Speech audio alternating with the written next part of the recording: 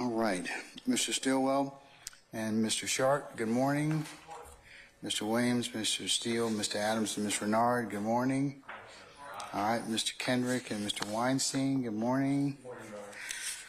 Mr. Huey, Mr. Matthews Jr. and Sr., good morning. Mr. Nichols, Ms. Westmoreland, and Mr. Harvey, good morning. And Mr. Garner, good morning, sir. All right. And Mr. Ryan and Misty Williams, good morning. All right. Ms. Love, Mr. Atkins, Messrs. Brown and Smith, and I saw Ms. Hilton here already, so I'll acknowledge her in a second. All right. Sergeant Ingram, all our jurors here? Yes, sir. Okay, all right. Is your witness here, madam? Or sir? Yes, Your Honor. Who are you calling next? Mr. Ray Hill.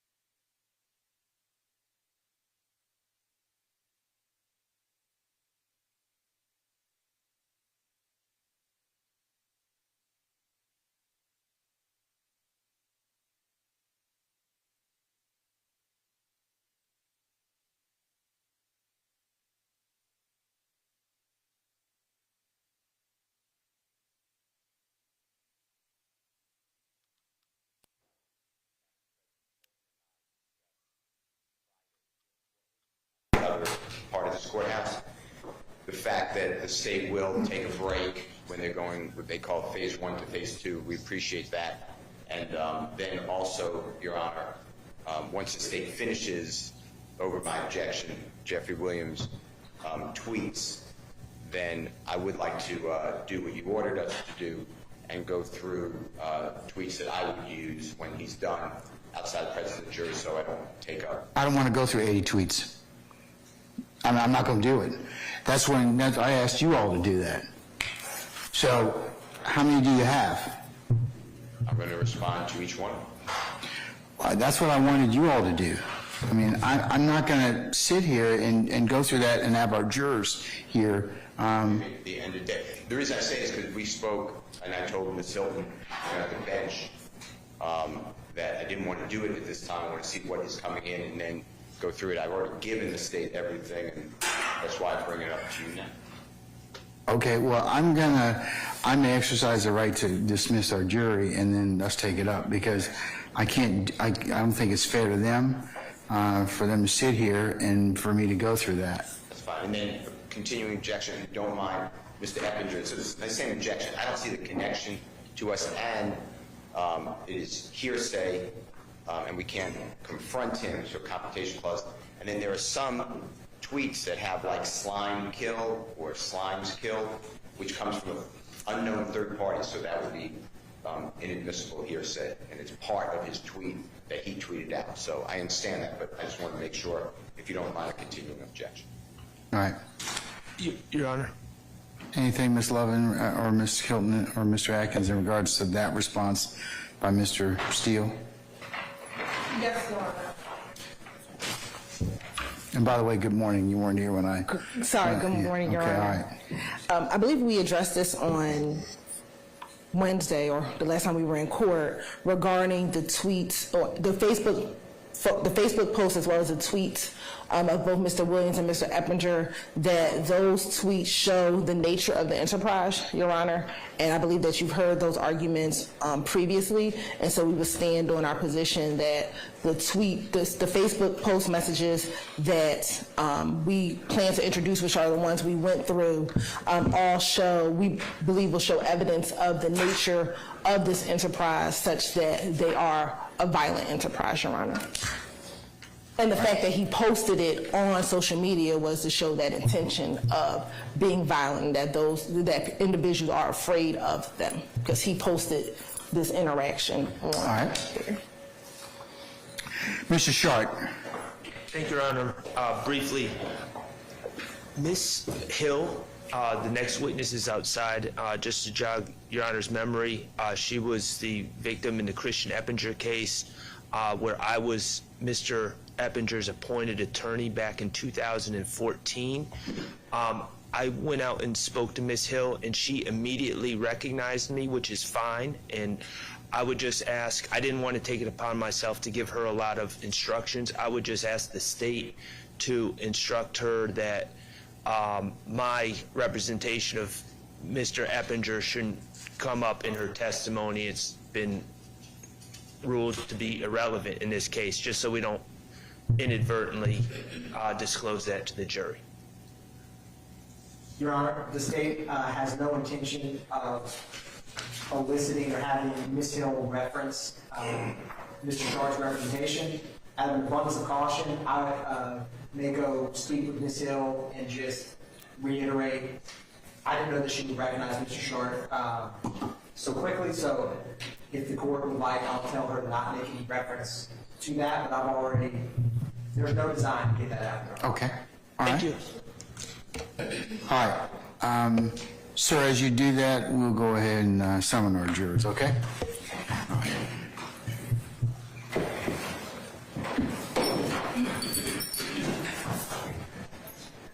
Hey, Your Honor, we're moving forward with witnesses right now. You're not dismissing the jury. we're going to call Ms. Hill, so.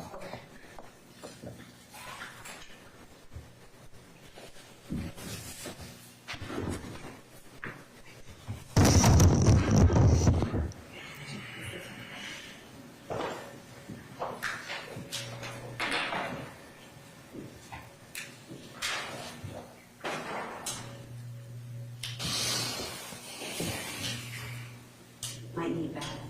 Mr. Officer.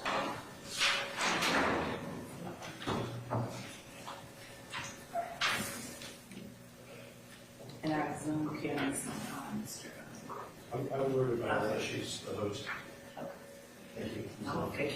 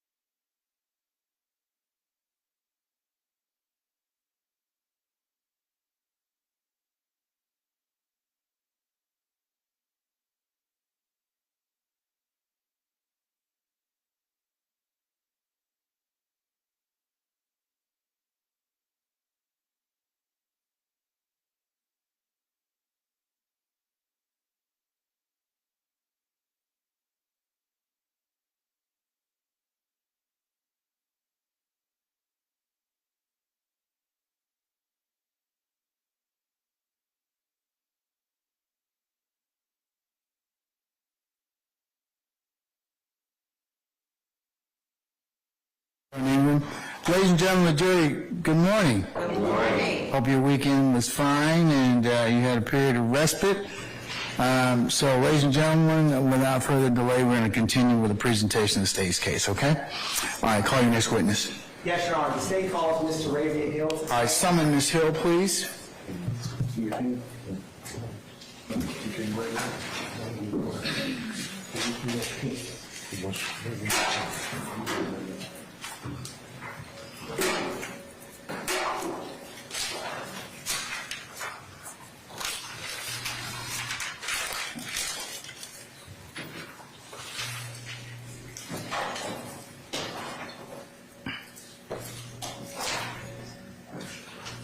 Ms. Hill, good morning, madam. If you would please approach the witness stand. Once you get there, if you'd be so kind to turn and face Sergeant Ingram, be sworn as a witness. Come on up. And I'm going to make one exception. You can go ahead and sit down. Oh, okay. Yeah, go ahead and sit down for us. I want you to be comfortable. All right, go ahead and Raise your right hand. You swear affirm testimony you give the truth, the whole truth, and nothing but the truth? Yes, sir. All right. State and spell your first name for the court. Toravia, Toravia. Good morning, Ms. Hill. Good morning. I hear that congratulations are in order. Yes, When was the newest one born? 2 weeks ago. Boy or girl? Boy, Do you have any other kids? yes. How many? 2 other ones. What are their ages? 14 and 5. And are they boys or girls? 2 girls. All right. Now, is your oldest daughter, is she in school or homeschooled or? She's in school. And do you currently live in Fulton County, Ms. Hill? No. How long did it take you to travel here today? About 47 minutes, 48 minutes. Did you hit any traffic? Yes. Did you ever used to live in Fulton County? Yes. Where and when did you live in Fulton County? I lived at 245 Mall Drive, Unit 5005, Atlanta, Georgia 30315. And it was during this, sorry, give me a second.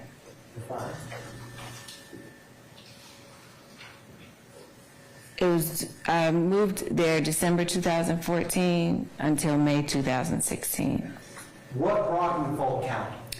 Well, I had just graduated from college in Kentucky, so I relocated here back home, and I wanted to stay closer to my daughter's grandparents at that time, and they stayed in that area to help me out because I was a single mom. So I was getting help during that time. What did you study in college? Accounting. And did you end up working in the accounting field? Yes. Where did you used to work back when you moved to Fulton County? When I moved to Fulton County, I worked for ADP as a tax accountant. And how far, when you worked for ADP, was that close to your home on Mall Drive, or did you work from home? I always worked in office when it was not close. Well, it could be close, but depending on Atlanta traffic, it's not close. Yeah, depending on the traffic. So my commute would be like an hour, maybe an hour and a half. It just depends, during that time. That makes sense. How did you end up choosing to, how did you get to a Mall Drive? How did you find that location? Okay, so while I was in college, since I was a single parent getting my degree in Kentucky, they had a program for single mothers who were trying to get through school. It was called Education Pays. So it provided child care assistance, it provided housing assistance, and once they saw I obtained my degree and was trying to move back home, they gave me the option to keep my housing assistance until I was able to get on my feet once I relocated to Atlanta and, was in my field for a certain period of time. So I used that, to get myself together once I got here. That makes sense. Did they help you pick that neighborhood? No, you had to find it yourself. How did you end up finding it? Research. So I just looked to see because it was Section 8, so I looked to see, what areas offered to cover, my rental assistance during that time, and the Amal Drive location offered that for me. That makes sense. Did you know anyone that lived in Mall Drive when you first moved there? No. And back then when you moved there, did your daughter go to any schools while you lived there? Yes, she actually went to the school around the corner. It was Humphreys Elementary, and her grandmother worked at that school as well. So it was just beneficial because since I worked so far, worked at ADP, and depending on the traffic commute, since her grandmother was at the school, if I ever wasn't able to get there in enough time, she was able to stay after school. And her grandmother would either bring her home or she could go home with her grandmother, and I could pick her up from there. That sounds perfect. Was it a house, apartment, or a condo? They call it a condo, but it looks like a townhouse to me. That's fair. Now, how did you feel about your safety when you moved to that neighborhood? Fine. I felt just fine when I first moved. Did you get to meet and know some of your neighbors that live nearby? I did meet one of my other neighbors. I can't think of her name at this time just because me sitting right here right now. So yeah, yes. Did any of your neighbors, were they older, younger? They were older than me, but they were still young at heart, I guess. Did any of them have kids that were of similar age to you? Yeah, the neighbor that I did know, she had a son that was close in age to my daughter. Would you ever let your daughter play outside? Objection. Oh, Can I? you may answer. Okay. Yeah, sometimes I would let her play outside. I'm publishing what's already been admitted as State's Exhibit 11 Victor. I'm going to show you a picture in a second, Ms. Hill, Okay. and ask you a question about it. Okay. And it should, although I don't think it's going to work right now. Okay. There's a screen next to you, but it's not working. But do you recognize that photograph? Yes. And do you see, what is it? That's the map of where I used to stay, the neighborhood. And is that the neighborhood that you were just describing? Yes. And where in 11 Victor was where you resided? Where that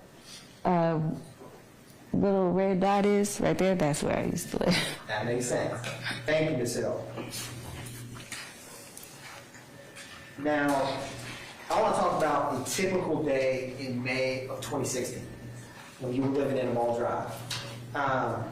Would you have been living in that same townhouse that you just described for us? Yes. And who all lived with you back then? It was only me and my daughter. And back in May of 2016, how old was your daughter then? Roughly.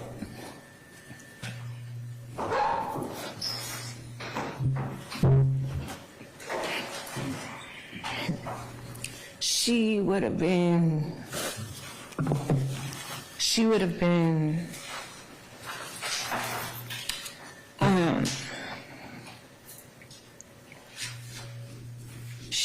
like six going on 7 because it was her birthday month. When is her birthday? May 21st.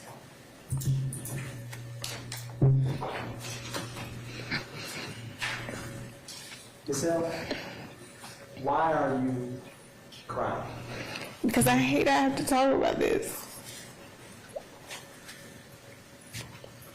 I hate I have to be here and I hate I have to talk about this. And I thought it was something once it was done I'd never have to talk about it again. And every time I talk about it, it just doesn't ever feel like it's real.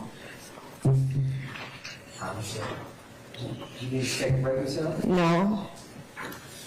Now, your daughter was 6, and you were described a little earlier.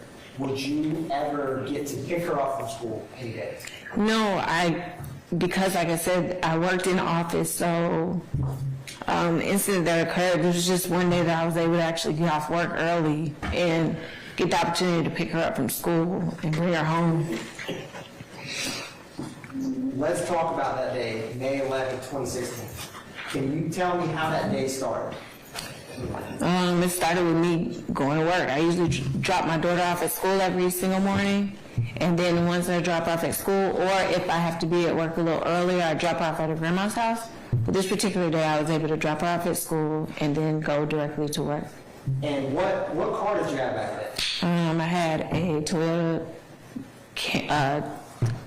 Toyota Corolla. What color was it? It was black. Was it 2 or 4 doors? It was 4-door. When did you get that car? Oh, I can't even recall when I actually got the car, but it was the first car I was able to get for myself on my own. But I can't recall when I actually bought the car. That makes sense. So you take your daughter to school in your Toyota Corolla. Around what time did you have to drop her off? It usually would be about 7:30 in the morning. And obviously May 11th, it's almost summertime, but is she still in school on that day? Yes. And after you dropped her off at school, what did you do? Did you go to work, or what did you do? I would go to work. And how far was where you worked from her school? Like I said, with the traffic, it'd be like an hour and a half. My goal would always try to get there no later than 9 o'clock. And when you first headed to work that day, what was the plan in your mind for picking her up later that day? I was gonna work a full day.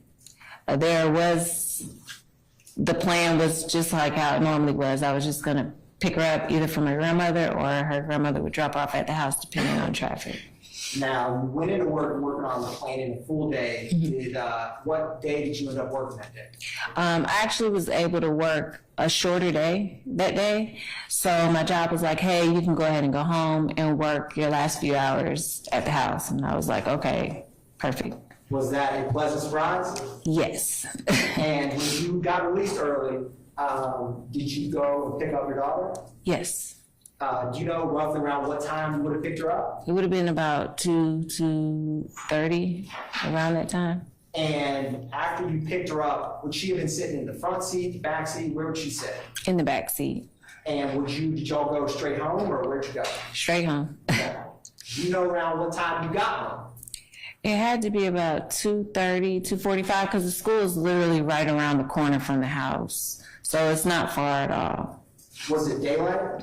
Yes, it was day. Was it raining or anything that No, day? it was sunny day. Now, at a Ball Drive, do you have assigned parking spots, or can you park anywhere? You have assigned spots. And I'm going to show you I'm going to publish what's already been admitted as 8 Victor.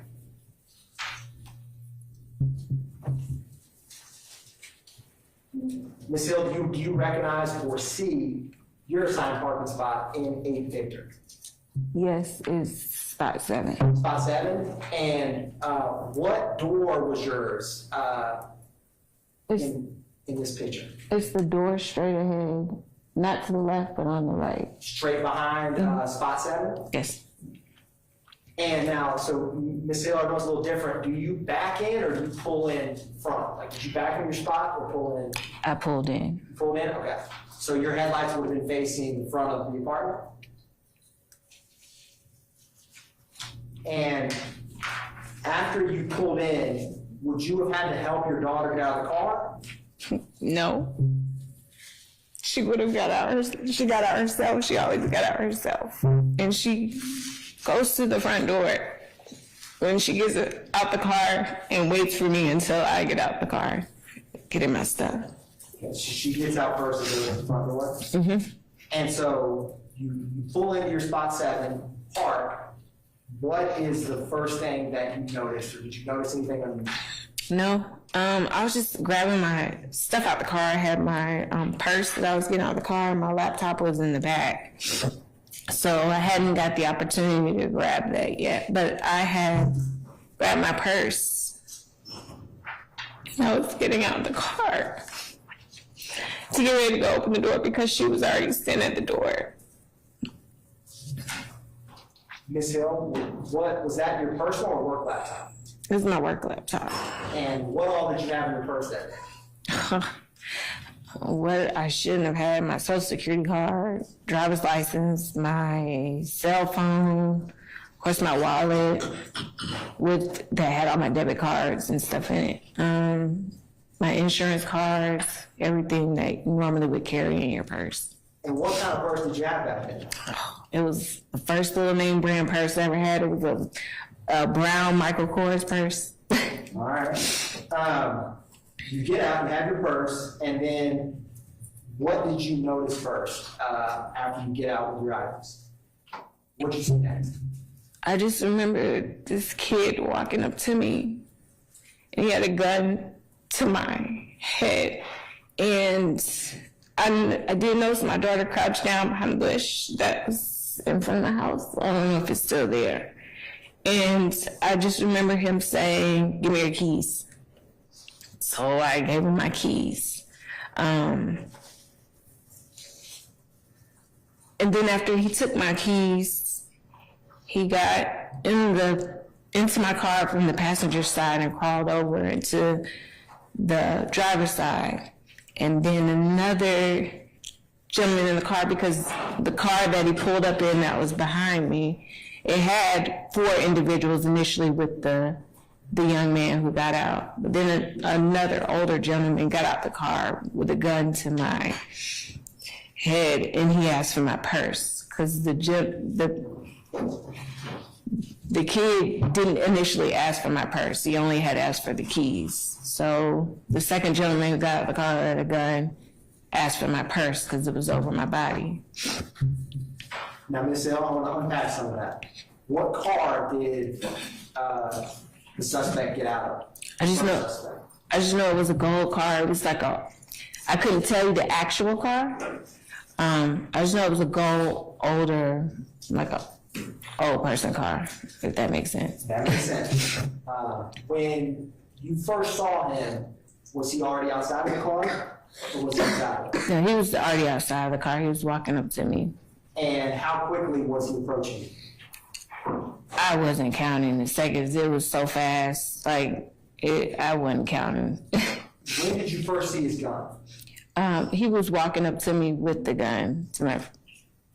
What kind of gun was it? I can't tell you the type of gun it was. Was it a handgun, a shotgun, a long gun? It was a handgun. Did you see any color of the gun? It was black. And how close did he, when he pulled the gun, how close did he put it? He was right up on me with the gun. And what was it that he said? Give me your keys. And what was your initial reaction when all of this happened? I just remember I had urinated on myself. And I remember I just handed him the keys, and I remember saying, well, can I at least get my house key? Because, I mean, there was no way for me to even be able to get in the house. I was just standing here. That was the initial reaction. And I literally was like in shock because I couldn't believe that was happening. It just didn't seem real. Did he have any reaction when you asked him that? None. Now, Ms. Hill, do you wear glasses or contacts? I wear contacts. And were you wearing glasses or contacts that day? I was wearing my contacts. And was the suspect who approached you and robbed you, was he wearing a mask? No. Was he wearing any type of hood or hat on his head? No. Was there anything covering up his face? No. Did he do anything to conceal his identity? No. And how would you describe him? Was he young, old? What did he look like? He was a young kid. He was really young. What was his race and what was he wearing? He was black. I can't remember what he was wearing. He was just a black young kid, but I know exactly who he was. You had mentioned earlier there was a second individual who got out. Was that second individual older or younger than the first robber? He was older guy. And when did you, can you describe what this second individual did when you first saw him? The second individual, because he was coming up after the younger individual got in the car, he just asked me for my purse when he came up to me, because I guess he saw that the the younger individual didn't take my purse as well along with the car. So he just made sure to get my purse. And did he have a gun on him as well? Yes. And what was he doing with the gun? But he had the gun to my head as well. And was it a handgun, shotgun, or long gun, or you know, what type of gun? It was a handgun. And what, after you gave, so what was it again that this second suspect asked you? For my purse. And did you give him your purse? Yes. What did he do after he grabbed your purse? He left and got in the car that they initially all came in. And was this second individual, was he wearing a mask? No. Was he wearing anything to conceal his face? No. Now, after they take these items, where did these cars go? I'm gonna publish, Your Honor, State's Exhibit 7, Victor. So this may help. I'm gonna publish a photograph.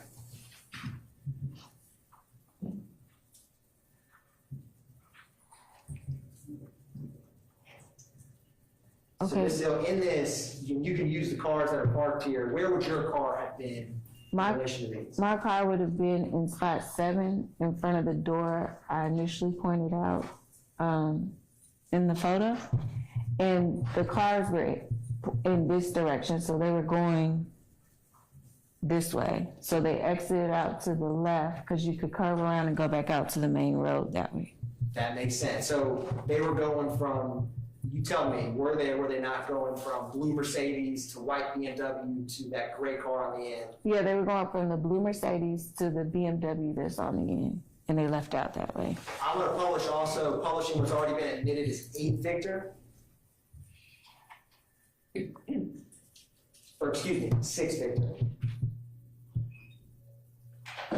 Is this what you were describing, Ms. Hill? Yes. And where does this road, if you were to take this to the end and go left, what does that take you out on? It takes you back out onto, it's still the neighborhood, so it takes you back out to that road, but when you make a right, it takes you back out to the main road.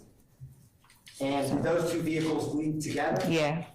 So after they leave, were there any neighbors you saw outside? Yes. And was this the neighbor that you had referenced earlier today? Yes, because her son watched that's kind of the same, well, that's close in age to my daughter. When the incident happened, he was watching the entire time the incident take place. So your neighbor and her son, you're saying, were outside as well? Yes, so I didn't realize they were outside because when the incident happened, they were behind me in a different in the parking spot behind me. And so her son, because like we said, it was a school day. So her son, I'm guessing she had just picked her son up from school. He was standing watching what was happening while his mom was in the car. I didn't see what the mom was doing, but she wasn't looking in the direction of the incident that was taking place. But he was standing there watching the kid, what was happening. And was your phone, did you have your phone on you after this? Well, he took my phone, it was in my purse, so. Were you able to call 911? I had to use my neighbor's phone. And did you in fact use her phone to call 911? Yes. And how long, did anyone respond? Did the police come out? Mm-hmm. Well, Yes. What Yes. agency responded? Was it? APD? And how long after you called did they come? I feel like it was quick enough. I couldn't tell you the time, the amount of minutes. I felt like it was quick enough. That's perfectly fair. Now, after they arrived, what did they do once officers came out there to speak? They came out, they took my statement to see what happened. I know that they were asking me my license plate number, which I was so in shock I couldn't remember anything really. I know that they were asking me my license plate number, and my significant other at the time, he had a spare key to the house. So I had to call him because he was working right up the street. And when he came to open the door, we were able to find like an oil change paper that had my license plate number on it. So we were able to give that information to give to the police officer so they could try to find my car. And back then, after you gave them the description of the car, did the officer you were talking with, did he stay with you on scene? Yes. Did you ever learn if anyone was apprehended? Yes. Was that officer still with you? Yes. What happened after, can you kind of describe that, how you learned that? I just remember them saying they found my car and they wanted me to come with them to where the car was. And when I got there, that's when I saw the young individual who had pulled the gun on me first. So, How did you get over there to the scene where he was arrested? in the police car. And where was your daughter during this time? She was at the house with my significant other at the time. And when you got over there, what did you see when they took you to where the individual was arrested? I saw that my car was completely totaled. It had spun off the road and hit a tree. And I saw the gentleman who had the gun, the young kid. Was this the first robber or second? The first. Can you describe when you identified him, were you inside or outside of the patrol car? I was outside. And where was he? He was outside because he was in cuffs. And when you saw him, how confident were you that that was the same individual who robbed? I was 100% confident it was him. Ms. Hill, I'm going to publish what's already been admitted as 32 Victor first, and ask you if you recognize this photograph.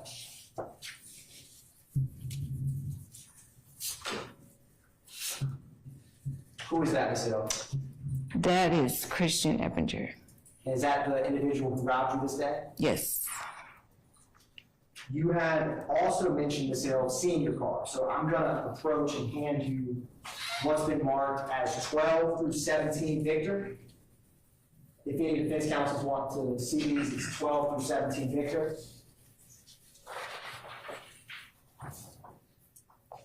Ms. Hill, please take a look at those, and when you're done, just look up at me.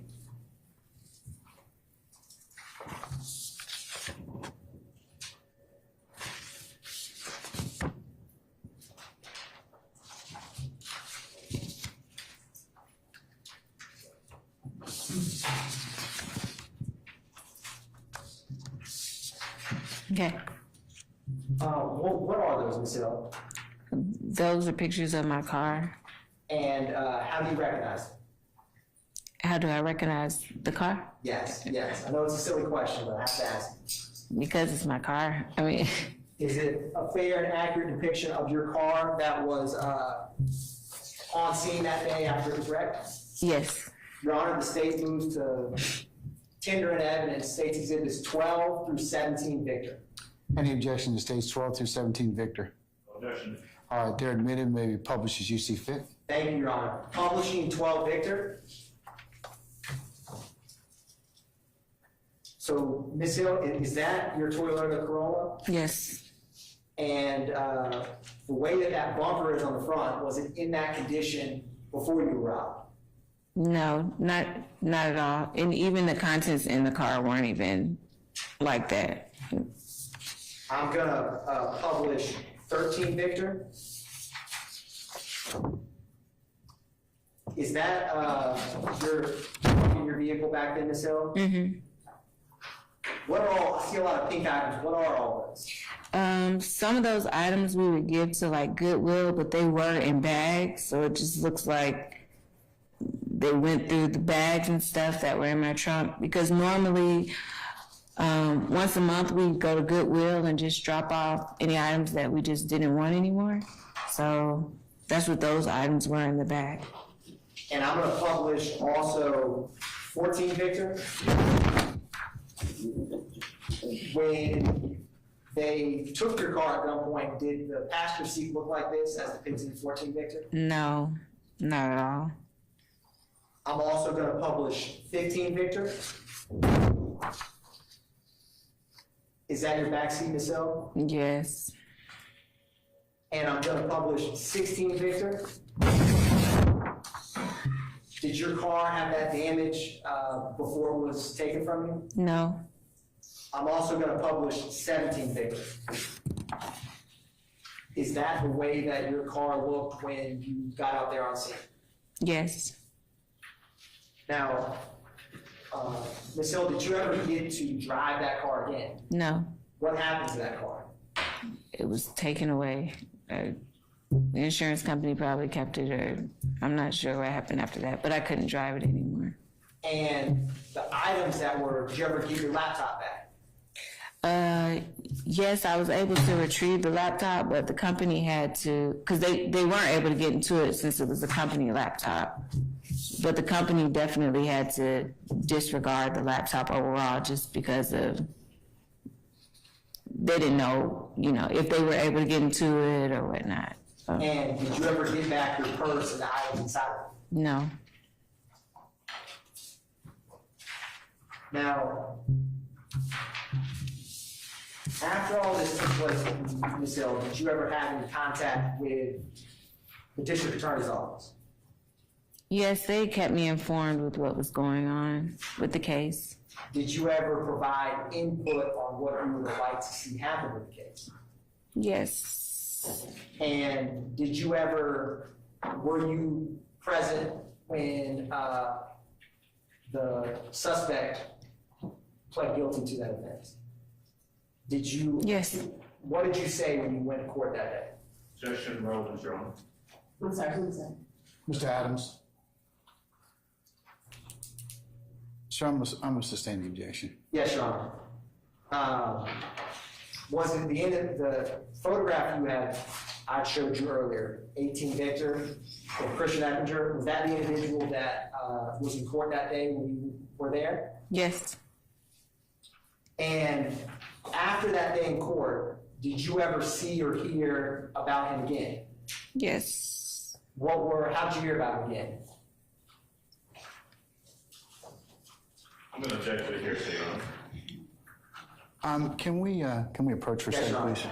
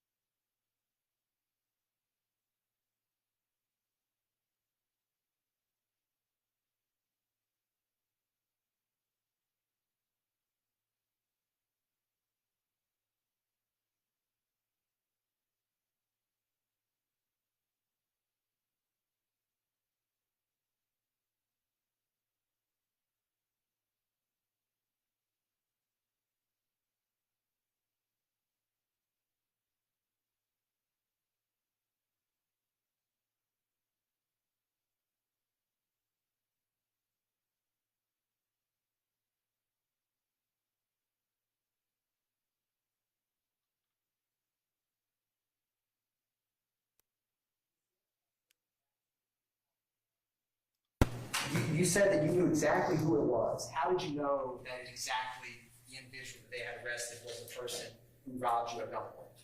Because I saw him when he robbed me at gunpoint. And what is the main road that they had went out to after they left your mall drive? I can't think of the actual main road at the time. I just can't think of it. Were you ever able to observe or see your neighbor's son's reaction when this robbery happened? Yes. What was that reaction? I'm going to object as to the relevance in your state. So we had two objections. One was from Mr. Adams, the second was from Mr. Matthews. I'm going to sustain the objection. Yes, Your Honor.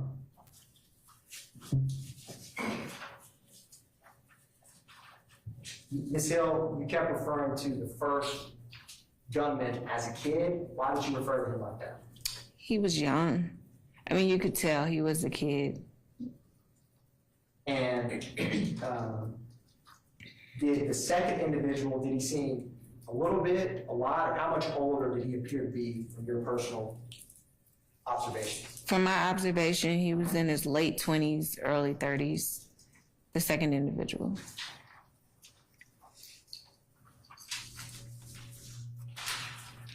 How is your daughter doing this present day? She's doing great, but she does remember everything that happened, but she's doing just fine.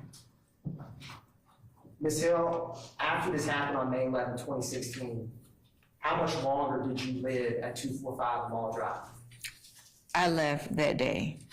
The day the incident happened, I moved that day Why did you move, Ms. Hill? because I just no longer felt safe in that neighborhood. Not only that, with them having all the contents of my information in that purse, I didn't know if they'd come back or, you know, I just didn't feel safe any longer there for me or for my daughter. Understand. Thank you, Ms. Hill. One brief moment, Your Honor. Yes, sir.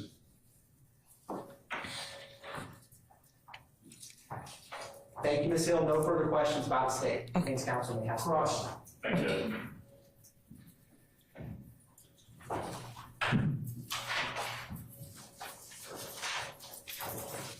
So good morning, man. Good morning. My name is Keith Adams, and you and I have not met before, is that right? That's correct. You did have a chance, though, to speak to Brian Steele, gentleman who's sitting back there a little early this morning, is that correct? Yes, I did. All right. You talked with him, and then he asked you a few questions about the incident that occurred. By this time, it's about, 6.5, 7 years ago, in 2016, right? Yes. All right. So I just have really just a couple questions. Okay. You would agree with me. This was a pretty terrifying incident that occurred on that day. Is that right? Yes. In fact, you called the police right when it happened. Yes. Right? You were terrified both for yourself and for your daughter. Yes. It would be fair to say, and you correct me if I'm wrong, that obviously you wanted Christian Eppinger to be caught for what he had done. Right? Yes. You didn't know him before that day, right? That's correct. You never met him. That's As far correct. as you know, he never met you. He certainly, Mr. Eppinger, had no reason in your mind to do what he did to you. Is that correct? Yes. It was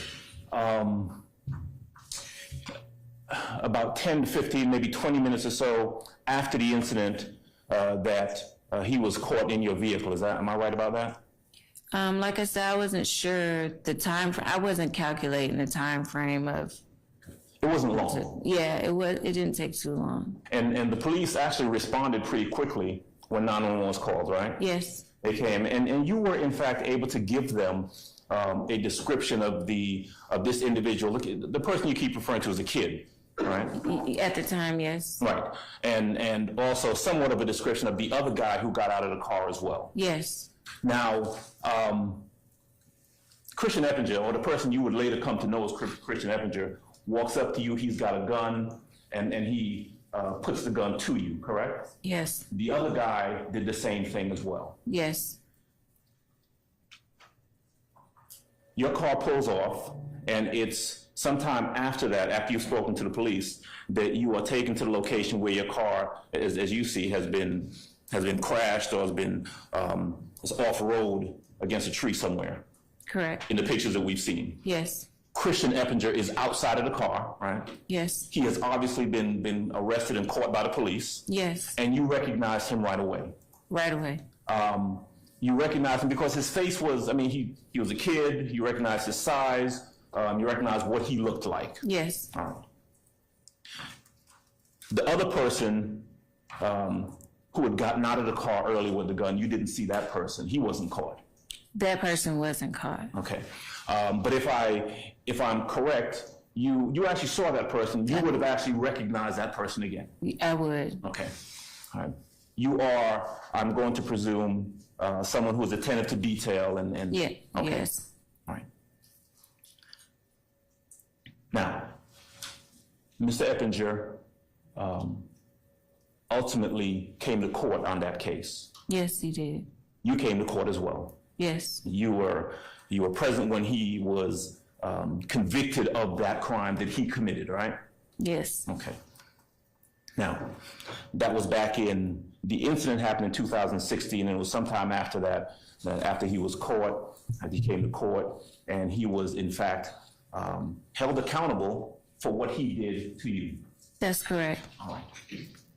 Now, I want to talk to you about today. You are here today in 2024, and you are testifying to this jury about what you remember from that day, correct? Correct. And then you have testified to the best of your recollection. You remember it pretty well. Yes.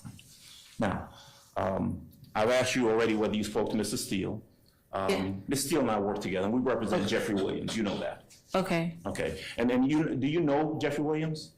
I don't know him personally, no. But you know who he is. But yes. You know that he is an entertainer. Objection, Your Honor. This is relevant. A sustained objection. Okay. Well, I'm gonna get right to the point. Okay. Jeffrey Williams was not at your car holding a gun to you on the day this incident occurred, correct? That's correct. Right. You have no reason to tell this jury, no personal knowledge that Jeffrey Williams was in any form or fashion involved with your carjacking on that day, true? That's correct. All right. Ms. Hill, that's all I have for you. Thank you very much. Okay. Anyone else? All right, Mr. Matthews. Thank you, Judge.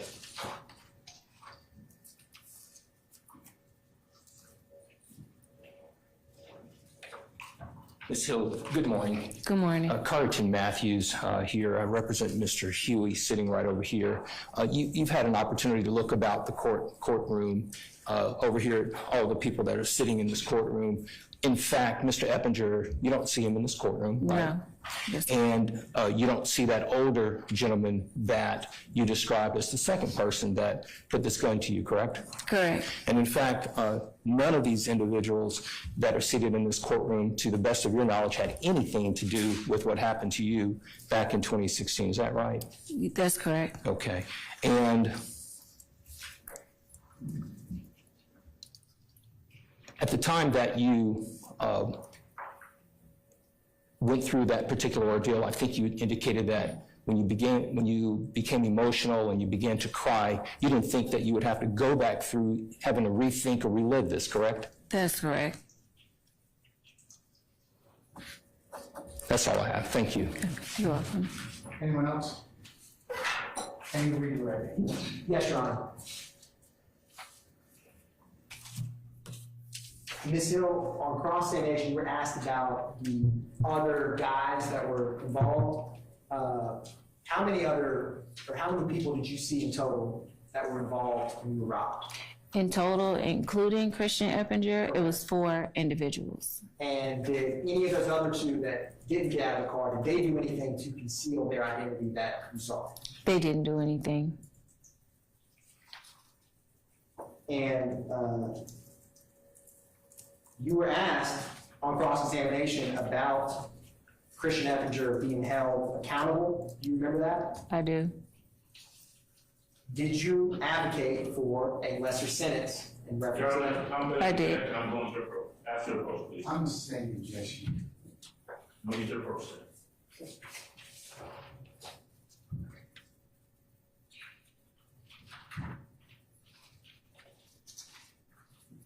Ms. Hill, thank you very much. No further questions. Okay, thank you. No, sir. All right, and Ms. Hill, be permanently temporary, excuse me. She may be permanently excused, Your Honor. All right, so I'm going to permanently excuse you. We appreciate your patience with us. Just don't discuss your testimony with anybody except the attorneys in this case, okay? Okay, All right, thank you, madam. Be well. thank you. All right.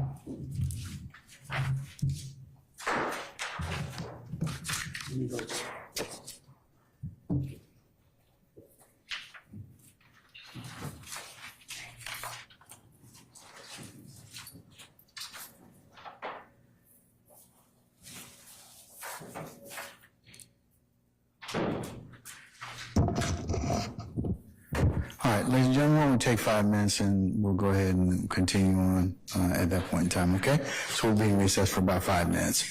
All right, all rise.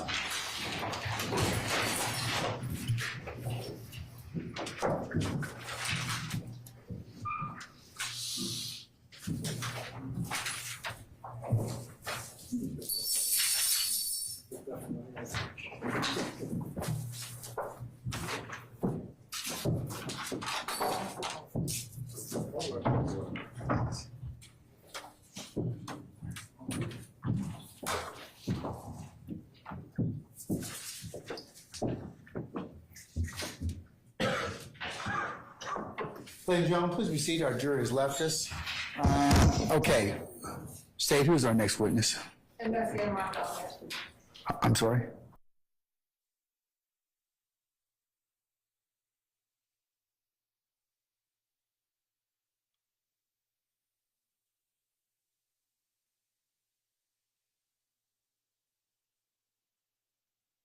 To have made them.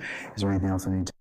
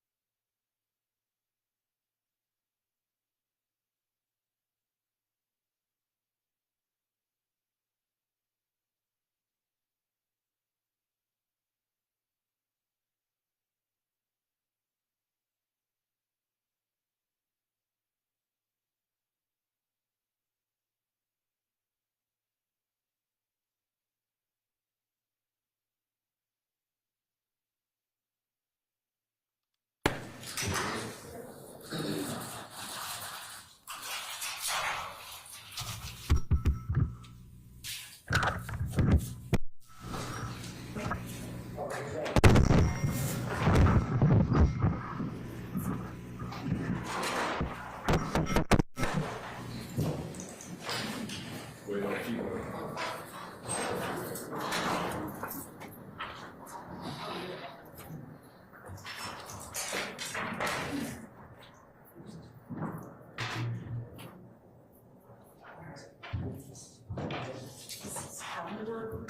got a notepad up there? I'm sticking up. Well, I'm sorry, what you need? Yeah. What's that?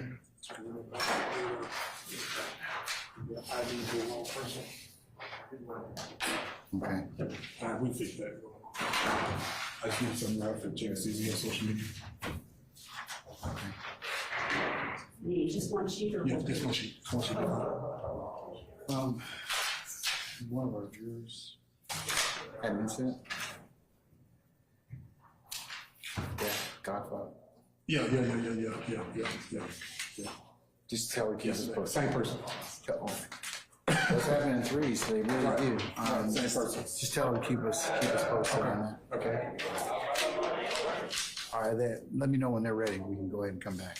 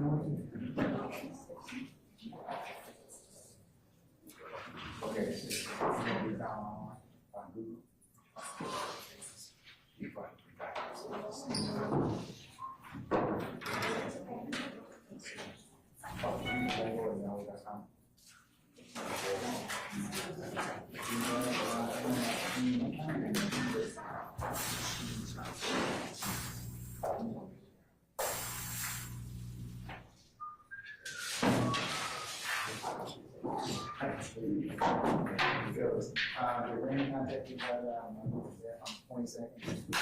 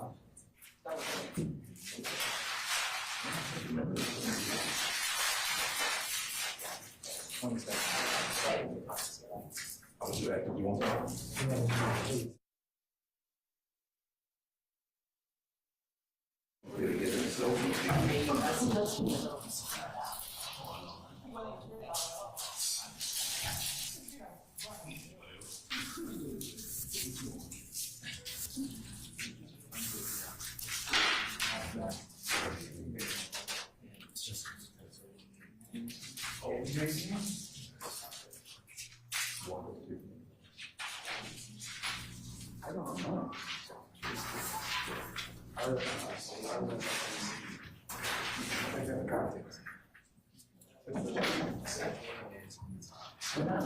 Oh, I didn't see it. I'm sorry.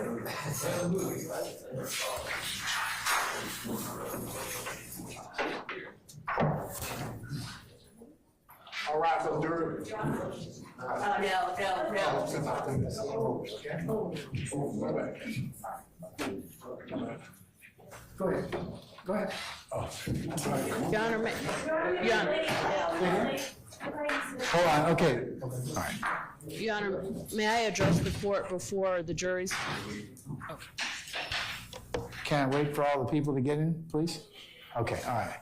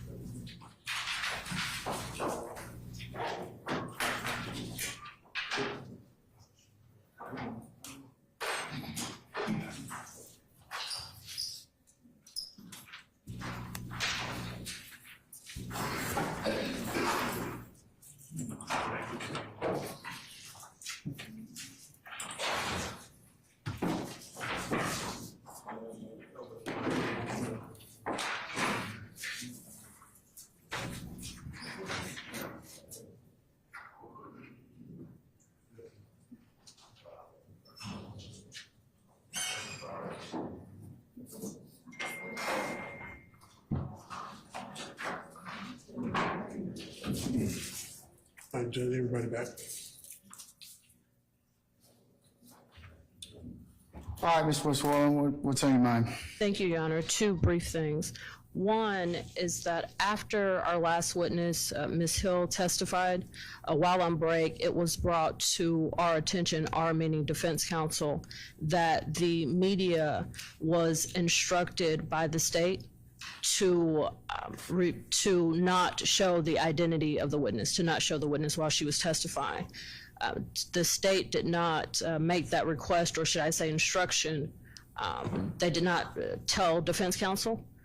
Just last Friday, Your Honor, we brought to the court's attention that the state and the media were having conversations without defense counsel in reference to who would be shown and who wouldn't.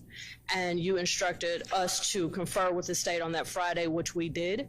And it was our good faith belief and understanding that before, if the state objected to the identity of anyone or anyone being shown, that they would include defense counsel in on that conversation, and we would have the opportunity to object. That did not happen today. A public trial is our client's, it's the defendant's right. And Your Honor, I believe that you agree with that on Friday, and we wanted to bring it to the court's attention. All right. I want to say, Ms. Westmoreland, thank you, are we still having why do we still, and also I need to be made aware. You don't need to you need to tell me what you're all going to do, okay? Your Honor, I believe I provided to the court this morning, as well as to each defense counsel, this list right here that had. That may be one thing, but I need to know so I can put it on the record. But this is what we've been handing out, Your Honor, so I didn't know. But this is the list that we provided to defense counsel this morning that has 3 individuals highlighted, which are the 3 individuals. I don't have it. Sorry. Yeah. Sorry. I don't have any such document. And if you I did. handed it to Ms. Weaver earlier. I thought my apologies, I handed it and I thought that it was handed to you. And we do have an additional copy, Your Honor, but this is the practice that we have been doing for the last few weeks, in which the individuals who are highlighted are the individuals that we have asked not to be shown. Okay, In addition to that, Your Honor, you need to tell me, so it's put on the record. Yes. Ms. Weaver has another very important job that she's doing right now, but I need to know so that I can go ahead and put that on record. and I also emailed this to defense counsel yesterday. That doesn't. I understand about the That does court, not but- include me. And I'm ultimately, at the end of the day, Ms. Hilton, I'm the person that makes the call. So I appreciate everything that you have done in terms of that, but please loop the court in, okay? That's all I'm saying. Your Honor, the state thought the court was looped in, but we will make sure that the court is definitely looped in. All right, And okay, then all right. there- So I'm not gonna have this conversation again about not being informed, all right? And in addition to what was discussed on Friday, Your Honor, we did meet with defense counsel on Friday along with counsel for at least one of the media outlets, Ms. Gaither. We are still working on amendments to the order. And because that has not been completed, we continue in the same path that we were doing from last week. But we have spoken with them. We've spoken with defense counsel in addition to the media counsel. And like I said, we forwarded this yesterday evening that if there was any objection, we thought that we would have been made aware of that earlier today. And I provided this list this morning again to defense counsel. And this is the first time we're hearing of the objection, Your Honor. Okay, so is there anything that's changed, because the court was made aware as to why this particular witness, Detective Belknap, was being asked to be not filmed? Has anything changed or anything else I need to know about? There's nothing changed from the first time in which we've asked for Investigative Belknap not to be filmed. Okay. He works in a certain capacity at APD, and given what occurred the first time he testified, is why we're continuing to ask for him. All right. Anything else, madam? Yes, Your Honor, the handout that we received from the state that has nothing on it that indicates that the names highlighted means that they request for. Okay, let's focus on Detective Belknap. Do you have any further objection to Detective Belknap? Yes, we do. Your What's your Honor, objection? that he's already testified and he's already been filmed. No, he hasn't. He wasn't filmed last time. He was filmed initially. He was filmed initially, but we, But that's when we ended up having to stop because of what happened. okay. And I do not believe he was filmed the second half of his testimony. I would need to go back and double check. All right. Okay, Your Honor, that's our objection, that he's already been filmed. I'm sorry? I said that's our objection, is that he's already been I'm filmed. gonna overrule that. I'll allow him to not be filmed, and we'll take up each witness as it comes along, okay? Your Honor, one more thing. Mr. Steele made some objections in reference to Detective Belknap this morning, and Your Honor, you said that he could have a continuing objection, and everyone who made objections can have continuing objections. I'm gonna, unless you exempt out, I'm gonna go ahead and just make it a blanket one for everyone, Thank you, Your Honor. okay? Is that it? Okay, all right. Can we summon Detective Belknap, please, and go, just go ahead and put him in the, no, wait one. Summon our jurors, please. Okay.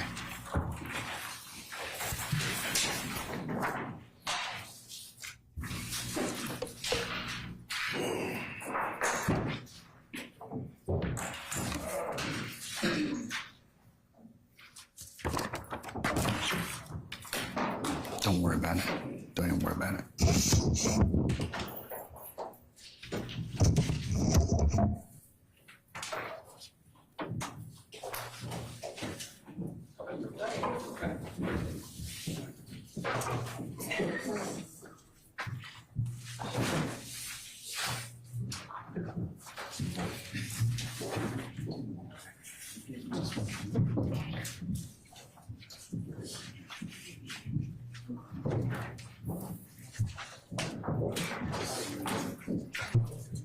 Listen.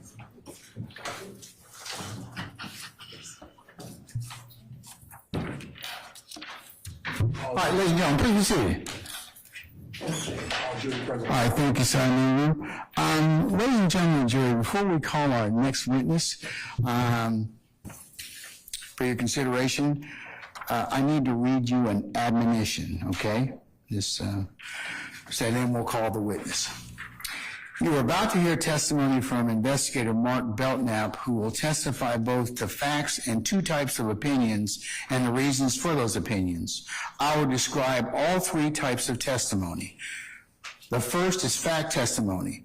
Fact testimony is based on what the witness personally saw, heard, or did. The second is opinion testimony based on the specialized knowledge, skill, experience, training, or education of the witness.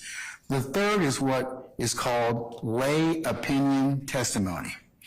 As to the testimony about facts, it is your job to decide which testimony to believe and which testimony not to believe. You may believe everything a witness says, or part of it, or none of it. As to the opinion testimony based on the witness's specialized knowledge, skill, experience, training, or education, you should judge this testimony like any other testimony. You may accept all of it, part of it, or none of it. You should give it as much weight as you think it deserves, considering the witness's knowledge, skill, experience, training, or education, the reasons given for the opinion, and all the other evidence in the case.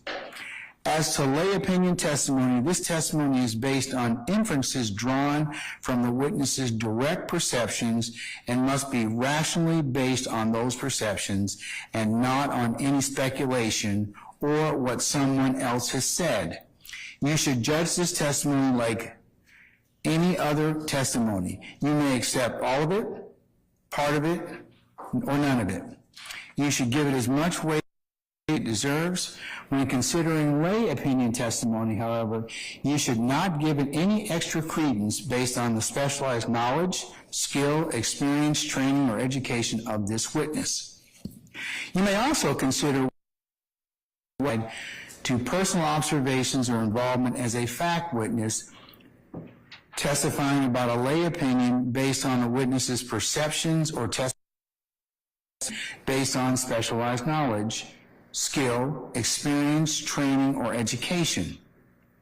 When a witness provides opinion testimony based on knowledge, skill, experience, training, or education, might rely on facts that are not based on his or her personal observations or involvement, but that opinion cannot serve as proof of the underlying facts. The fact that a witness is allowed to express opinions based on that person's specialized knowledge, skill, experience, training, or education should not cause you to give that witness undue deference for any aspect of that person's testimony, or otherwise influence your assessment of the credibility of that witness. Call your witness. Thank you, Your Honor. The state calls Investigator Mark Belknap. All right, summon Investigator Belknap, please.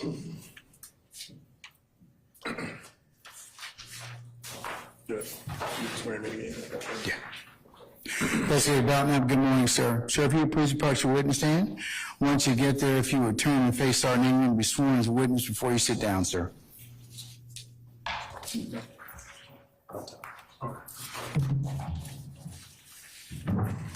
your right hand. You swear affirm the testimony you relate the truth, the whole truth, and nothing but the truth? I do. I see. First last name, of course. It's Mark Belknap, MARKBELKNAP.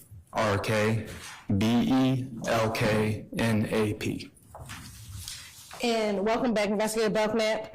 Just for a reminder, where are you employed? The Atlanta Police Department. And with what unit do you work with the Atlanta Police Department? I'm assigned to our gang unit. And just again, how long have you been with the Atlanta Police Department? I've been with the Atlanta Police Department for 18 years. And how long have you been in the gang unit? For 15 years. Right. And when you were here in November, you gave some overview of gangs and gang culture, correct? I did. Right. Now that you're back, we're going to break this up into two sections, all right? We're going to have phase 1, and then we'll have phase 2, all right? Yes, ma'am. All right, so starting out with phase 1, I want to ask you specifically about an individual by the name of Christian Eppinger. Are you familiar with an individual named Christian Eppinger? I am. How are you familiar with Christian Eppinger? From various criminal investigations. Okay. And when did you first learn about Mr. Eppinger? I first learned about him in 2019. Okay. And in 2019, when you first learned about Christian Eppinger, were you investigating Mr. Eppinger or someone else? Someone else. Okay, who? Quintavis Robinson. And during that time, did you learn if Christian Eppinger had any social media accounts? I did. And what, if any, social media accounts did he have? He had a Facebook account. Okay. And how did you know that he had his Facebook account? I observed it. And what was his social media name on his Facebook account? The account name was Christian.Eppinger.3, and the vanity name was YSL Briss. And have you seen Facebook posts with the vanity name YSL Briss associated with Christian Eppinger? I have. And did those posts appear to contain images of the individual you knew to be Christian Eppinger? They did. And did those posts also contain other individuals that you know of who are affiliated or associated with the Young Slime Life or YSL gang? They did. And were those Facebook posts that you observed pulled from the Facebook account that you know as YSL Briss? Yes, ma'am. You want permission to approach? You may have shown those to defense counsel already? Yes, Your Honor. They've been provided these about a week ago, but I'll have a packet if anybody wants to relook at them. All right.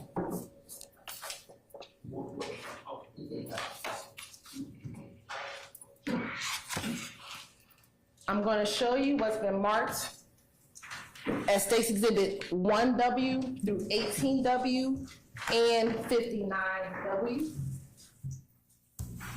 If you can take a moment and look at 1W through 18W and 59W. Sure. One whiskey through 18 whiskey and 59 whiskey.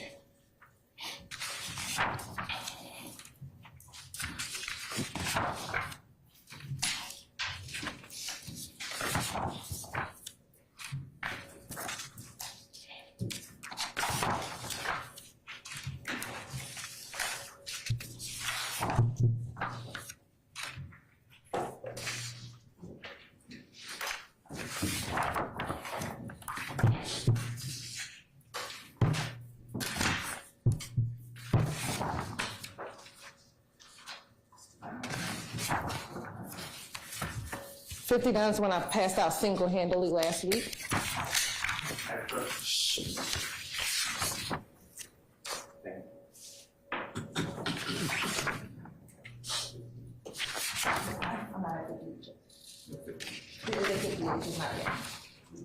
You do have it. Yeah, my number. So I'll show you.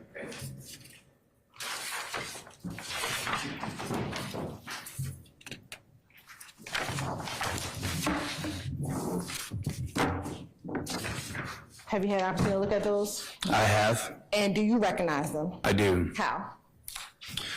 These are what appear to be accurate representations of posts I've seen posted to Mr. Eppinger's Facebook account. Okay. And based upon what you see account, are there any additions or deletions from these particular posts? They are cropped, and so it looks in some instances that some of maybe the comments were cropped. But other than that, I don't see any apparent alterations. Okay.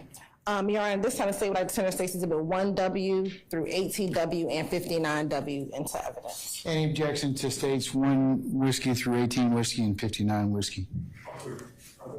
Other than already been posted, already been lodged, I should say? Okay, I'll admit them over objection, and the continued objection will be noted, okay? You may be published as you see fit. Thank you, Your Honor. First, we want to start with 1W.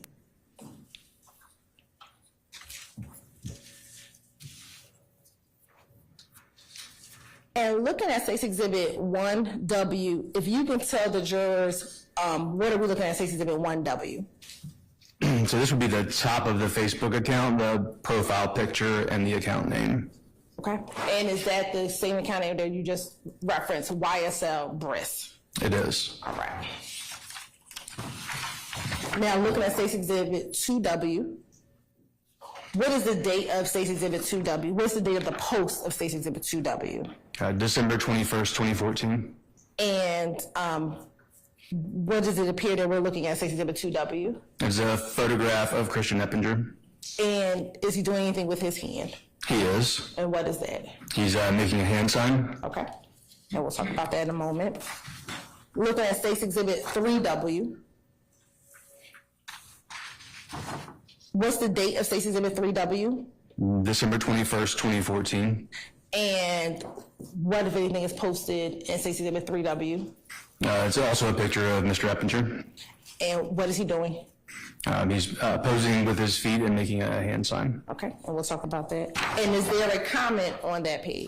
There is. And what is that comment? Well, there's both a caption along with it, and there's also a comment after it. So let's start with the caption first.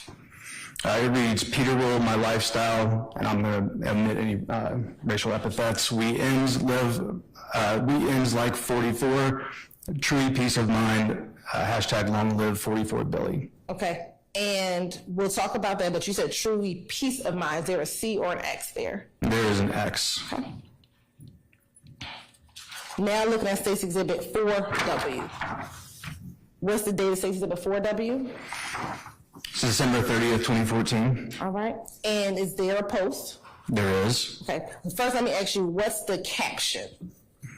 It says, little bruh shook with some laughing emojis. All right, and if you could read the contents of what Mr. Eppinger posted, what it appeared that the person YSL Barista posted. It appears to be a screenshot of a text conversation. Okay, and could you read the text conversation?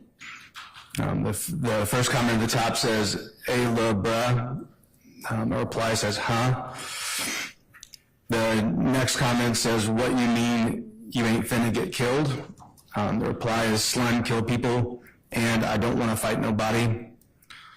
The next says, hey man, you good little bruh, I ain't gonna do nothing to you, just watch what you say. The reply is, okay, what that was that boy name? And then, don't worry about it, just know that's my young end. Okay, and with the third yellow comment, it has, again, do nothing to you, just, and you said watch, but is that C replaced with an X? It is. Right.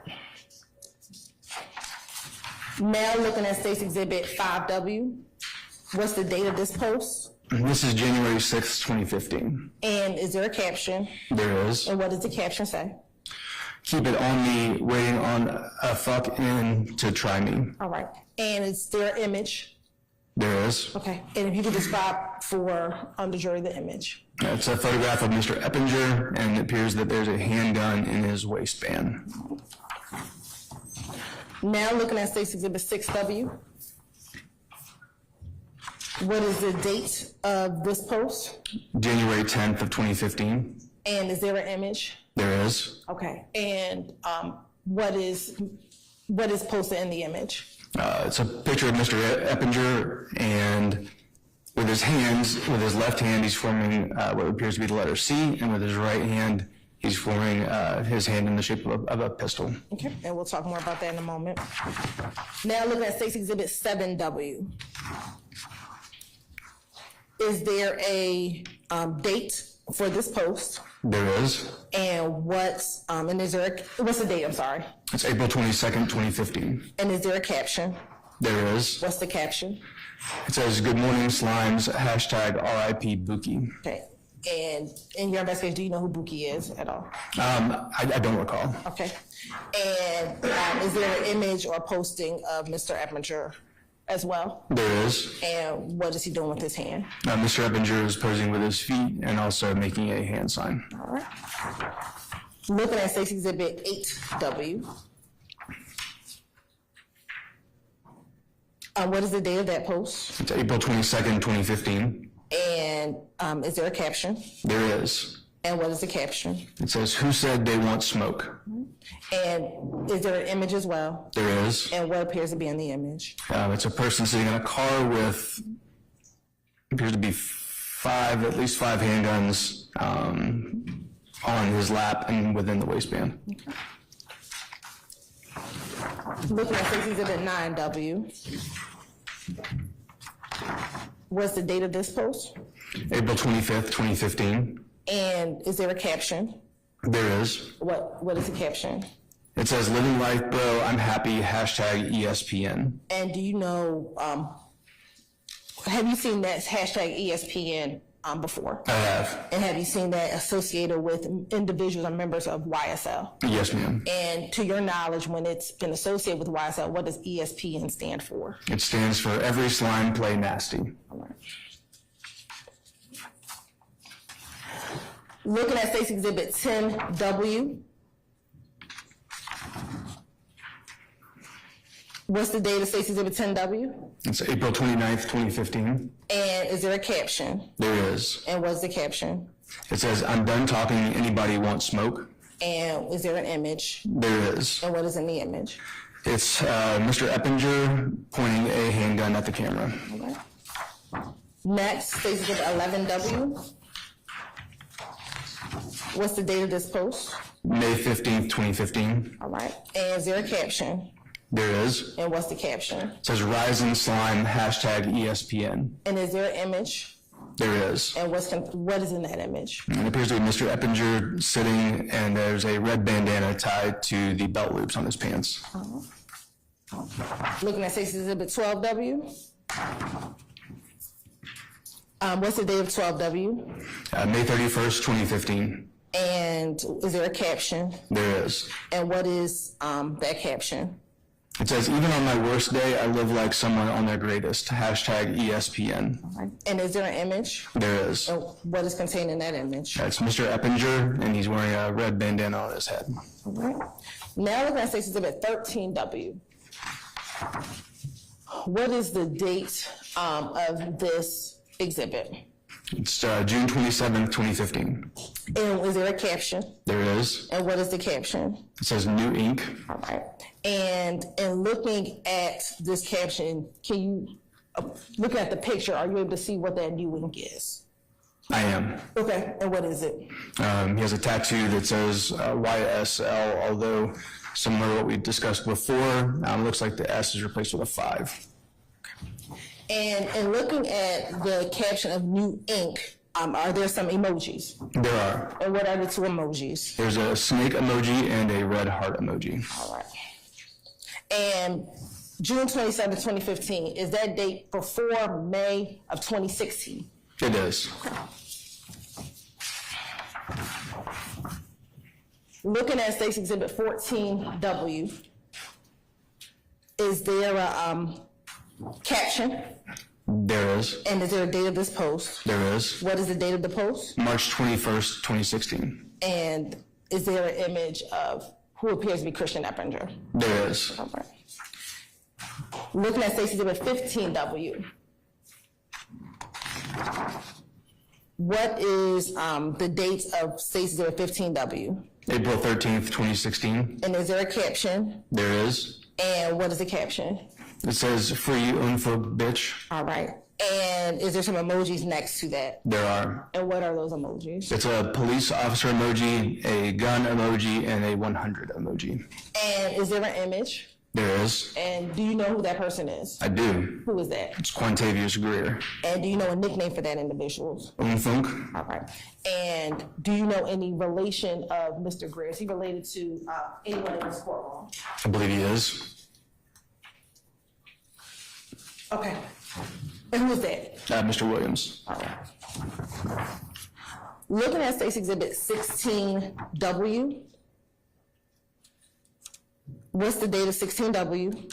April 16th of 2016. And is there a caption? There is. And what is that caption? It says, Peter Will, my lifestyle, hashtag long live 44. All right. And is that an image of Mr. Eppinger as well? It is. And then looking at 17W, what's the date of this post? This is March 25th of 2020. All right. And is that appears to be another image of Mr. Eppinger? It is. And what is he doing? He's posing with his feet and throwing a hand sign. All right. And I'm gonna next look at, I believe it should be 59W. Looking at 59W, is that a post from the YSL Breast page? It is. And what is the date of that post? December 18th of 2014. And is there a caption? There is. And what is the caption? It says if you can't make it, take it. All right.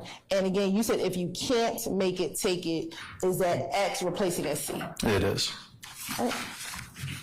And do you see Mr. Eppinger in that post? I do. Okay. And which one's Mr. Eppinger? He's the person on the left. All right. And do you know who the other person is on the right? I can't tell who that is. Okay. And now looking at 18W. What's the date of 18W? April 19th of 2020. And do you see is there a post? There is. And who is this person in this post? This is Jaquan Stevenson. Okay. And is Jaquan Stevenson a member of YSL? He was, yes. All right. And did he have a nickname? He did. And what was his nickname? Rudy. Okay.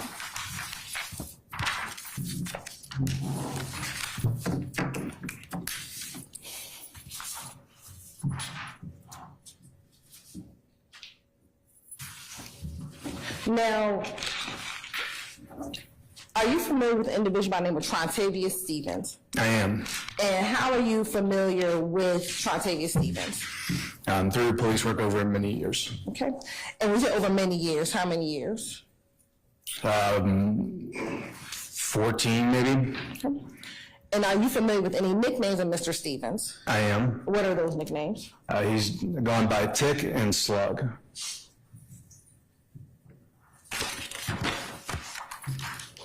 And you said over 14 years, when was there a first encounter or gang intelligence encounter with Trontavious Stevens? The first encounter that I am aware of was in... Okay, I'll sustain the objection. When was your first gang encounter with Trontavious Stevens? In 2011. Okay, and how did you become a part of that encounter? Members of the United States Marshal Service Fugitive Task Force were making an arrest, and during that arrest, they encountered Trontavious Stevens, and I was advised of this encounter. And during that encounter, were there any pictures taken of Mr. Stevens? There were. Okay. And what were the pictures that were taken? There were photographs of him as well as his tattoos. All right. And I'm going to show you what's already been admitted as State's Exhibit 9U.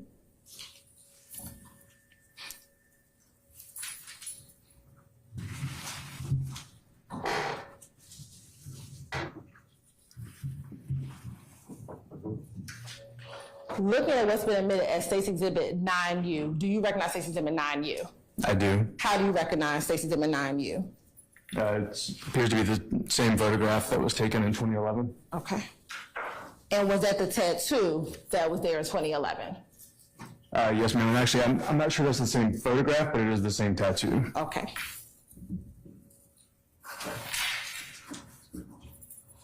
Take me to 2012.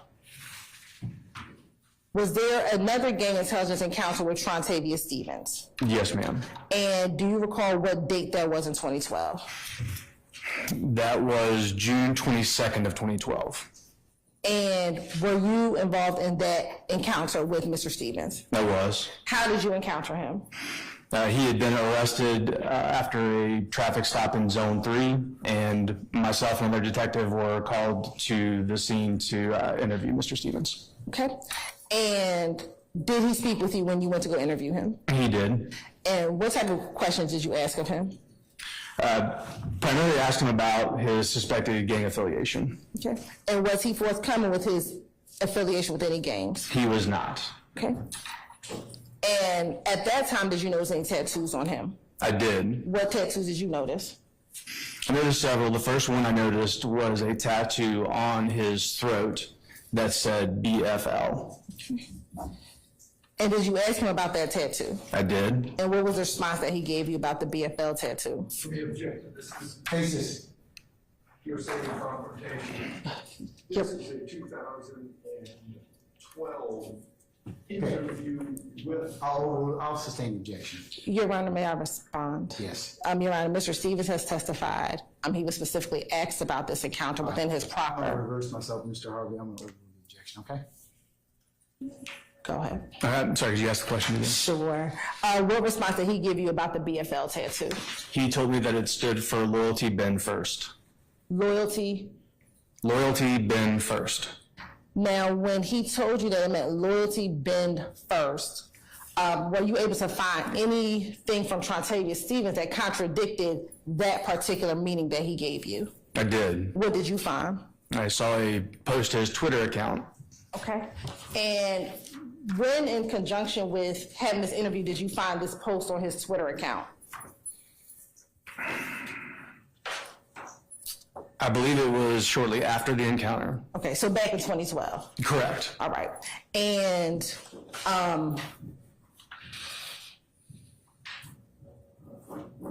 you said it was on his Twitter account. What do you call his Twitter name was back in 2012? It was, I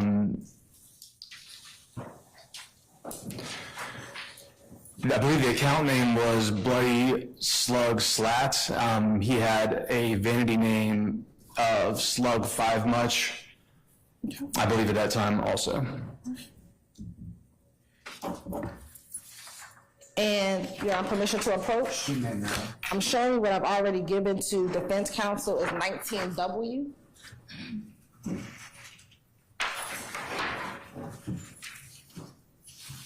Showing you what's going to mark as State's Exhibit 19W. Do you recognize State's Exhibit 19W? I do. And how do you recognize State's Exhibit 19W? This is a screenshot of the Twitter post that I observed. Okay. And is that the Twitter post that you're just referring to? Yes, ma'am. Does that appear to be a fair and accurate depiction of the Twitter post that you saw back in 2012 regarding what Mr. Stevens said that his tattoo actually represents? Yes. At this time, state like the tender State's Exhibit 19W into evidence. Any objection states 19W? Your Honor, same objection, relevant, It will be continued. I'll hold the objection and I'll make it continuing. This is part of my continuing objection. I have some new request for 105 instruction. This is, I think I've argued it very briefly, but this is. If it's argued, I remember you arguing that before, Mr. Harvey. I'll note that and overrule it and make it continuing as well. Okay, all right. This court will admit states 19 and it may be published as you see fit. Thank you, Your Honor.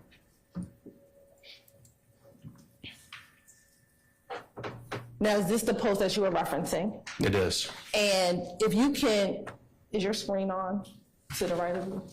This, no, it is not. Okay.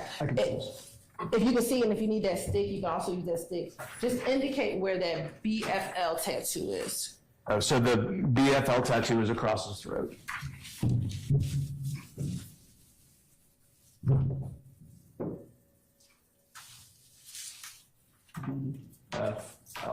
And when you met with Mr. Stevens, from your observation of looking at that tattoo, could you tell if it was an older tattoo, a newer tattoo? What could you observe when you saw it back in 2020? Did you? I'll sustain the objection. You can lay a little more foundation. Sure. When you met with him at the 2012 encounter, was it in person? It was. Okay. And have you seen tattoos that are just like freshly new tattoos before? I have. Okay. And so are you able to tell from your own eyes if something looks, if it was fresh or if it was an older tattoo? I am. Okay. And when you met with Mr. Stevens back in 2012, could you tell from your observation and looking at his neck if that tattoo looked like it was a newer or an older tattoo? It appeared to be a new tattoo. And why did it appear to be a new tattoo? It was still in the healing process and was peeling a little bit. Okay. And looking at the post, what is the caption of the post, of that Twitter post? The caption says, "Blood for life, #Blatt." Okay. And was that different from what he actually told you when you met with him? It is. And what was the date that Mr. Stevens posted that on Twitter? This was on June 14th of 2012. And when did you said you met with him? It was June 22nd of 2012. Okay. Now, at that same 2012 encounter, did he have any other tattoos that he explained to you? He did. What was that? He had one behind his right ear that said 75K over 18. And I'm going to approach with what's the market states exhibit 20W, which has been previously shown to defense counsel, but shown again. Looking at states exhibit 20W, do you recognize states exhibit 20W? I do. And how do you recognize states exhibit 20W? This is a photograph that I took in 2012. Okay. And does that appear to be a fair, accurate depiction of the picture that you took in 2012? It is. And what is that the picture of? It's a picture of the tattoo behind his ear, reading 75K with a division sign over 18. Your Honor, this time to say like Tender States Exhibit 20W into evidence. Any further objection to states 20W? All right, 20W is admitted, continue, or over objection, continuing objection, and may be published as you see fit. All right, looking at States Exhibit 20W, if you could just indicate to the jury where that 75 over 18 tattoo is. It's right in the center of the photograph behind his right ear. And when you met with Mr. Stevens back in 2012, what did he tell you that the 75K over 18 tattoo represented? He said that it meant that he had $75,000 when he was 18 years old. Okay. Not that, was it that he was trying to get 75,000 or that he had it when he was 18 years old? He said that he had it when he was 18 years old. And to your knowledge, if you know, in 2012, about how old was Mr. Stevens in 2012? He was 19 years old. Now, also during this time, were you ever able to observe any videos of Mr. Stevens representing his affiliation with the Blood Gang? I was. Where did you find those videos? They were posted using the social media application SocialCam, and they were posted to his Twitter account. And I've never heard of SocialCam, so what was SocialCam? SocialCam was one of the early apps that allowed you to record video and actually post it to social media. And have you had an opportunity to review those videos that you saw back in 2012? I have. Right. Permission to approach again? Yes, ma'am. I'm going to show you what's been marked as States Exhibit 52W. Tell me if you recognize States Exhibit 52W. I do. And how do you recognize States Exhibit 52W? This is a disc that's labeled with 2 videos, Belknap, and it's got my initials and a date. And what was contained on those States Exhibit 52W? These were 2 videos that I viewed from the SocialCam application. All right. And when you reviewed it, did that appear to be a fair and accurate depiction of the 2 videos that you observed back in 2012 and that you provided to the state? They were. Did it appear to have any additions or deletions? No, ma'am. Okay, Your Honor, this time the state would like to tender States Exhibit 52W into evidence. Any objection to states 52W? Same objection, Your Honor. Mr. Williams. I will admit 52W over objection and make a continuing objection to all parties. It may be published as you see fit.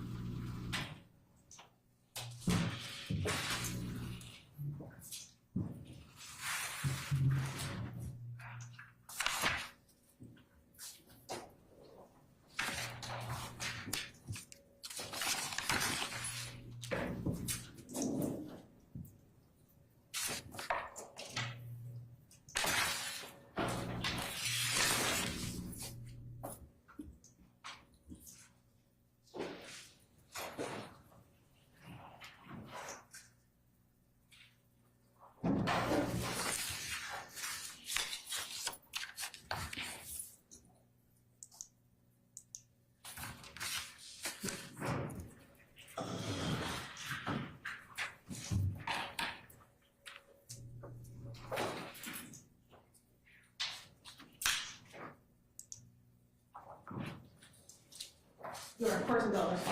Yes, ma'am.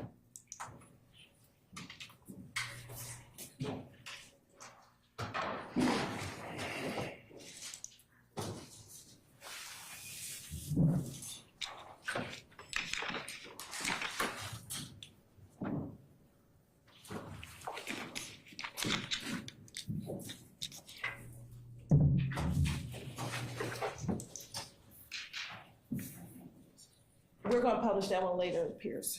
We're having some technical difficulties. All right, looking at going to 2014. After 2012, did you have any other encounters with Mr. Stevens? I did. Okay, and when was that? October 11th of 2014 And where did you encounter Mr. Stevens in October 11, 2014? at 2915 Macon Drive. And what happened during this encounter? At that time, I and other members of the United States Marshal Service Fugitive Task Force were arresting Mr. Stevens for some outstanding arrest warrants. Okay, and what were those arrest warrants for? It was for an armed robbery. Okay, and did you see or speak with Mr. Stevens? I did. And what if anything did you all speak with him about? I photographed his tattoos again during this encounter, and I asked him about some tattoos I observed on him that I had not seen previously. Okay, I'm going to show you what's already been admitted as Safety Exhibit 4U.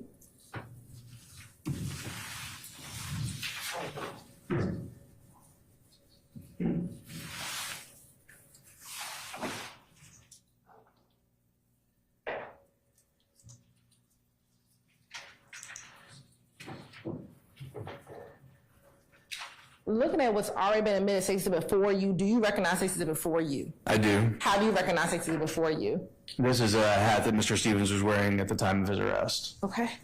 And does it have, what's the writing on the hat? It says Bompton. Okay. And we'll talk more about that in a moment. Also, now looking at Exhibit 15U.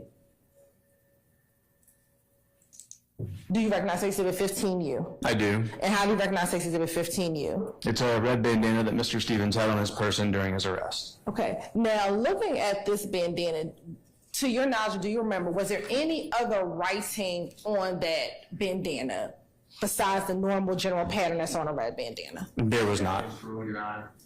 I didn't understand. I apologize. Best evidence rule, the bandana. Never seen it. I'll rule the objection. Did you observe anything else written on that bandana? I did not. Okay. If you had noticed anything written on the bandana. Speculation. If you had. Oh, okay. Did you take that picture? I did. All right. And in your experience, do you take anything of note when you take pictures? Do you take anything of note? I do. Okay. And based upon and you took these pictures? I did. I stand the objection. Based on the picture you took, is that the only picture that you took of that bandana? Yes, ma'am. All right.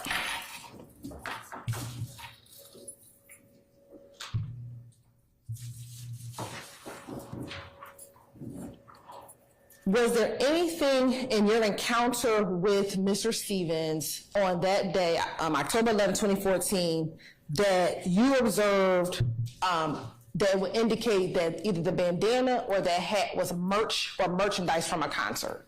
There was not.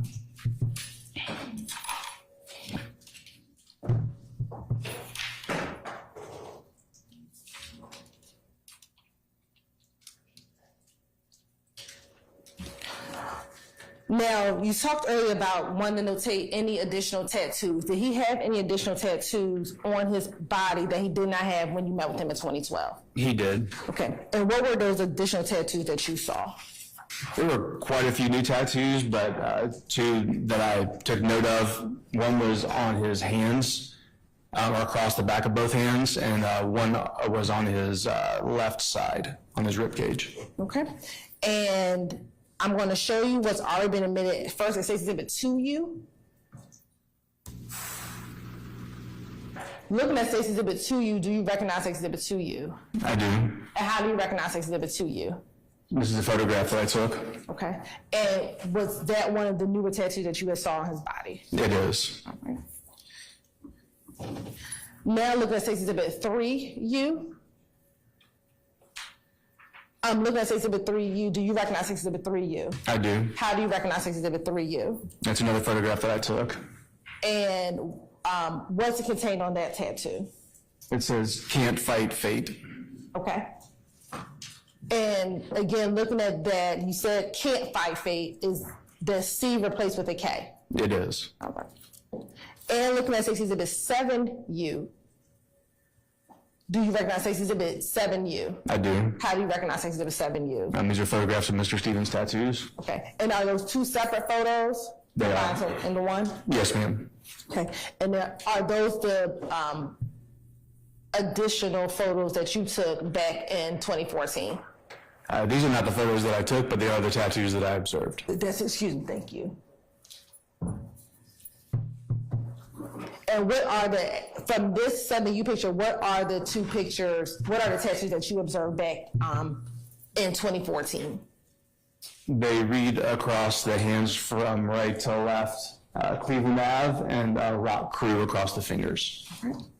And now I want to show you what's been admitted, State's Exhibit 8U and 8UB. Particularly looking at the tattoo with the snake. Did you see those tattoos back in 2014? I did not. Okay. Now, going back to State's Exhibit 2U,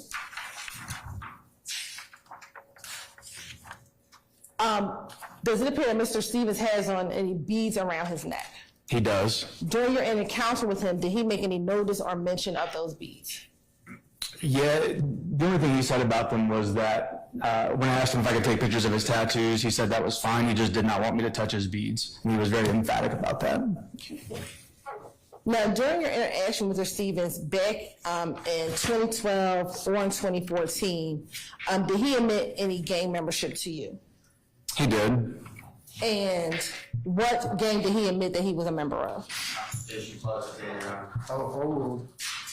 Yeah, he admitted that he was a member of Rock Crew. Okay. And did he say he was a member of any other gang or associated with any other gang? He did. Overruled. And what gang was that? That was YSL. And what did he tell you that YSL stood for? I asked him about YSL meaning Young Slime Life. And you may, sir. You may. So I asked him about YSL meaning Young Slime Life, and he said that it had meant that, but that they had started saying that it stood for Young Successful Lifestyle once Mr. Williams had started achieving some fame. Okay. And when did he give you that explanation? Was that in 2012 or 2014? That was in 2014. All right. Now, during your time as an investigator in the gang unit, have you heard of an individual by the name of Jeffrey Williams? I have. And are you aware of any nicknames that he goes by? I am. And what is that? Young Thug. And around what year did you first hear about Mr. Williams? I believe in 2010. Okay. And during that time, were you aware of Mr. Williams was a member of or associated with Rock Crew? I was. Okay. And what was your understanding if he was associated or a member of Rock Crew? I'm sorry, I didn't understand the question. What was your understanding if he was a member or associated with Rock Crew? My understanding was that he was a member of Rock Crew. What about the Blood, Sex, Money murder? Was he a member of or associated with the Blood, Sex, Money murder? Your Honor, I would object Basis. for switching dual purpose of the witness violating 702 at this point, and we saw, we discussed last. Okay, so, all right, I understand your objection. Is that it? That is. Okay, all right. Are you still within the purview of stage one? Yes, I'm still on stage one. Overruled, sir. Go ahead.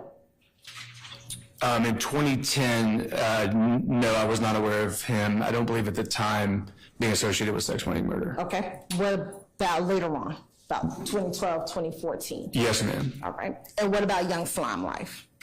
In 2010, I was not aware of him associating with Young Slime Life. What about 2012, 2014? By 2013, yes, 2013, I would have known that he was associated with YSL. Okay. And during that time, did you learn if Mr. Williams had any social media accounts? I did. What social media accounts were you aware of? He had a Twitter account and a kind of a blogger account. And when we say a blogger account, what do you mean? It was a little different than a social media account. It was more of a running blog. And was that on a certain site? It was. What was that? It was on Tumblr. And for Twitter, did you know what his vanity name was? I did. What was that? And that was Young Thug. And was there any particular vanity name about the Tumblr kind of blogger site? Yes, that was Young Thug World. Okay. And on Mr. Williams' social media accounts, did you observe any kind of Twitter or tweets from his Twitter account? I did. Okay. And in the course of looking at his Twitter account, did you see Mr. Williams make any reference to either his affiliation with the Rock Crew or his affiliation with the Blood, specifically SMM? I did. And did you see any reference to any YSL membership? I did. Okay. And have you had the opportunity to see and look at those tweets and pictures from the Twitter account associated with Young Thug? I have. And during the course of that review, did you see any pictures or anything that associated Mr. Williams with that Young Thug Twitter account? I did.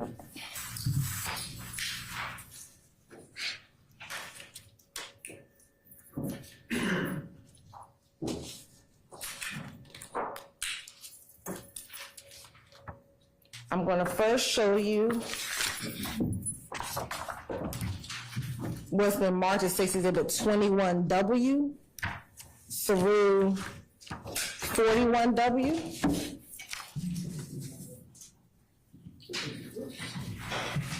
Look at 21W and 40W, which has been previously given to defense counsel, and let me know if you recognize 21W through 40W.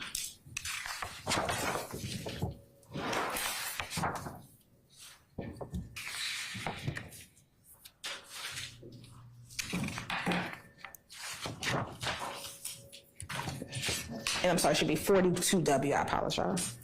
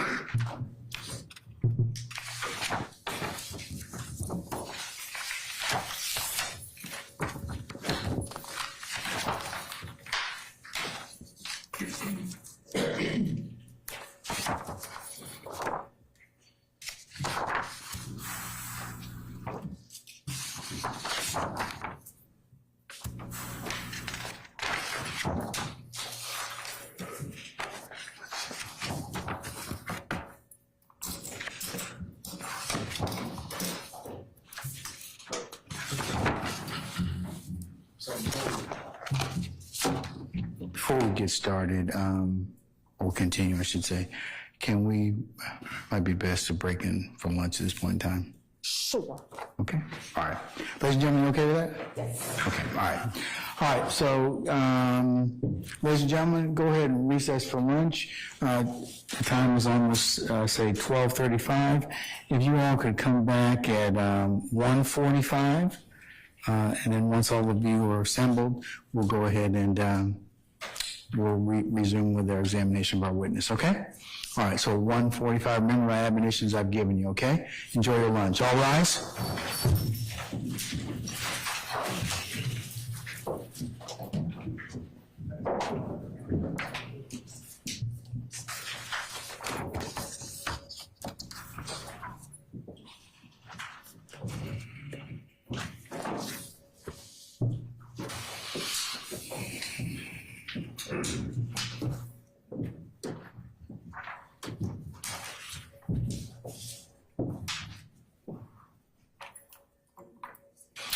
All right, ladies and gentlemen, please be seated.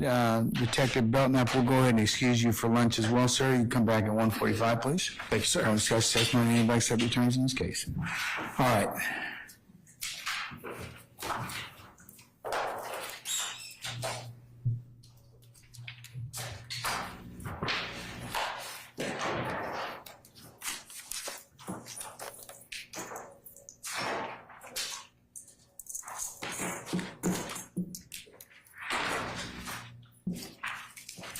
All right, ladies and gentlemen, we'll be in recess until 1:45, and we'll see you all back then. We'll get started. Okay? We're in recess. Thank you. Dean will be down. Dean will be killing.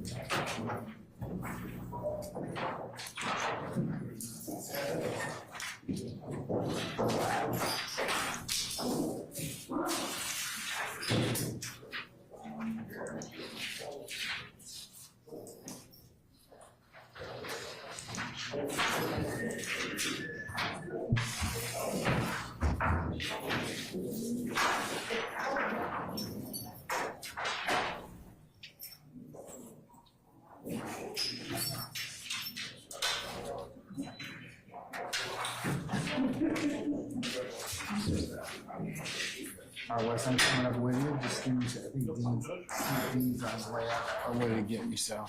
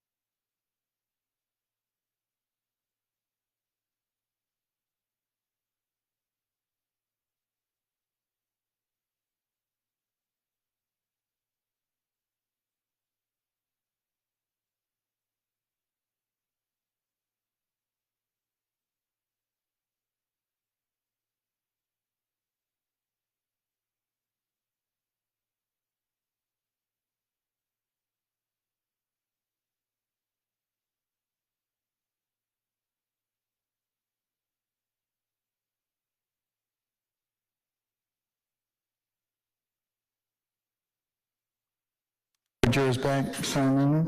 All right, for the summary jurors, please.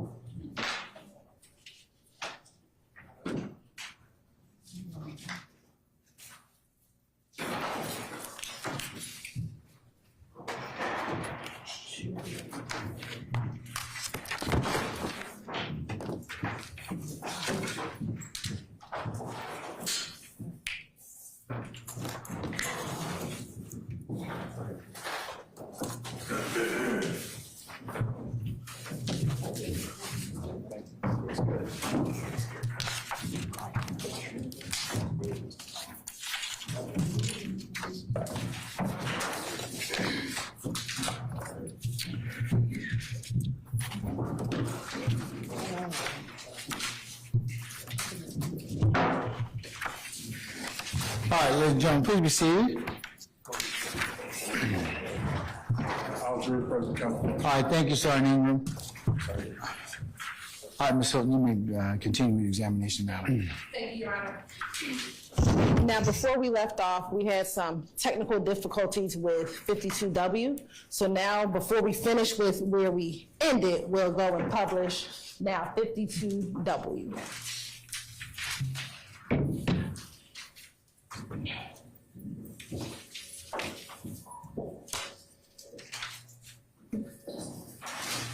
Can we get entrance into the Zoom?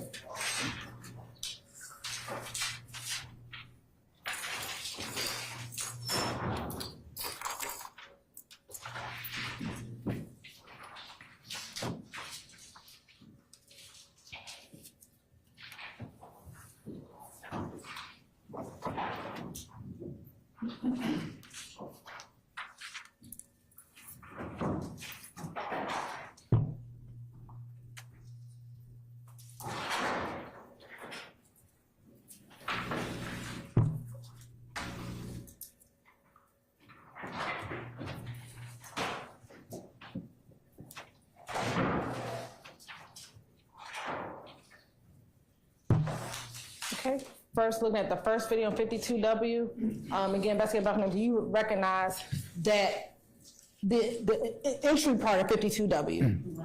The entry, I do. okay. All right, go ahead and play.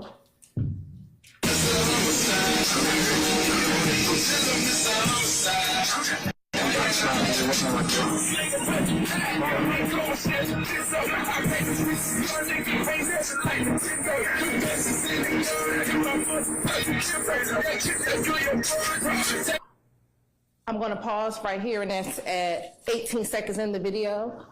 Who's the person who's captured on the video? Trontavia Stevens. All right, and we'll talk. There was some writing on the video. Did you put that writing on there? I did not. Was that writing a part of the video when you first saw it and when you downloaded it? It was. Okay.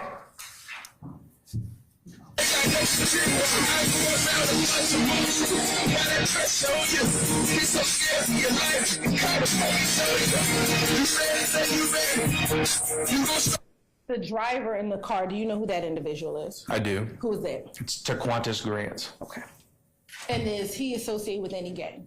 He is. What gang is that? With the ABG, What's ABG? Atlanta Blood Gang, or anybody get it. Thank you.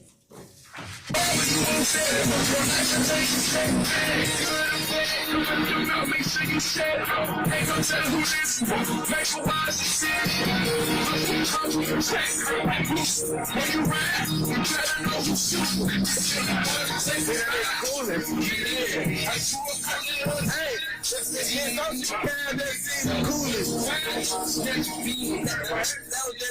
young Cooley right now. They social bad in the line. I just had him in the line. Yeah, I just caught a line in the line.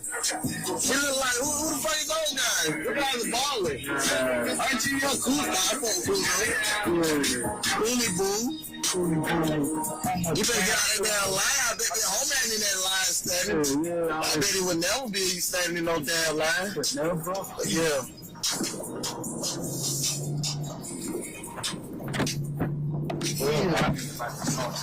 Hell, we just see bullies standing in line. Push. Man, Troy, you gotta put that up. We got late fly looking for him.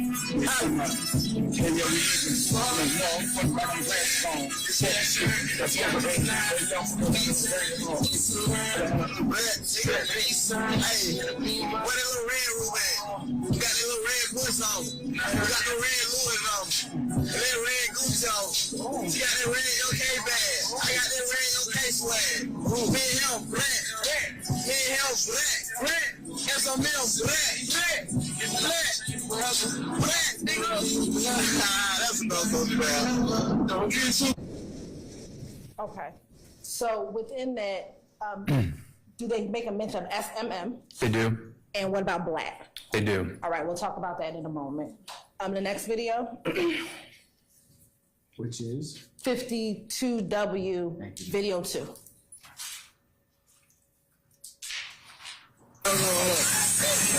They don't know about that one. Hey, man.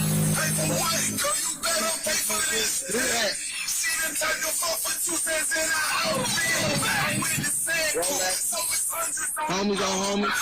Hey, homies. What it be like?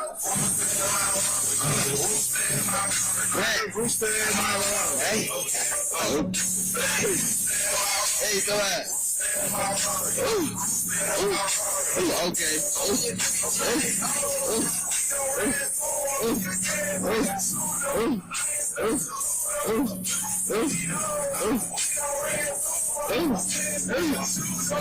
And we're gonna pause at 42 seconds. Who are the two individuals in this video? Trontavia Stevens and, excuse me, Jamonta Smith. And with Jamonta Smith, is he affiliated with either SMM, Rock Crew, or YSL? He's affiliated with Rock Crew and SMM. Okay, thank you.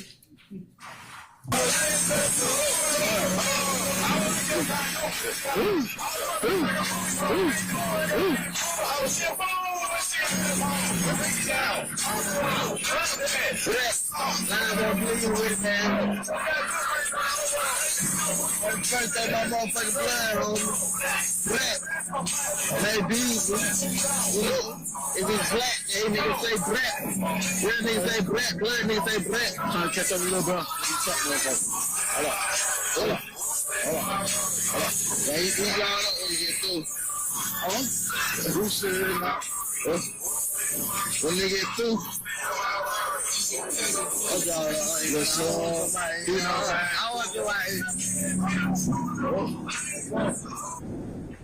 And within 52W, the second video, do you hear the word black as well inside that video? I do.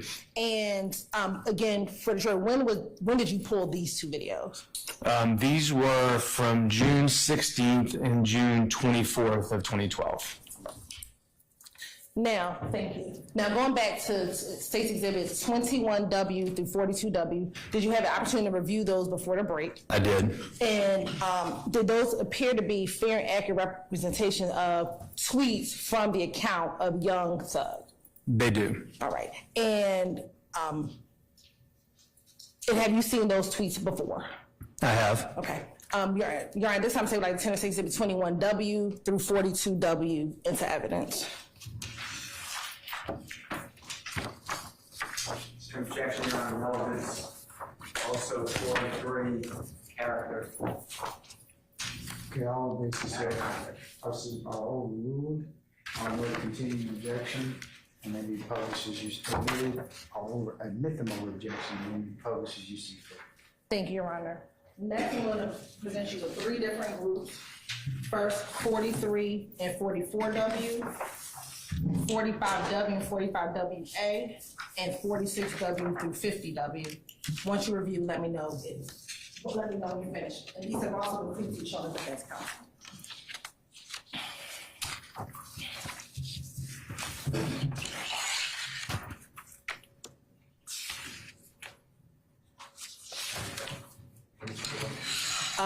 43 through 50W. You're welcome.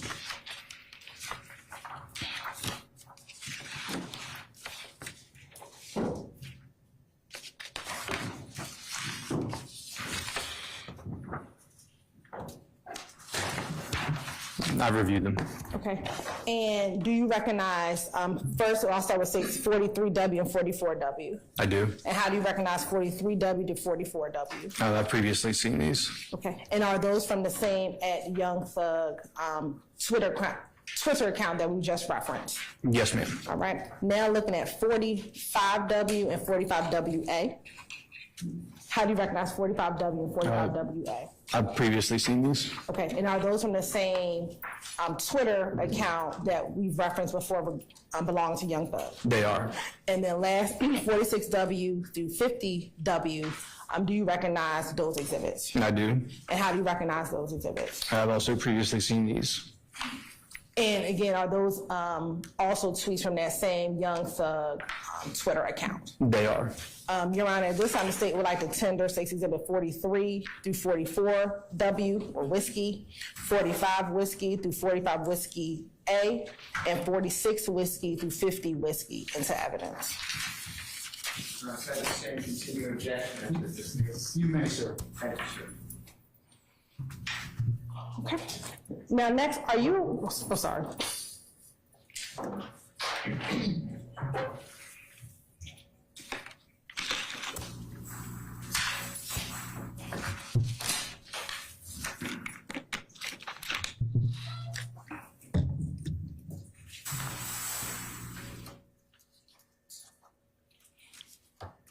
Okay, the court will admit states 43, 44 whiskey, 45 whiskey, and 45 whiskey alpha through 45 whiskey alpha, and 46 whiskey through 50 whiskey. Thank you, Your Honor. And then it opposes as you see fit. Thank you. And I'll still mark it continuing objection. I didn't hear the last. I said I'll note that there's a continuing objection as to the aforementioned exhibits the court's just admitted. Now, are you aware if Mr. Williams had an Instagram social media account? I am. And are you familiar with his vanity name was on Instagram? I am. And what was his vanity name? So the handle is Thugger1. And have you seen images of Mr. Williams from his social media account? I have. And have you had the opportunity to see Instagram returns from that Thugger1 social media account? I have. And have you seen Instagram both posts from both the public site as well as from the search warrant return? Yes, ma'am. Permission to approach? You may. That's it. Well, Doug, I'm showing you what's been marked as 56W. Tell me if you recognize 56W. I do. How do you recognize Stacy's exhibit 56W? And this is a photograph I've previously seen. Okay. And where did you previously see that? This was in the Instagram search warrant return. Okay. And does that appear to be a fair and accurate depiction of an image that you've seen from the Thugger1 Instagram search warrant return? It is. Your Honor, at this time, the state would like to tender Stacy's exhibit 56W into evidence.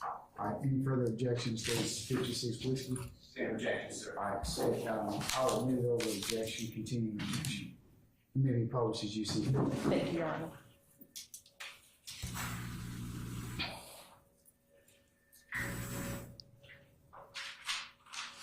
Okay. Now showing you what's been admitted as 56W. Tell the jury what we're looking at is 56W. It's a photograph of Mr. Williams and Kenneth Copeland. Okay. And what is the date that the image was taken? On November 3rd of 2014. Okay. And when you go down, is there a text? There is. And what does the text say? it mentions an account at Woody372, and it says, "Are loved by me," photo by at MPA Duke 1. And do you know the Instagram handle? Are you familiar with the Instagram handle Woody372? I am. And how are you familiar with that Instagram handle? That belongs to Kenneth Copeland. And are you familiar with the Instagram handle of MPA Duke 1? I am. How are you familiar with that Instagram handle? That belongs to Martinez Arnold. Okay.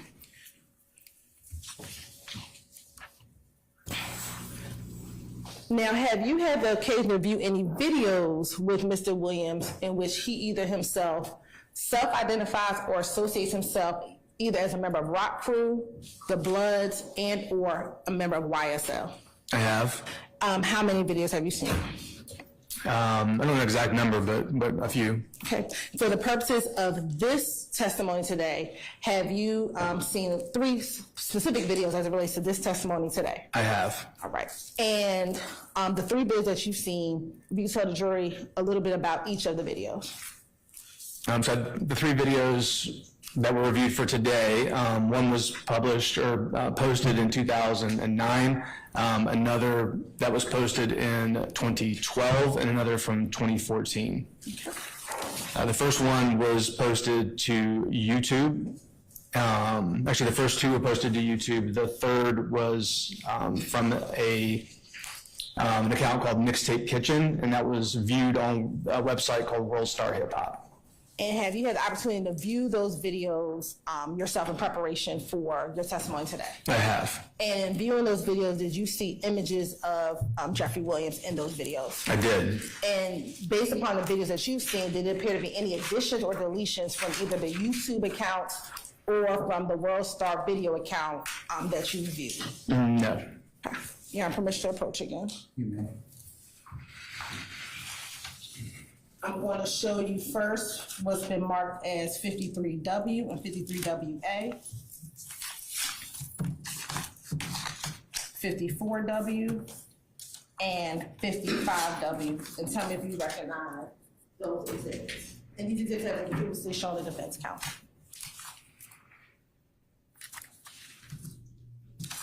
I do. And how do you, first let's start with 53W, how do you recognize exhibit 53W?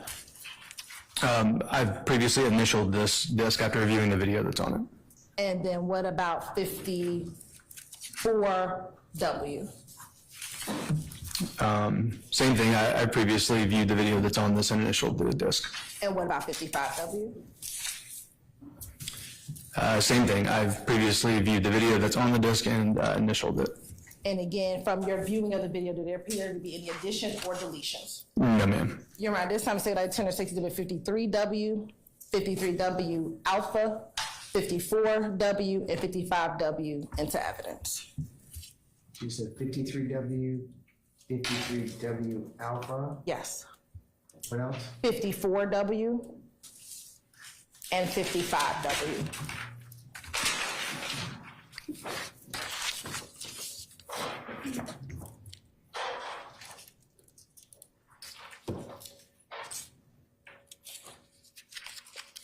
Any objections to states 53 whiskey, 53 whiskey alpha, 54 whiskey, and 54 whiskey and 55 whiskey that otherwise have not been tendered?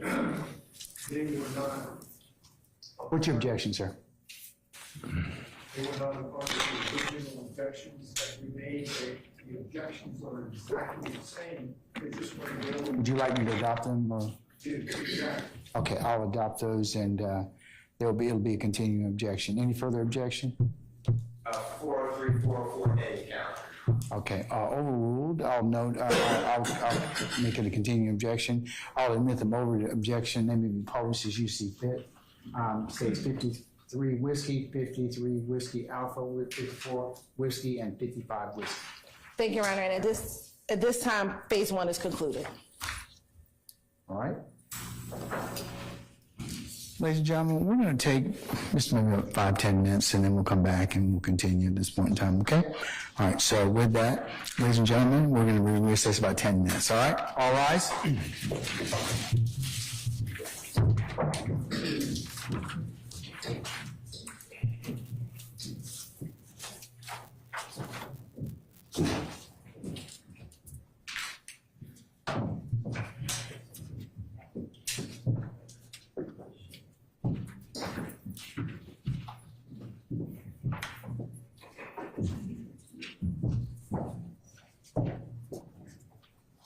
All right, ladies and gentlemen, please be seated. Our jury has left us.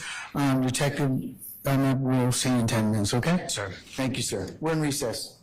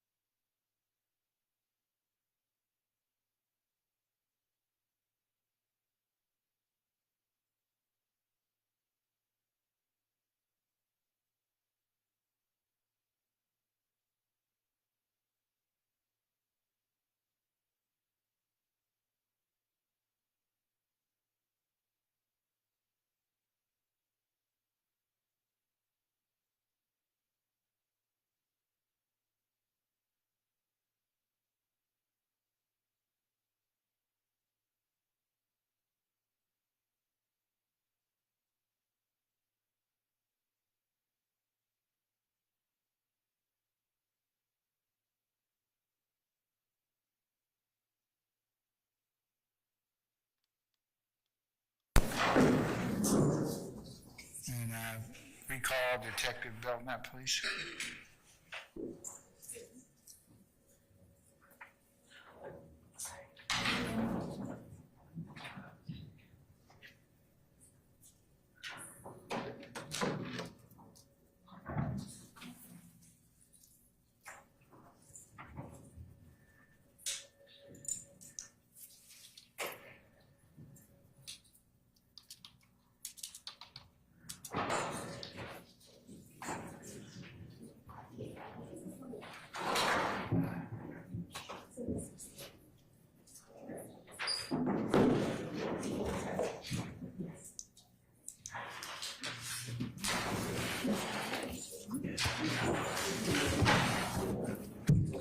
All right, so summon our jurors, please.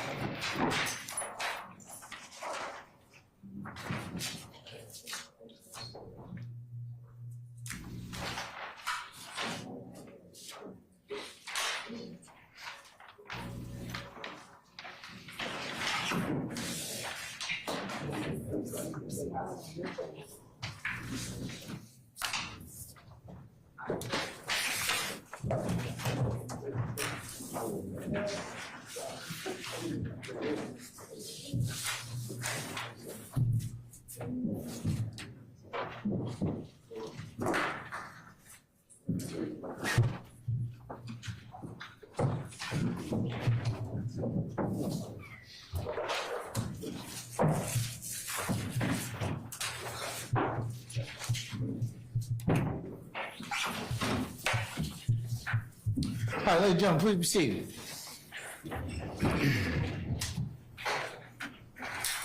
All right, thank you, Sergeant Ingram. All right, Ms. Hilton, you may continue with your examination. Thank you, Your Honor. So Ambassador Belknap, when you came in November, you testified very generally as an expert to general concepts within gang investigation. Now I want to talk to you specifically about Rock Crew and YSL, okay? Yes, ma'am. In your expert capacity. So let's first talk about Rock Crew and YSL. I believe you testified back in November that Rock Crew was a gang and that Quentin Porter was an established leader or a person. Narration. I'll overrule the objection. Are you just trying to orientate the witness? Yes. Okay, I'll overrule the objection, Mr. Steele. Or was an influential individual within that gang. That's correct. How familiar were you with Quentin Porter? I was very familiar with him. How? Through multiple criminal investigations. And has Quentin Porter passed away? He has. And when did that occur? It was on January 3rd of 2019. All right. And in your training and experience as a gang expert, does it boost the reputation of a person who is in a gang to publicly post pictures of himself with either a big homie or a leader or a high-ranking member of a gang? It does. It's not on the candidate jury. Oh, sorry. And why is that? It does, similar to how it is with any person, people like to be near someone that they look up to or that they admire, or a person of position or influence.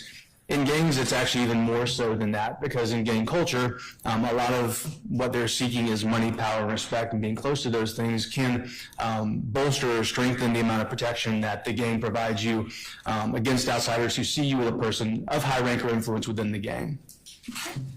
You got permission to approach? You may. Have you shown that to the defense counsel? Yes, they've had it previously. All right. I'm showing you what's been marked as State Exhibit 51W. Tell me if you recognize Exhibit 51W. I do. And how do you recognize Exhibit 51W? I've previously seen this. Okay, and where have you previously seen this? It was on Instagram. Okay, and whose Instagram? This is Instagram belonging to Shannon Jackson. And is that person also known as Shannon Stillwell? He is. And what was Mr. Stillwell's Instagram handle? OG.bull_. Okay, and looking at Stacey Exhibit 51W, does this appear to be a post that was posted on that OG.bull Instagram page? Yes, ma'am. Your Honor, at this time, the state would like to turn Stacey Exhibit 51W into evidence. The objection states 51W.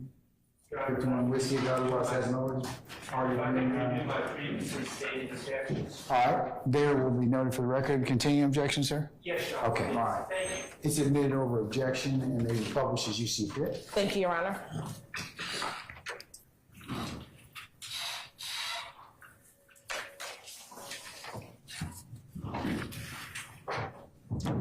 Looking at State's Exhibit 51W,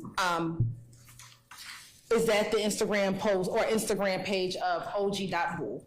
Yes, it is. And what is the date that this picture was posted? December 31st of 2019. And is there a caption on this picture? There is. And what is the caption? It says, "Long live Boo, hashtag Happy New Year." And is there an image? There is. And what is contained in that image? There's a photograph of Quentin Porter on the left with Shannon Jackson on the right. All right. Now, we talked earlier about Mr. Williams being a part of Rock Crew. I'm going to publish to you now what has been already admitted as 54W.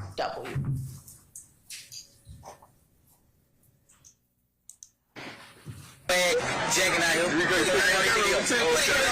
Hold on, look. My partner say this man stole his swag, no. Hey, Jay, how you say he good? Hold on, let me wind it out. Hold on. My nigga, good self say he the king of white swag, right? Shut up one time, let's just let these folks see what you're doing, though. You check him out now. Now he said that he want to blow the whistle on Christian right now. Blow the whistle right here. The only nigga I know take pictures of his camera phone and he don't gotta do it. Do what he do. Do what he do, Joe, when you walk up. Listen, guys, this is what he doing. But he's taking pictures of me. You know what I'm saying? Man, shit, man, we go in there like that going on. Y'all believe that? I gotta bring this with me. I want to see it.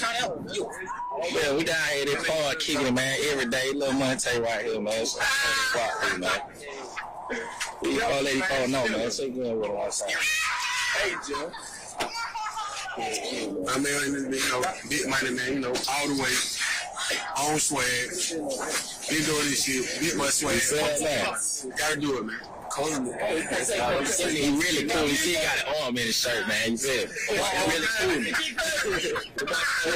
Check in with him one time, man. Hey, man, you got I know that. Different hands. Get people in on camera. Just plain shit with the rock republic motherfuckers. Man. We swagging, man. First is how I find when they get through, though. You feel me? That's all. Hey, that's you gotta get change the motherfuckers on there. Let me buy a little D. Let me buy a little D on there. Every time the wet change the dish. He stole it. This motherfucker stole it. Look, dude, y'all can't get on that one time, man. They said either one, you would change on 100 points, see, they tighten up on them. Yeah, what's happening? Yeah, the new arrival when you get that shot. We'll change on 100 points in the world.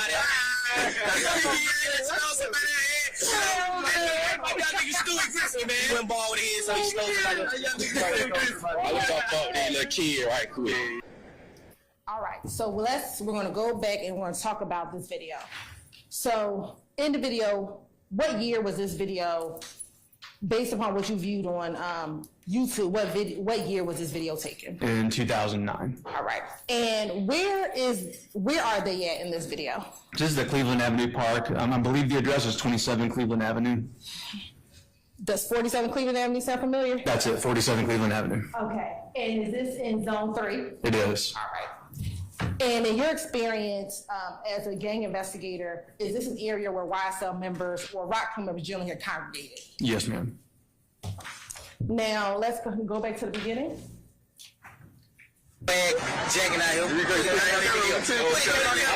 on, look. My partner say this man stole his swag, no. Here? Well, there was a hand sign. Who's this right here? Sorry. That's Mr. Williams. Okay. And did you see or observe him throwing up a hand sign? I did.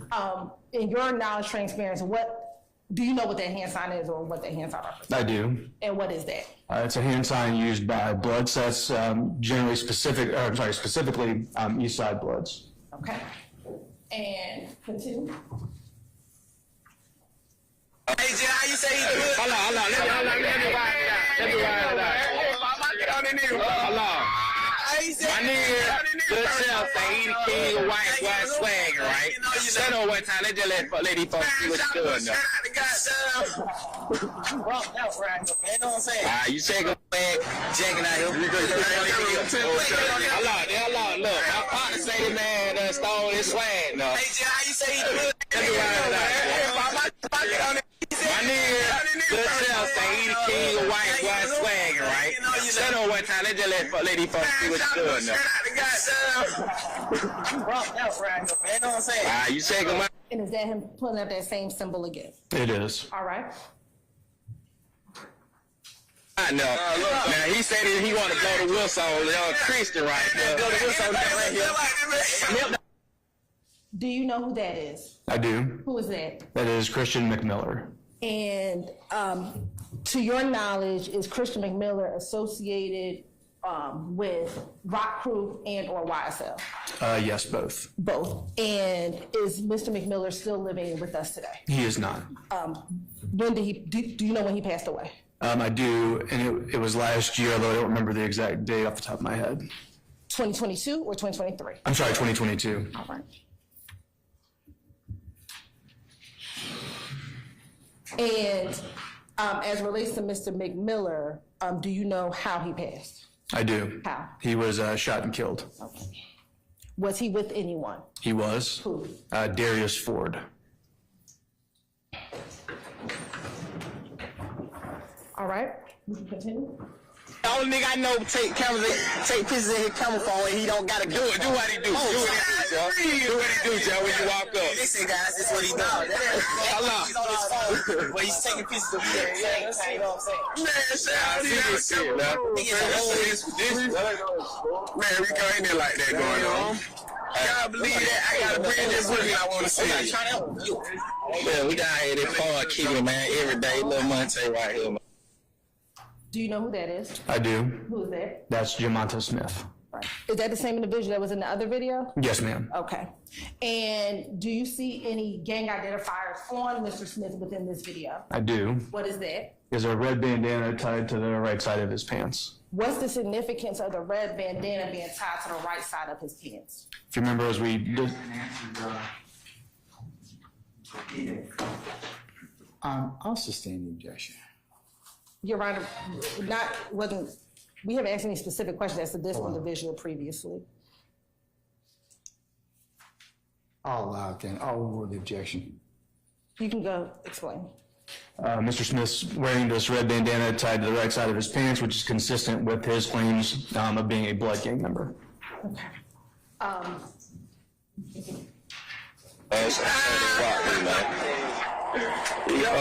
no, man. Say again with one side. Hey, Joe. I mean, big money, man, all the way. On swag. You doing this shit. Get my swag. Really cool, you said. Stay in with him one time, man. Get deep on the just some plain shit with a rock public motherfuckers. Yeah, we swagging, man. Yeah, niggas pop out when they get through, though, you feel? That's all right. That's a little We're going to stop right here. The young man with the hoodie on his head, do you know who that is? I do. Who is that? That's Quindarius Zachary. All right. And to your knowledge, was Mr. Zachary associated with Rock Crew or YSL? Yes, both.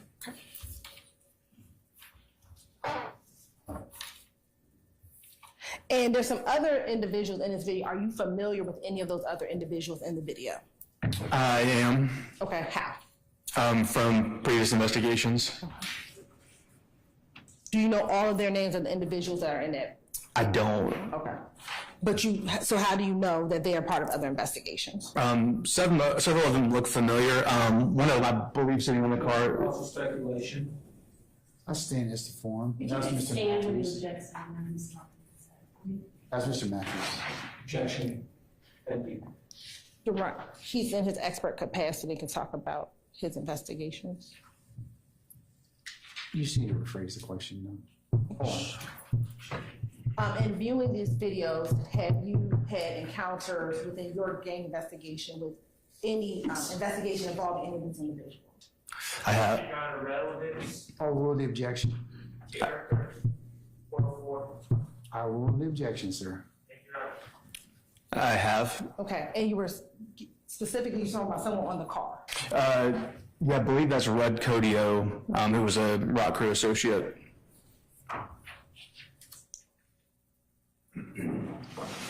And again, this video is from back in 2009. It is. All right. Okay. Next, back in November, you spoke about specific gang hand signs. I want to first go back to State's Exhibit number 1, slide 70.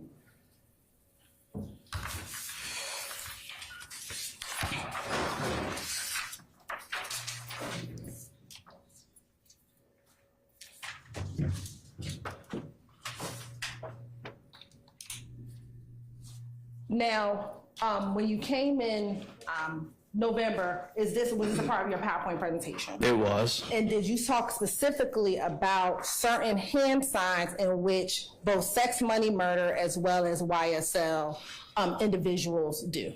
Objection, Your Honor, asked and answered. Overrule, sir. Compound question, Your Honor. Overrule, Mr. Matthews. I did. Okay. And so what I would like to show you is first State's Exhibit 53W.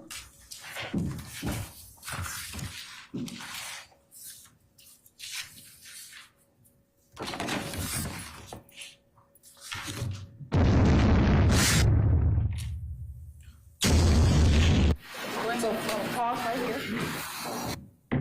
First, looking at State's Exhibit 53.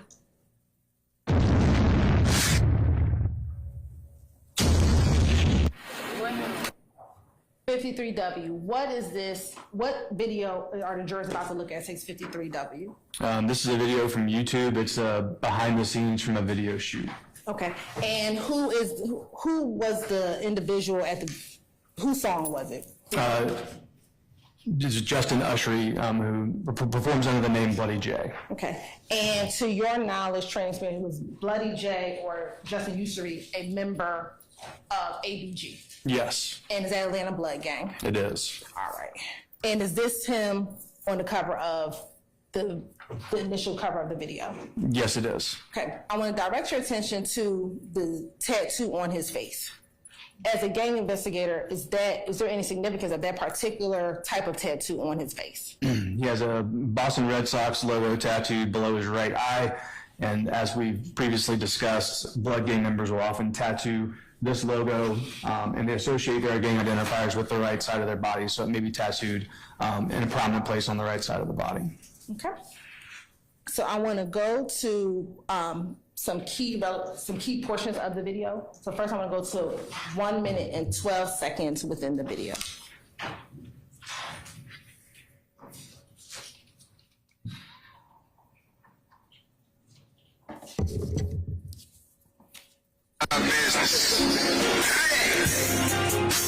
Consider yourself warned.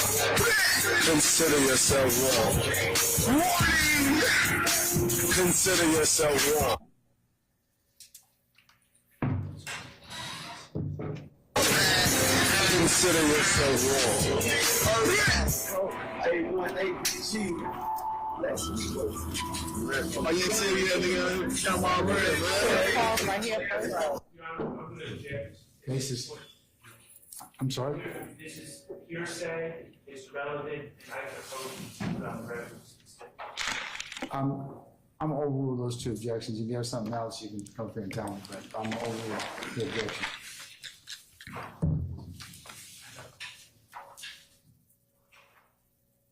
May I approach? Yes.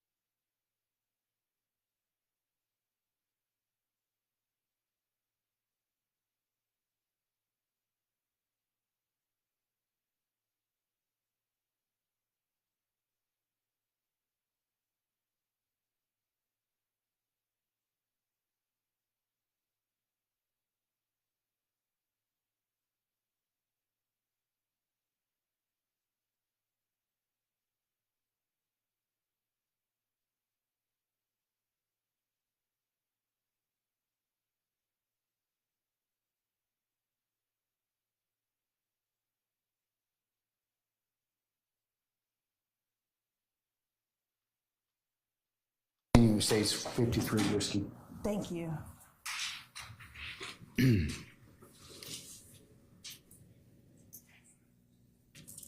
Okay, so pausing right here, what, if anything, do we see Mr. Usury or Bloody J doing in this freeze frame right here? Mr. Ushery is throwing that B hand sign that the Bloods use with both hands. Okay, and we can fast forward to 1 minute and 47 seconds. I'm going to pause. Who is this individual? That is Micah Anderson. Okay, and does he have another name in which he goes by? He does. And what is that? Ola Playa. And is there any significance regarding the Ola Playa?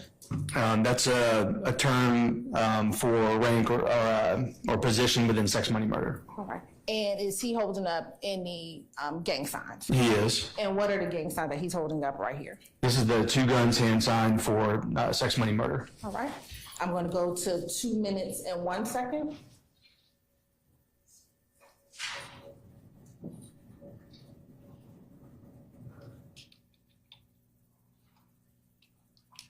The individual in red, who is that? Trontavia Stevens. And we're going to actually play from 2 minutes and 1 second to 2 minutes and 25 seconds. I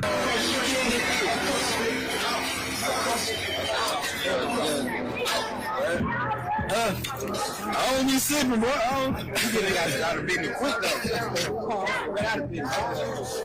The individual in the blue cap, do you know who that is? I do. Who is that? It's Mr. Williams. And what is Mr. Williams wearing? He's wearing a white and red shirt and a blue baseball hat. All right. $1 million niggas, nigga. We real $1 million.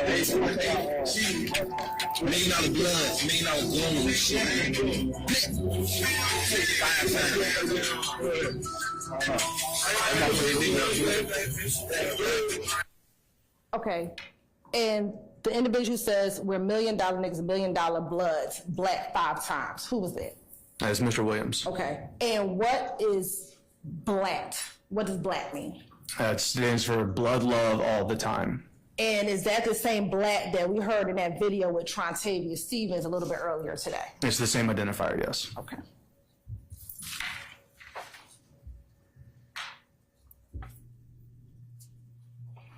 If we can play from 225 to 250.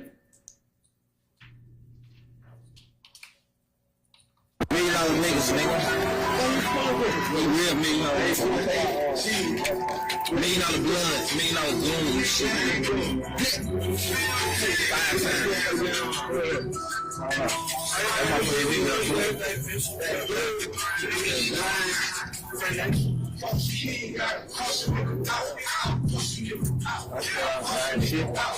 All my niggas slime, my trust nigga. I trust a nigga. I trust a nigga. Again, is that Micah Anderson? It is. All right. And do you hear them in the song talk about slime? I did. All right.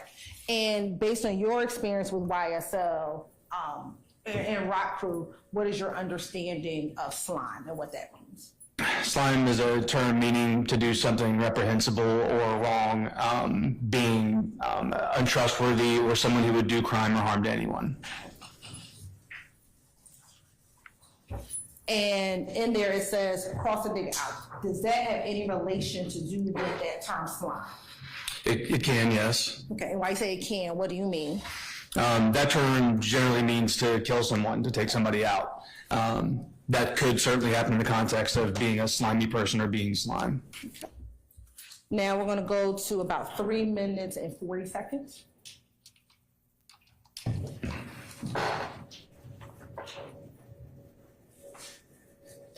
And I'm a little bitch, we get the bells on.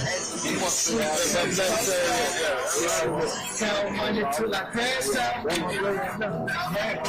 Just pass out. The turn, that's what they mad about.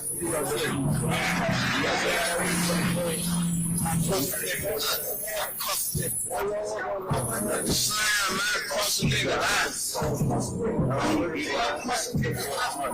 My life full of good pain. In that section, in that series, did you see any gang identifiers within that series?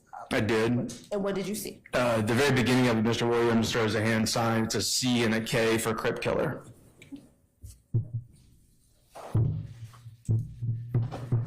Now I want to go to 4 minutes and 45 seconds.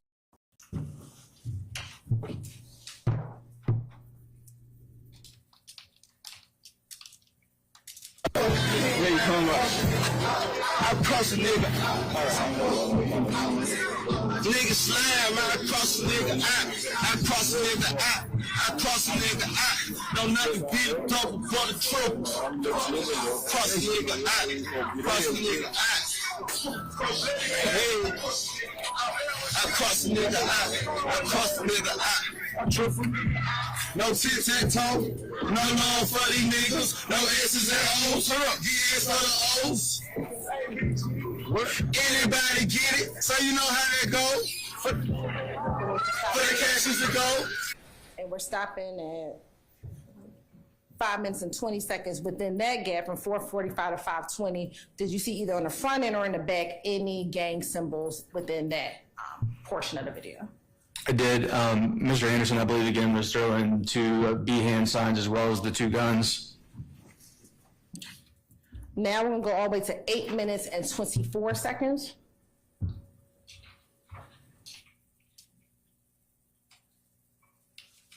Oh, excuse me. Let me go back. I'm sorry, to 6 minutes and 6 seconds.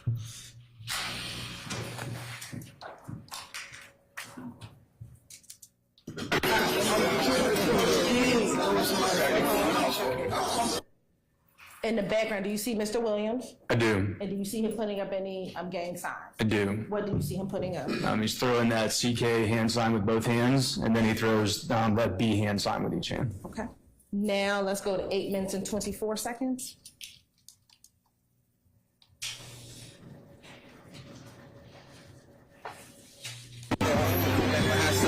Bitch, you know what that mean?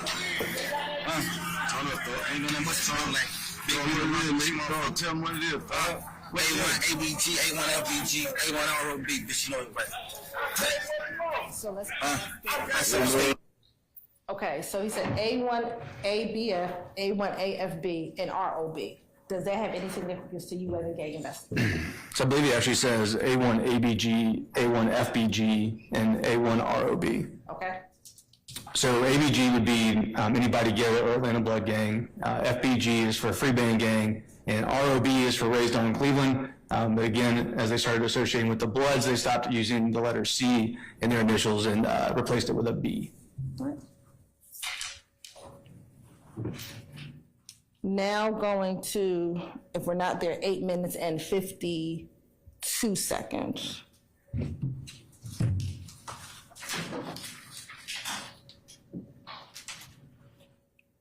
Is that Mr. Stevens? It is. And is he throwing up any gang signs? Haven't seen one yet. Okay. So what? Let us check out the whole hood out here, nigga. Let us check out the whole hood out here, nigga. Free Mason Ground, nigga. Free BT, nigga. Yeah. Yeah. What song is Jay? You shout like hola.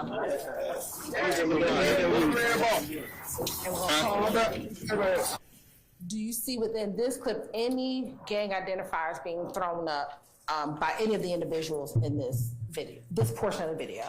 At the beginning of it, Trontavious Stevens throws a B, a 4, and an L for Blood for Life. Okay. Do you see any of the other symbols of Pistol Pete or any of those within this entire video, this section of the video? Yeah, there's at least one person who threw up the two guns hand sign.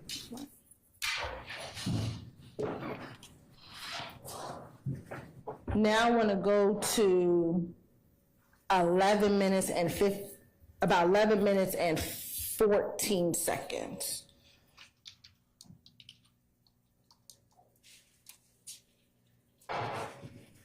Nobody nobody side. Keep running around, take Go back.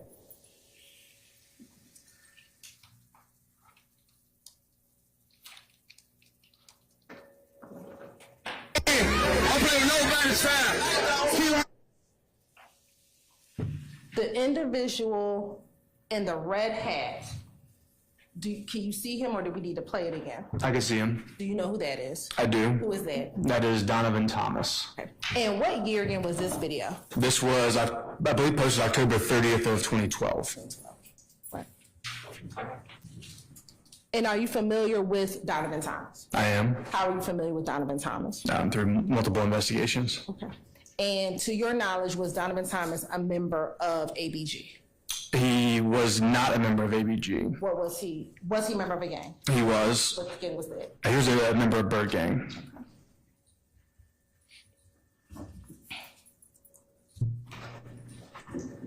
All right, I want to go to 11 minutes and 50 seconds.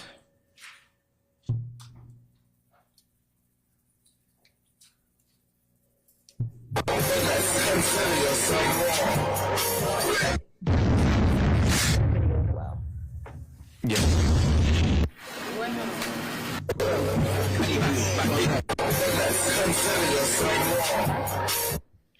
Now I'm going to go to 12 minutes and 16 seconds.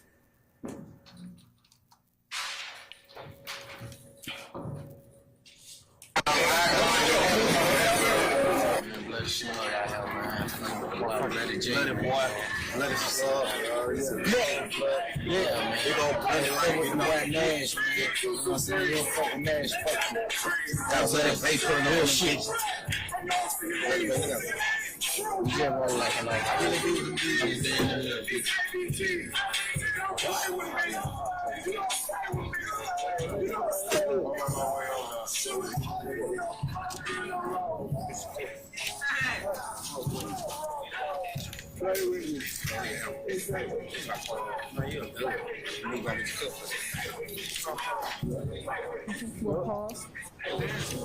In the early part of that video, there was Trontavia Stevens, Mr. Williams. Did you know who that other individual was? I do. Who was that? That's Kenneth Norwood.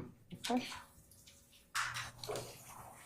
And to your knowledge, you said Kenneth Norwood? Yes, ma'am. Is he associated with either Rock Crew, YSL, or ABG? No, with Rock Crew. With Rock Crew? Yes, ma'am. Okay. And then we'll go to the conclusion at 14:45.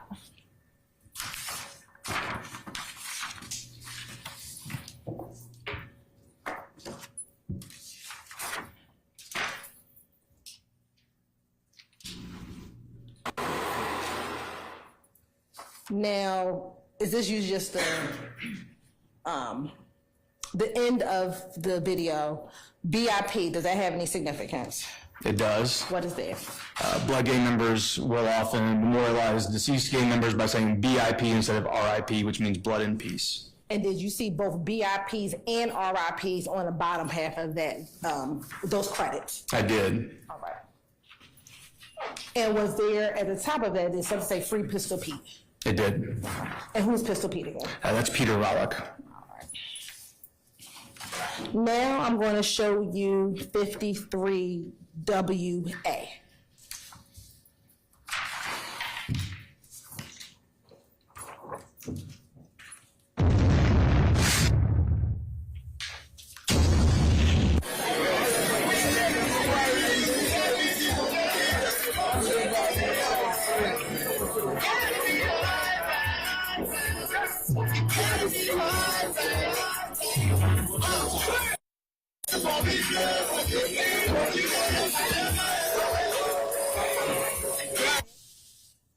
Did you see Mr. Williams putting up any gang identifier or gang signs within that first few seconds of the video? I did. And what was he doing? He was throwing the Bs again, the 2 guns, and he also threw a 5-point star.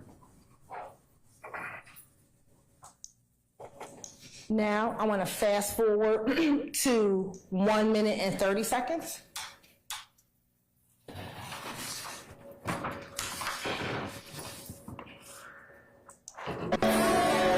gotta be alright.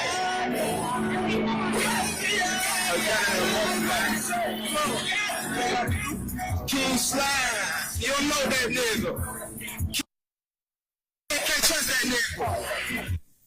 In that particular portion at 1:30, do you see Mr. Williams throwing up any gang signs? I did. And what did he throw up? He threw up the 2 guns again. All right.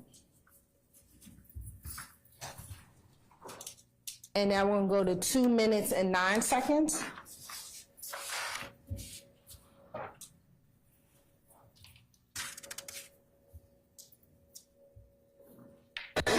I'm a dog selling bricks. In the hood selling 30 feet. I'm a dog selling,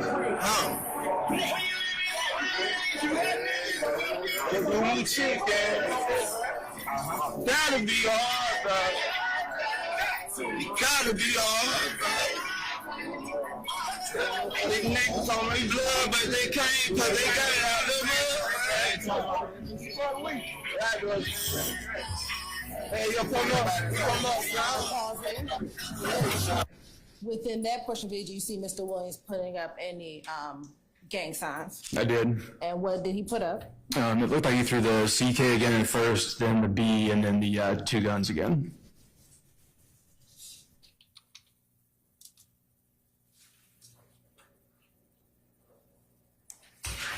Okay, thank you.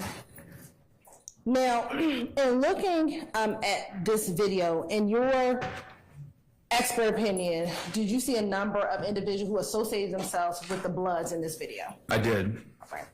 And was Mr. Williams as well as Mr. Stevens part of this group of individuals associating themselves with the Bloods in this video? In this video, They were, yes. now, in your knowledge, training, and experience, could someone who was false claiming to be a Blood be able to be in the presence of all these other Bloods and still be able to throw up symbols and throw up hand signs? No, they would not. Why is that?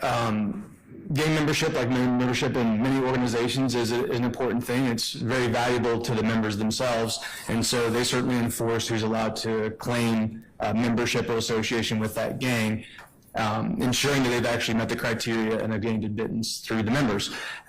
In gang world, someone false claiming would be subject to likely immediate and physical harm or violence for false claiming the gang. Okay. Now I want to look at, or publish for you now, State's Exhibit 55W.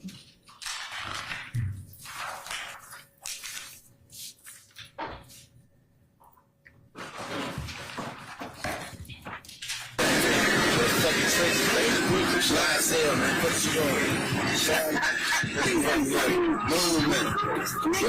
Just a social lifestyle. I can't bleed, nigga.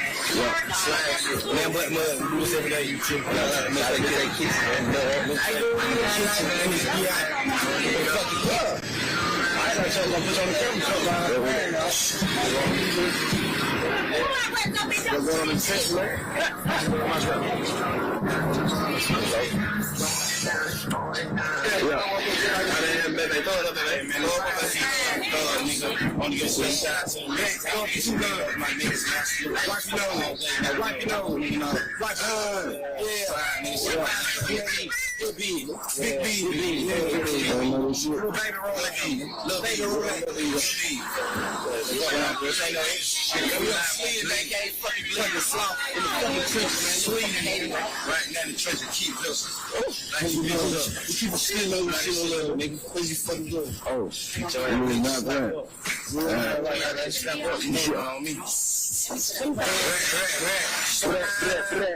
Niggas real. Keep fucking in. Now real slack. Why is fucking in? Real like you die by.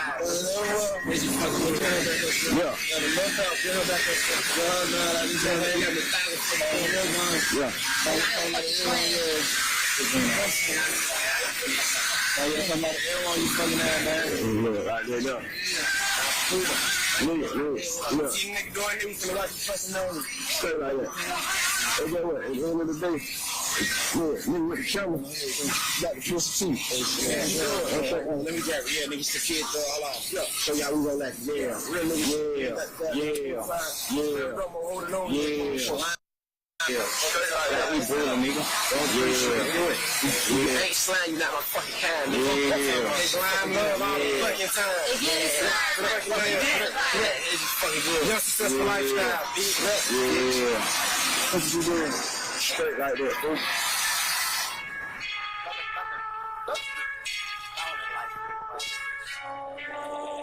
Okay, cool, okay, boo, I love her.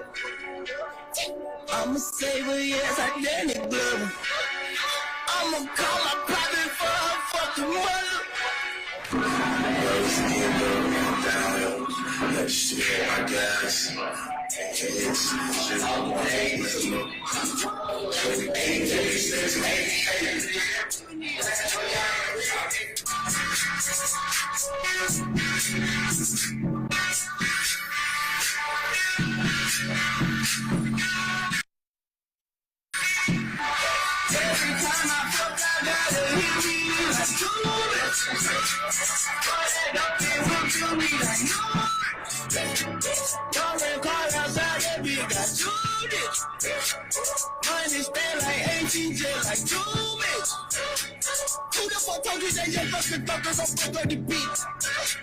I guess it's causing I saw my reelers and all of them kick. No, I'm not missing, not from LA, but I got kicked to the dick. I fuck it, I suck it, I beat it down, then she beat me to the ceiling. So we're gonna go back to the beginning of the video.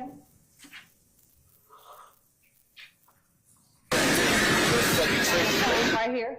Do you know, are you familiar with any of those three individuals? Portion of the video. I am. Okay. Who?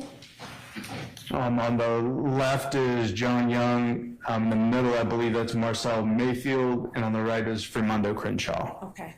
And to your knowledge and with your investigation, are these three individuals associated with YSL? Yes. And is that Young Slime Life? Yes, ma'am. And is that YSL the gang? It is.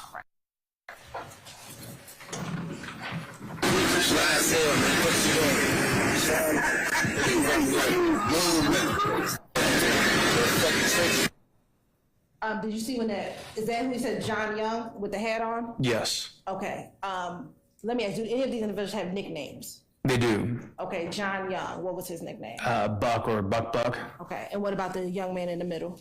He goes by Benji. Okay. And what about Fremando Crenshaw? He goes by Mondo. All right. And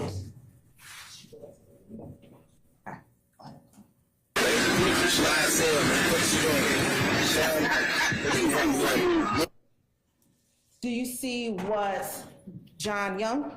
Mm-hmm. Okay. What is anything is he doing with his nose? He's doing that wipe your nose hand sign. And is there any significance particular to that particular gesture for YSL? There is. What is it? They use that hand sign to indicate that they are slimy or that they are slime.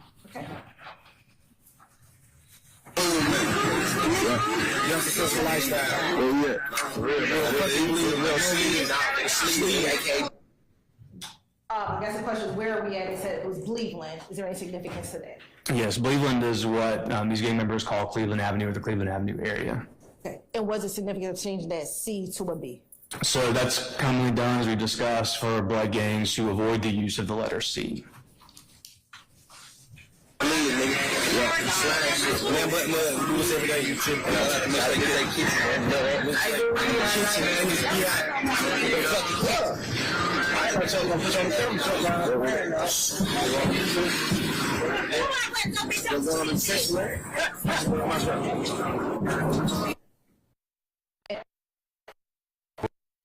And did you put on there, where's my strap? No, ma'am. Okay, was that on the video itself? It was.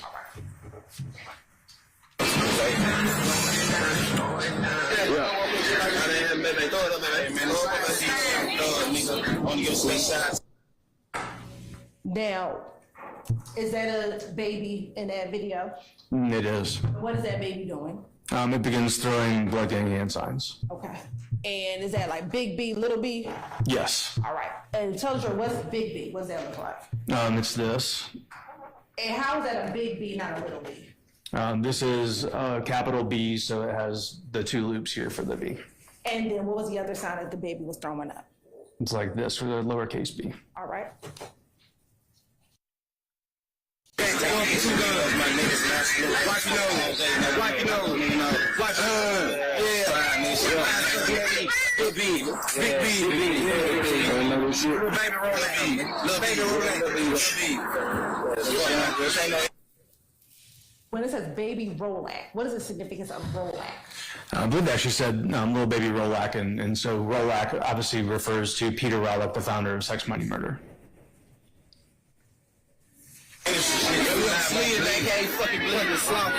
You gonna pause?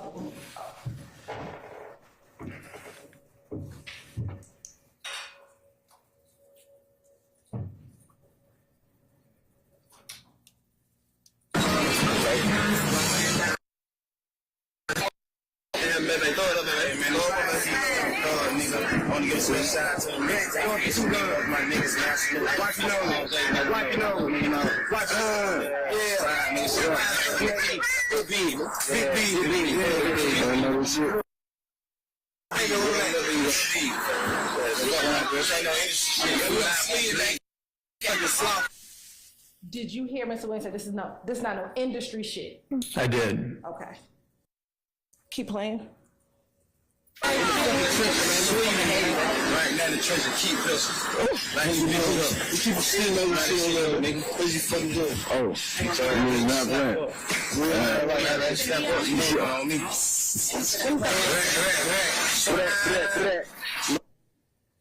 Did you see any gang signs being thrown up in that what we just played? I did. What did you see? Mr. Williams again throws the looks like the lowercase b up killer, then the uppercase B, and I believe he throws the East Side blood sign as well.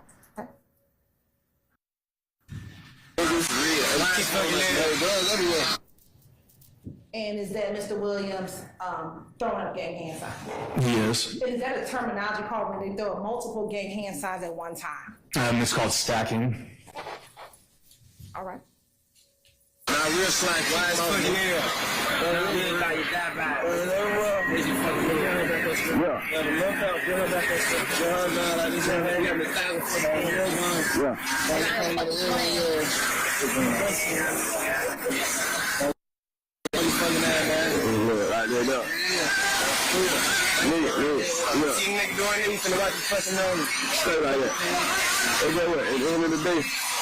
Nigga with the camera, got the pistol too.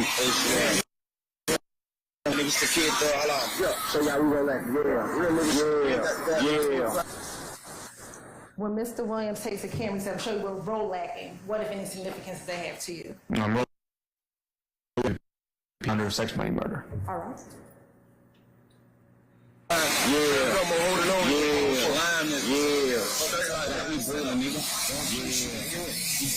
slime, you not my fucking kind, nigga. Slime love all the fucking time. If you ain't slime, fucking good. Your successful lifestyle, bitch. Yeah. What you doing? Straight like that, bro. Now, did you hear when they number said slime love all the time? I did. Do you see that commonly with YSL gang members? I do. And do you see that as slat when you see it with YSL gang members? Yes, ma'am. Now, Mr. Williams earlier in the video said this is no industry. Have you, in your experience as a gang investigator, dealt with individuals who are both gang members as well as artists or musical artists? I have. And in your experience with individuals who are both gang members and musical artists, have you had the experience where they try to distinguish themselves and not want to be labeled as a studio gangster? I have. Okay, and how does that normally come about in your experience? It can come about in a number of different ways, but usually the person will try to emphasize the fact that they are a gang member first. A rapper is not their identity. Their identity is membership. And so when Mr. Williams said this ain't no industry shit, is that consistent with what you've seen those who are gang members and artists say to show that they're really gang member artists? I'll send the questions to form. You can rephrase it. In your experience,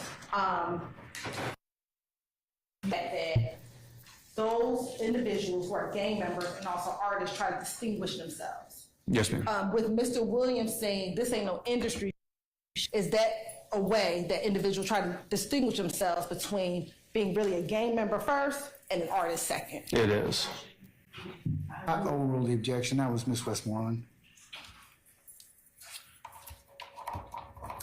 And in this video, does he leave from being, I guess, outside going into the studio? He does. All right.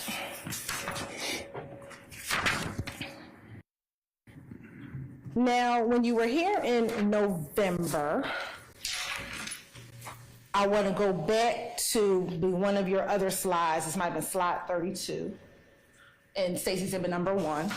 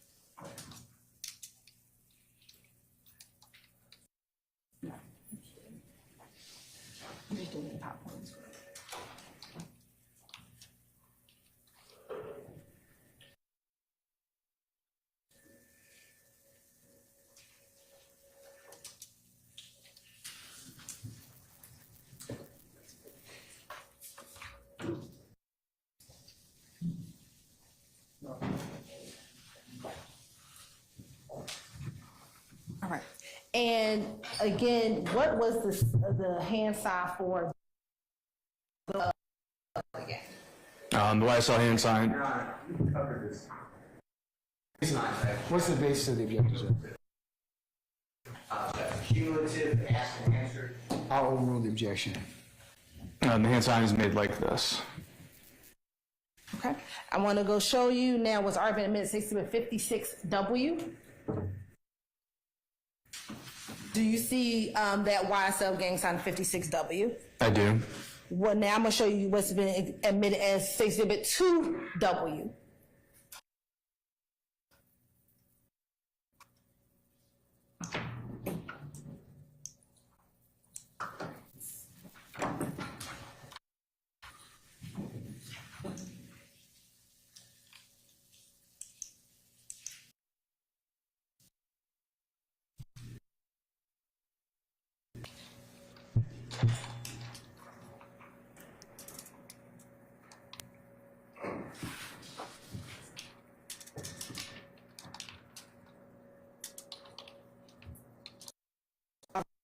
See that same YSL hand sign says Exhibit 2W. I do. Okay. Next, looking at 3W. What, if anything, what hand sign is in 3W? So that is the hand sign for the 9 Trey Gangster Bloods. Peter Roll My Lifestyle. What does that mean? So Peter Roll is a term within 9 Trey for killing someone. Looking at 17W. Do you see that same YSL hand sign? I do. And as a gang investigator, the fact that his Facebook account, this is Christian Effinger, is titled YSL Brisk. What, if any, significance as an investigator? So first, gang members will often use their social media name, associating themselves with their gang and making that part of their identity. He's also, his name is Christian. He's shortened that to Chris, but of course he's replaced the letter C with the letter B to call it Briss, as a respect for the Bloods and a disrespect to the Crips. Now, we're going to look at particular tattoos. Now, back in November, you talked about specific tattoos that YSL gang members may have. We're going to look at the next. And we're going to look at 13W.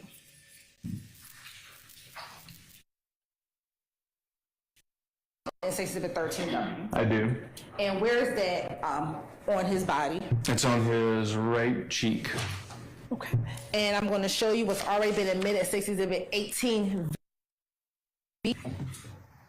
And do you appear to see that same YSL tattoo on his face as Exhibit 18V? I do.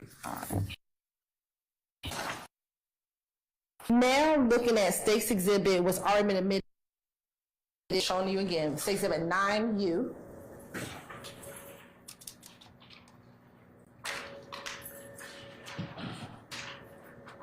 Now, looking at State Exhibit 9U, you said you're familiar with that as being a tattoo on Trontavia Stevens. I am. What, if any, significance is that tattoo specifically, any significance of that tattoo? So East Coast blood sets that are associated with UBN or the United Blood Nation often represent their gang using the number 5 or a 5-point star. The gang also represents itself through the use of the color red. Oh, sir. As well as the letter B. So we see those three things combined here into this tattoo. All right. Now looking at State Exhibit 2U.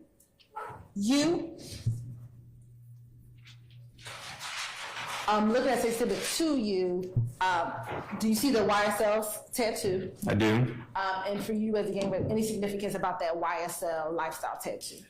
Yes, so gang members often get their gang's acronym or initials tattooed on their person, which appears to be the case in this photograph. And can you see if there's any color within that tattoo? There is. And what color is that? It's red ink. Any significance about that being red for you as a gang investigator? Again, that color red is associated with blood gangs. Okay. Now looking at State Exhibit 3U. All right, looking at State Exhibit 3U, one, is there any significance, again, with the K, with that being a K as opposed to a C? Yes, the letter C has been replaced by the letter K. That's another way that bloods will sometimes represent replacing the C, sometimes with a B, sometimes with an X, or sometimes, as in this instance, with a K. Okay, I think the next step is going to be 4U. While this is not a tattoo, I believe you testified this earlier, the significance of that, is that Compton? Yes, ma'am. Okay, and is that the same significance as them changing the C to a B that you've already referenced? It is. Now, I'm going to actually go to 8U. All right, looking at stakes 8U and 8U Bravo, do you see the slime tattoo? I do. And in looking at the slime tattoo, we talked about it earlier, is that the word slime significant with YSL? It is. And looking at that 8U and 8UB, does it appear that the S for slime is made with a snake? It does. Is there any significance of that snake as it relates to the gang YSL? Sure, that's a symbol that YSL often uses in their social media posts, tattoos, and other instances. Now, in your experience as a gang investigator, have you ever heard any YSL member say that slime meant slug, love, I, me? I have not.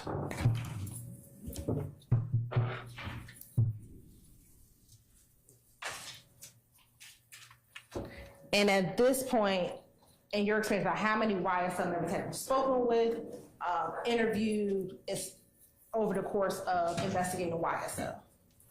I would say several dozen. Okay. And none of those said that slime means slug, love, I, me?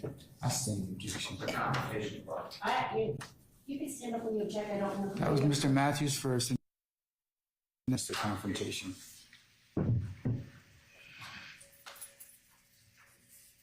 I think Mr. They're overruled. And in your experience, has any of those individuals said that slime means slug, love, I, me? Never.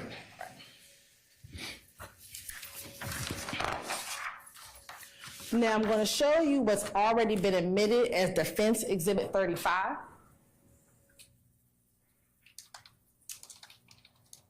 Now looking at Defense Exhibit 35, do you see any tattoos or any gang identifiers that you've already mentioned previously within that state's exhibit, defense exhibit? Yes, I believe that there's a Boston Red Sox B tattoo on the front of the right shoulder. And we're going to zoom in.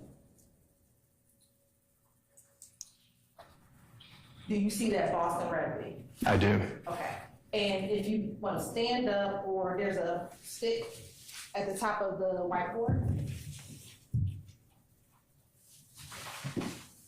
if you can point to where that Boston B is. It's right here. And in that picture, that's similar to the Boston B that we saw a few moments ago on the cover of that ABG video with Bloody Jack. It is. I don't like the commentary, but I'll sustain the objection. Do you recall seeing the picture earlier with Bloody J? I do. And do you recall do you recall Bloody J having a B on his face? I do. And is this tattoo on Defense Exhibit 35 similar to or consistent with that same picture that was in that picture with Bloody J? It is. Right. And is that Boston B a blood identifier? Yes, ma'am, it is. I'm going to also show you what's been previously admitted before. Looking at Defense Exhibit 34, are you able to see the tattoo that is on Mr. Williams' finger? I am. Okay. And what is on his finger? It says slat. All right. And you're on permission to approach? You may, madam. I'm going to show you what's been marked as Exhibit 57W. Do you recognize Exhibit 57W? I do. How do you recognize Exhibit 57W? I have previously seen this photograph. It's over there. It was on the internet. And is that a picture from what you've seen on the internet of Mr. Williams? It is. Does that appear to be Mr. Williams? It is. And does that picture appear to have the same slat tattoo that you just referenced from Defense Exhibit 34? It does. You're right. This sounds like the tender states Exhibit 57W into evidence. Under objection, sir. All right, states 57, maybe published as you see fit. Thank you.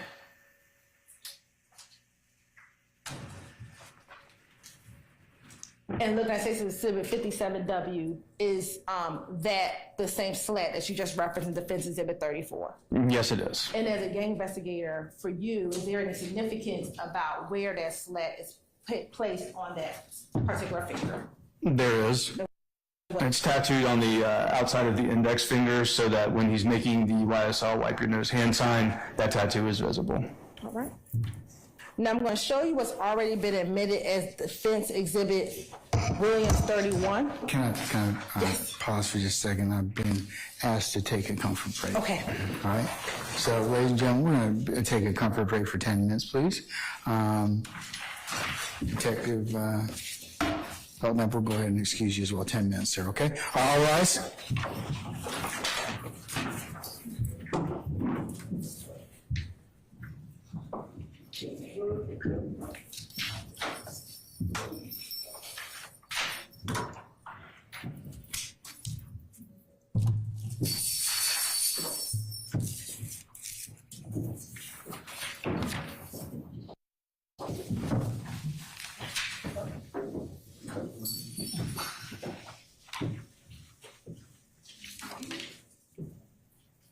All right, ladies and gentlemen, our jury has left us. We're in recess for 10 minutes.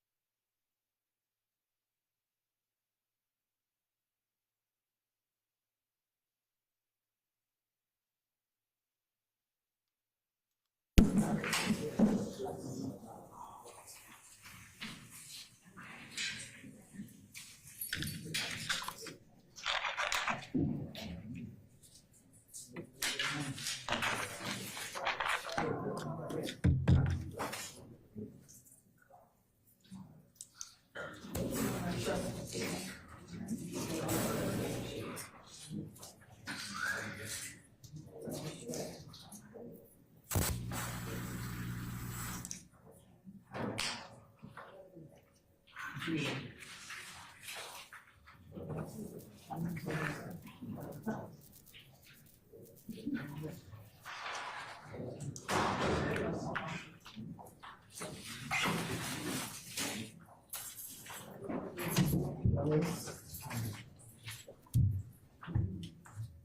ready? Yeah, Huh? I'm making sure y'all was straight.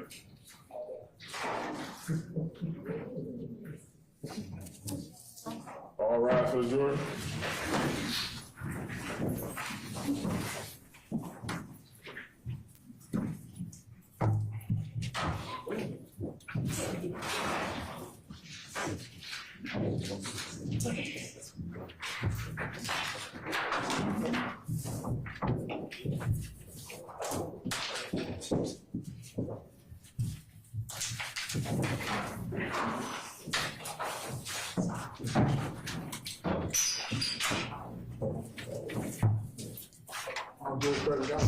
All right, thank you, Sergeant Ingram. Ladies and gentlemen, please be seated. All right, Ms. Hilton, you may resume your examination. Thank you, Your Honor. Now, Investigator Bucknam, going back to Safety 55W, which was that third video that we watched, what year was that video? That video was posted, I believe, on October 25th of 2014. Okay, and are you familiar with the song that was playing in the second portion of the video? I am. Okay, do you know what song that is? It's Danny Glover. Okay, and do you know, are you aware of when that song was released?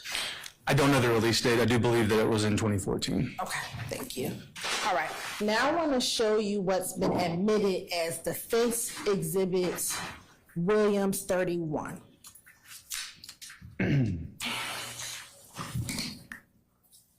And are you familiar with who this individual is? I am. And who is that? It's Dwayne Carter. Okay, and does he have another name that he goes by? He does. And what is that? Lil Wayne. And are you aware, through any of your non-trained experience, if Mr. Carter, Dwayne Carter, self-identifies as a member of the Blood? I believe that he does. Okay. And looking at Defense Exhibit 31, do you see any Blood gang identifiers within Defense Exhibit 31? I do. And if you could tell the jury, if you need to stand with the stick and point to what those identifiers are within Defense Exhibit 31. There's a large MOB across his chest, and in red around the O it says Damu. Damu being a Swahili word meaning blood, often used particularly by West Coast Bloods, but is used across the country. He has 5 red 5-point stars across his chest, and I don't believe you can see it in this picture well, but he has Pyru tattooed about right here, just under his chest. And what's the significance of Pyru? So Pyru is the name of the gang that I understand that he claims. That he claims. Now, how long have you been an investigator, just generally? I've been a detective since August of 2012. Okay. And when did you get assigned to the gang unit? In August of 2009. All right. As a law enforcement officer or as an investigator, in your general experience, is it more common that criminals tend to hide their crimes? They do. And is that different than your experience in dealing with gang individuals who are in gangs? In some ways. Okay, when you say in some ways, tell us what you mean. Gang members also try to conceal the evidence of their crimes. However, they are more likely to post social media posts to make public statements. Cases asked and answered this. Go back into that. I'll overrule the objection, sir. Go ahead. They're more likely to tout or flaunt their criminal activities in social media, in public, in music and things of that nature than what we've seen other criminals who are maybe not affiliated with the street gang.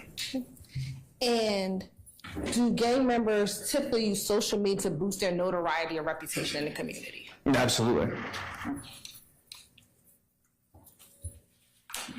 And in your experience, have gang members or associates used social media to boast about doing violence for the gang on social media? Certainly.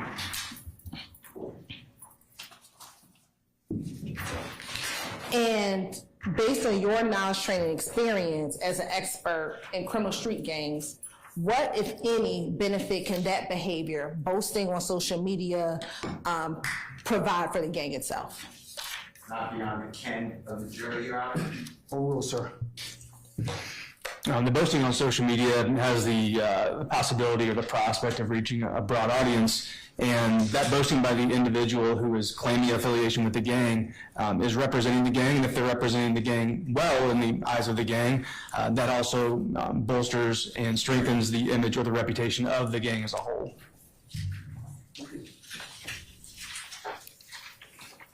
So I'm gonna go back to those Facebook posts with Christian Eppinger.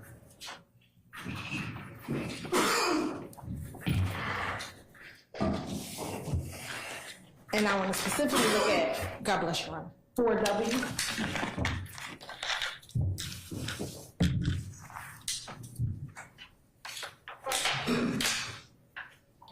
And looking at this post on 4W, based upon what you just discussed, is this the type of messaging or posting that would promote the gang or promote YSL? Absolutely. And why is that? So this is a private text conversation between him and someone else. This other person expresses their belief that YSL kills people and their fear of YSL. He's now screenshotted this and posted this on social media as a way to brag about how feared YSL is by other people. Okay.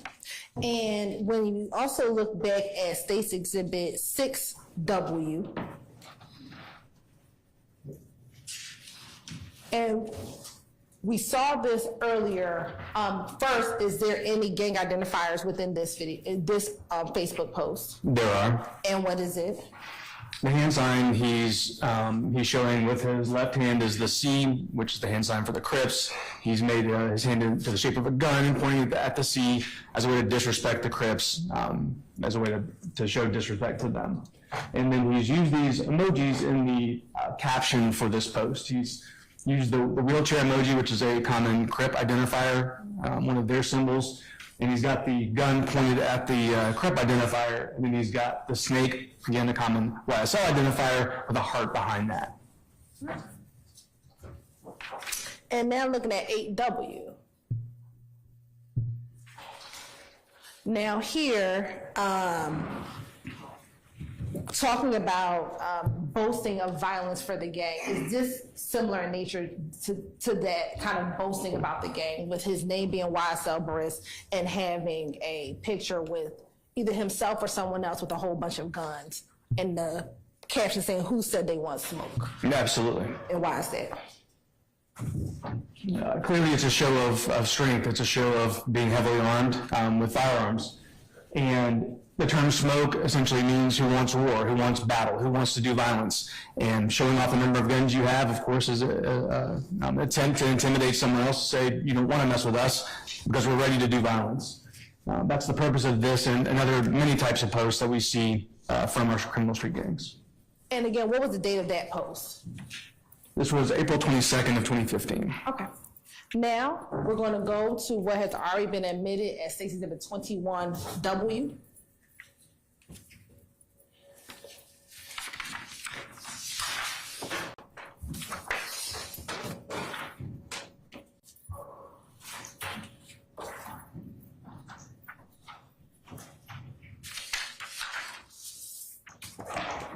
Now, looking at State's Exhibit 21W, what is the jury looking at?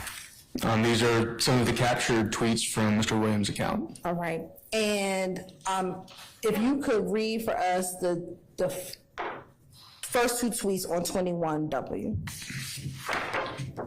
So these say, I love my rock fam, and then he mentions at Rock Crew Daddio, at Young Zoo 1, at Maybach Rock Crew, hashtag follow now.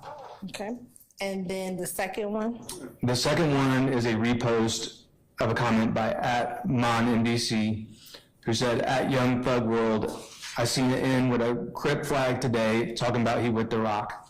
And the response added on to the end is, boy, stop, never that.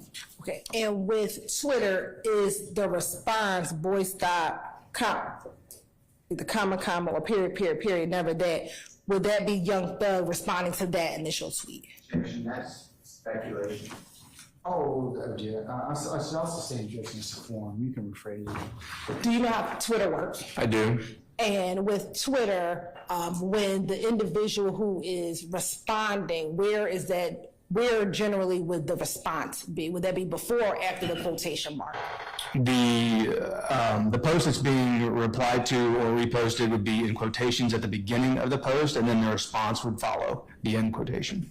So in this example, the quotation mark @MonMDC,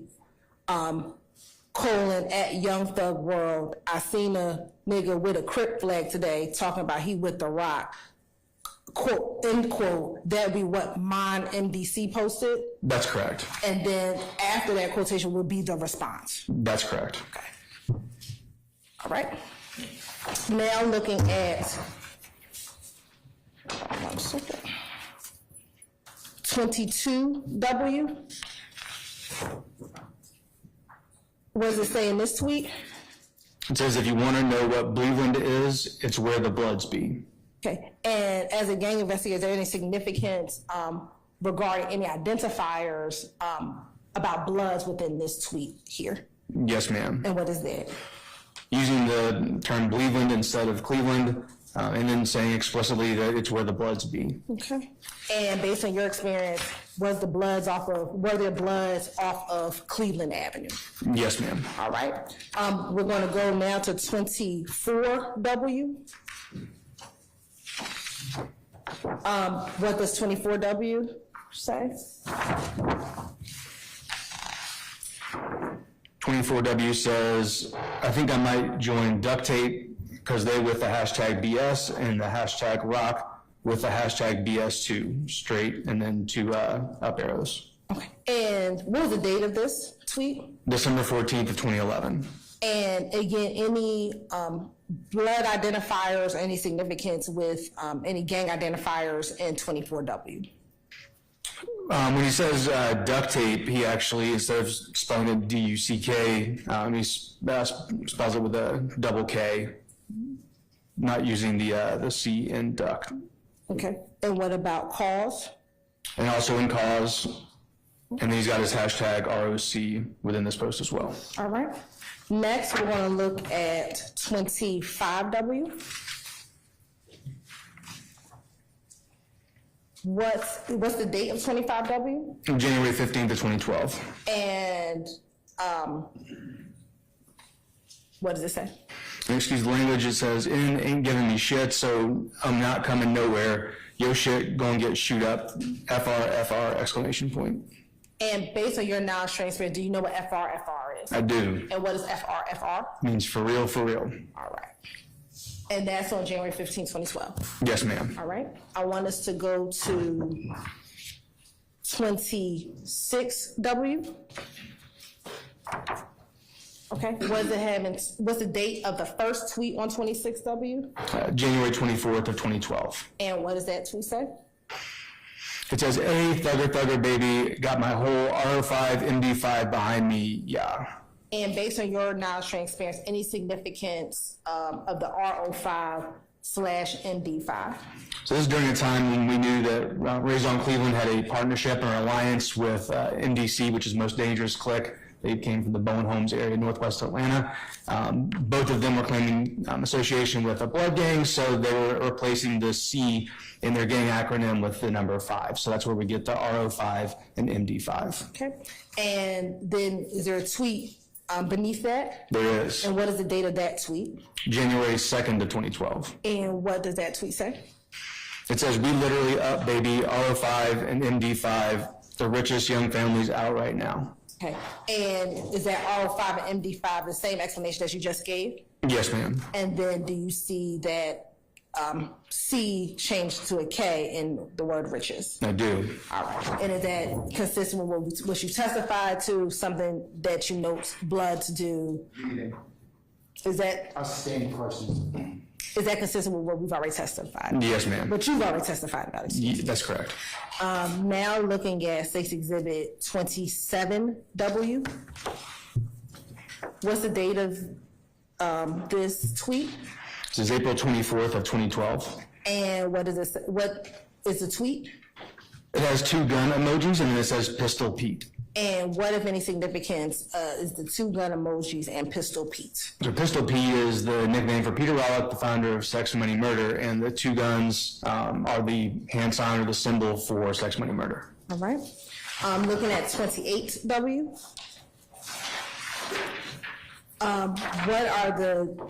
What's the date of the first tweet on 28W? April 22nd of 2012. And what does that tweet say?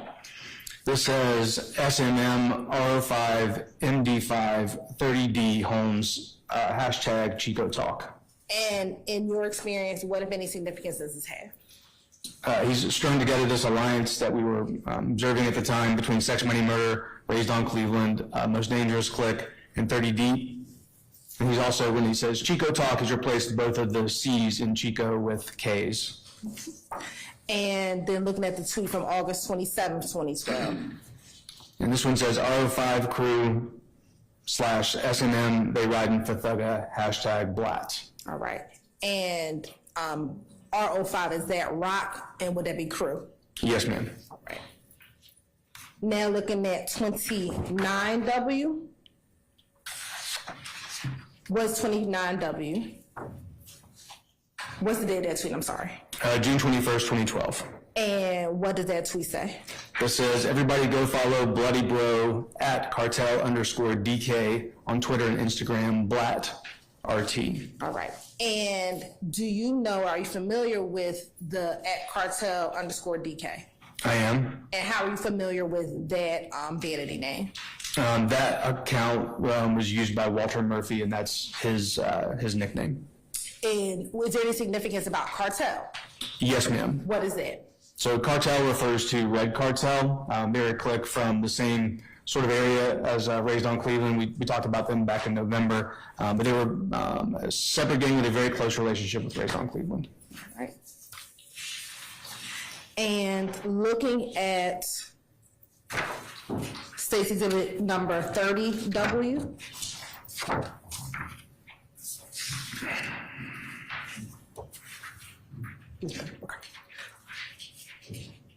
All right, we're gonna move to State's Exhibit 33W. What is the date of that tweet? This is September 15th of 2012. Okay, and what does that tweet say? It says at cartel_DK and I Rolakin, and then it has a link to an Instagram post. And what is it? What, if any, significance is there of and I Rolakin? So again, Rolakin is a reference to Sex, Money, Murder, and Peter Rollick, its founder. All right. What's the next exhibit? Okay. And in 34W, we have the two tweets that we just saw from April 22nd and August 27th. I'm gonna look at the first tweet. What is the date of the first tweet? It's January 31st of 2013. And what does that tweet say? It says, I'm in love with SMM, we having a baby. Okay. And SMM, is that Sex, Money, Murder? It is. All right. Looking at 35W. What's the date of that tweet? For 35? Yes. That is January 31st of 2013. And what does that tweet say? It says, salute to all my slimes, all my bloods, all the thugs. All right. Now look at 36W. What's the date of 36W? That is February 5th of 2013. And what does the tweet say? It says, don't worry if I'm shooting long as you get shot. All right. Look at Exhibit 37W. What's the date of that tweet? December 13th of 2013. And what does the tweet say? Hashtag YSL, Young Slime Life, hashtag SLAT. And look at 38W. What's the date? January 23rd of 2014. And what does it say? It says free my slimes, hashtag DK, and hashtag Mondo, all my slimes retweet. Okay. Any significance with that particular tweet as a gang investigator? Sure, so obviously referring to these two people hashtagged as his slimes, is including them within the gang membership. Hashtag DK stands for Dewey Cartel, which is Walter Murphy's nickname, and Mondo is the nickname for Fremondo Crenshaw. All right. Then looking at 39W. Looking at 39W, what's the date of 39W? March 24th of 2015. And what is the post? It mentions at Haiti Slug and says he has slime with a snake emoji. Okay, and do you know who was in that picture? I do. Who was that? It's Trontavia Stevens. All right. And looking at 42W, what's the date of 42W? May 12th of 2018. And what is the post? It says YSL gang, Jonesboro South gang, Cleveland gang, Rock gang, Free Band gang, 21 gang for life, hashtag no matter what. And what, if any, significance does this particular tweet have with the enumeration of these 5 gangs? What they're doing here is listing all these gangs together and showing that they have an association with each other. Okay. Next, I want to go to 43W.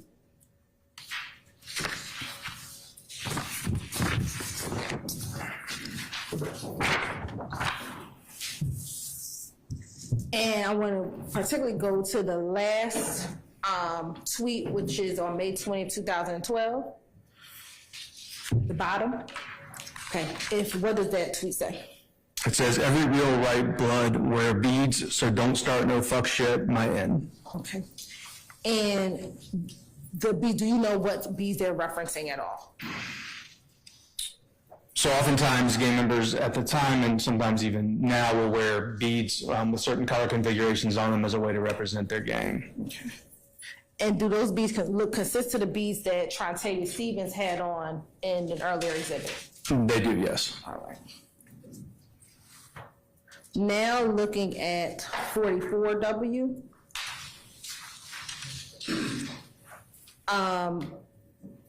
Looking at both the first and the second tweet.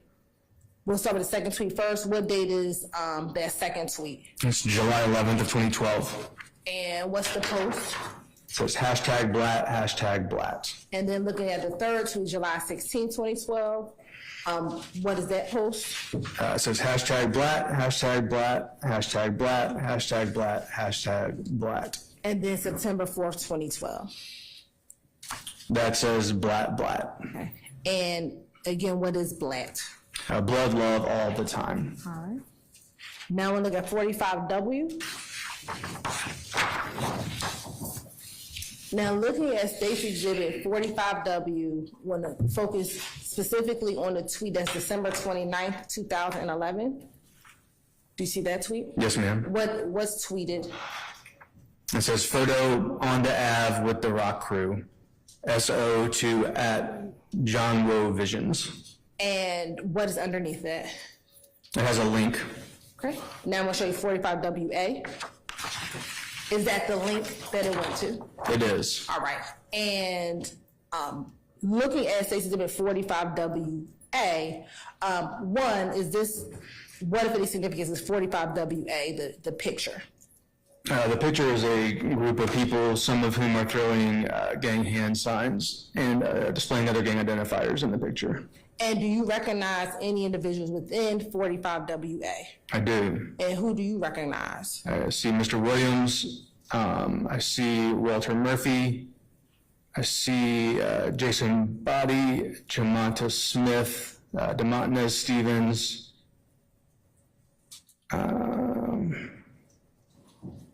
That's all I can recognize from here. Okay, and what I'm going to ask you to do, because I'm sure the jury didn't see who you saw, so if you can take your stick and point out the individual that you just said that you saw.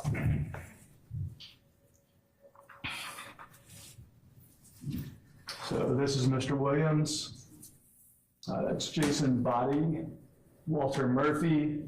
On the top of the left is Demonta Stevens. This is Jamonta Smith. I believe that's all the ones I named. Okay. And you said that you saw some gang identifiers. What, if any, gang identifiers do you see? And what do they represent? In this picture, Mr. Williams is throwing the hand sign we saw associated with Rock Crew. And then Mr. Smith is throwing a 5-point star. It looks like Mr. Stevens is throwing that blood gang hand sign, as is this gentleman here. You can also see some use of red clothing and red bandana across Mr. Smith's face. And he has a bandana across his face. How do you know that that's Mr. Smith? I can recognize him from what's visible in the photograph. Okay. And have you had experience with him such that you can recognize him? Yes, ma'am. All right. Now I want to look at 46W.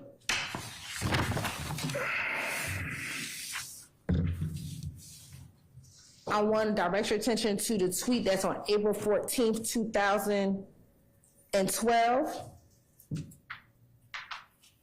Do you see that tweet? I do. All right. And do you see a particular tweet that's in quotes? I do. And what's the tweet that's in quotes?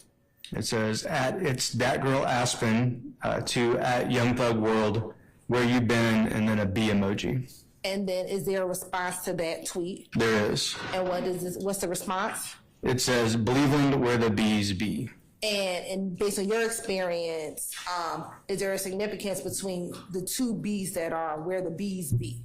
Yes, often blood gang members will use the red B emoji as a way to represent their gang in their tweets and their posts, and making use of the letter B, referring to the bloods where the B's, shortening that to bloods and then saying where they be. That's obviously grammatically incorrect. Bloods will often do that again to elevate their gang, to have another way to insert that word or letter B into what they're saying. Okay. And I'm gonna look at 48W.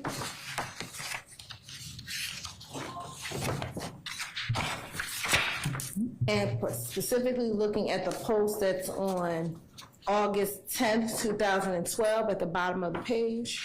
Yes, ma'am. Do you see a tweet? I do. In parentheses? I do. And what's the tweet that's in parentheses? It says, @Ricky Rose, and then a colon, and it says, follow the code. And is there a response after the closed quotation mark? There is. And what is it? It says SMM for life. All right. Looking at 49W. I want to direct your attention to the post that's on July 1st, 2012. Yes, ma'am. And what does that post read? It says, my blood brother @cartel_DK, #I5FN3 on the way though. And do you know anything about that #I5FN3? I do. Okay, what is that? So this refers to a mixtape that was being released called I Came From Nothing 3.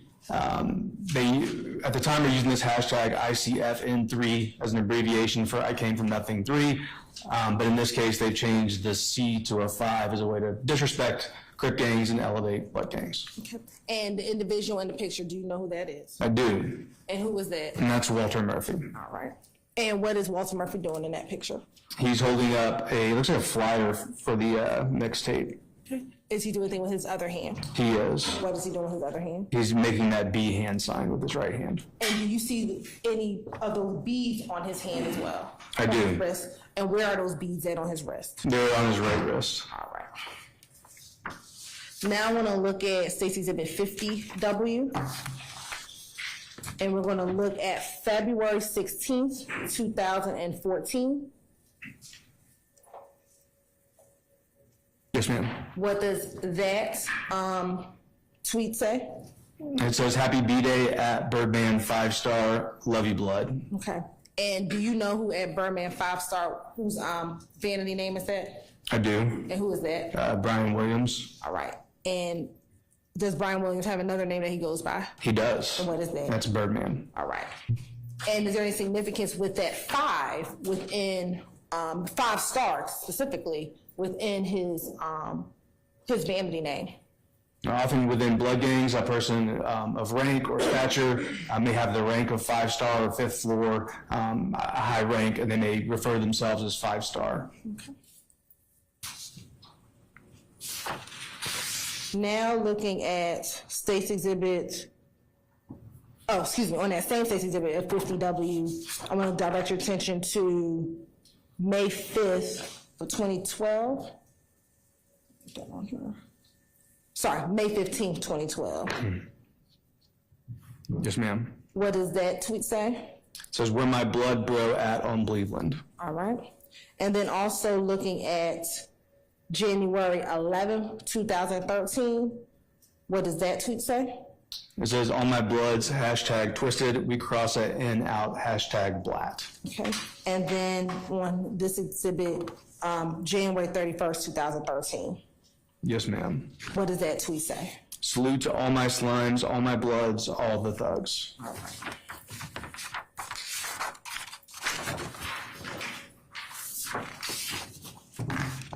Now I'm going to show you, hold on.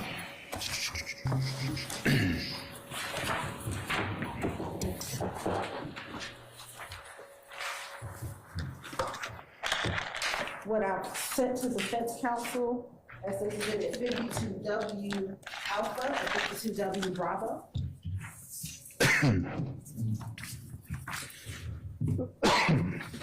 Do you recognize exhibit 52W Alpha and 52W Bravo? I do. And how do you recognize exhibit 52W Alpha and 52W Bravo? God bless you. Thank you. These are screenshots from the 2 videos that we observed earlier. And does those appear to be fair and accurate depiction of the screenshot of the 2 videos we saw earlier? Yes, ma'am. And are the two videos with Trontavia Stevens? They are. All right, Your Honor, this time, so that I turn exhibit 52W Alpha and 52W Bravo into evidence. Cumulative, Your Honor. Can I see him, please? Sure.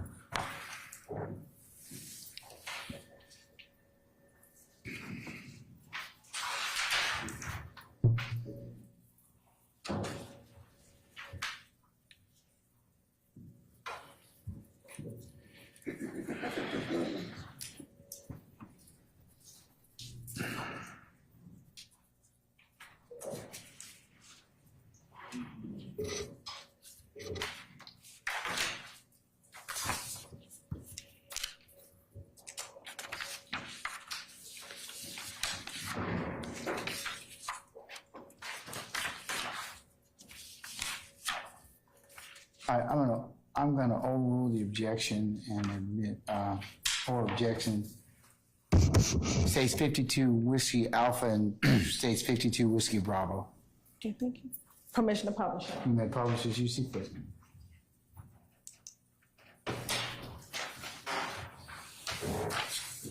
Instead of looking at exhibit 52W, what does it say in 52W? It says, "Me and homie Rolakin, #blat by Rock Slug, June 16th, 2012. And was this caption in the early part of those videos where we saw 52W? Yes, it was. What, if any, gang identifiers are in that particular caption? Gang members often refer to themselves as homie. That is a term that was commonly used and originally used within street gangs, but may be used outside of that as well. He says they're Rolakin, which again is a reference to Sex, Money, Murder, Bloods, and the #blat for blood love all the time. And in 2012, was Rock Crew associating themselves with Sex, Money, Murder back in 2012? They were. All right. Now looking at 53W Bravo. At the bottom, what is the titling of the video?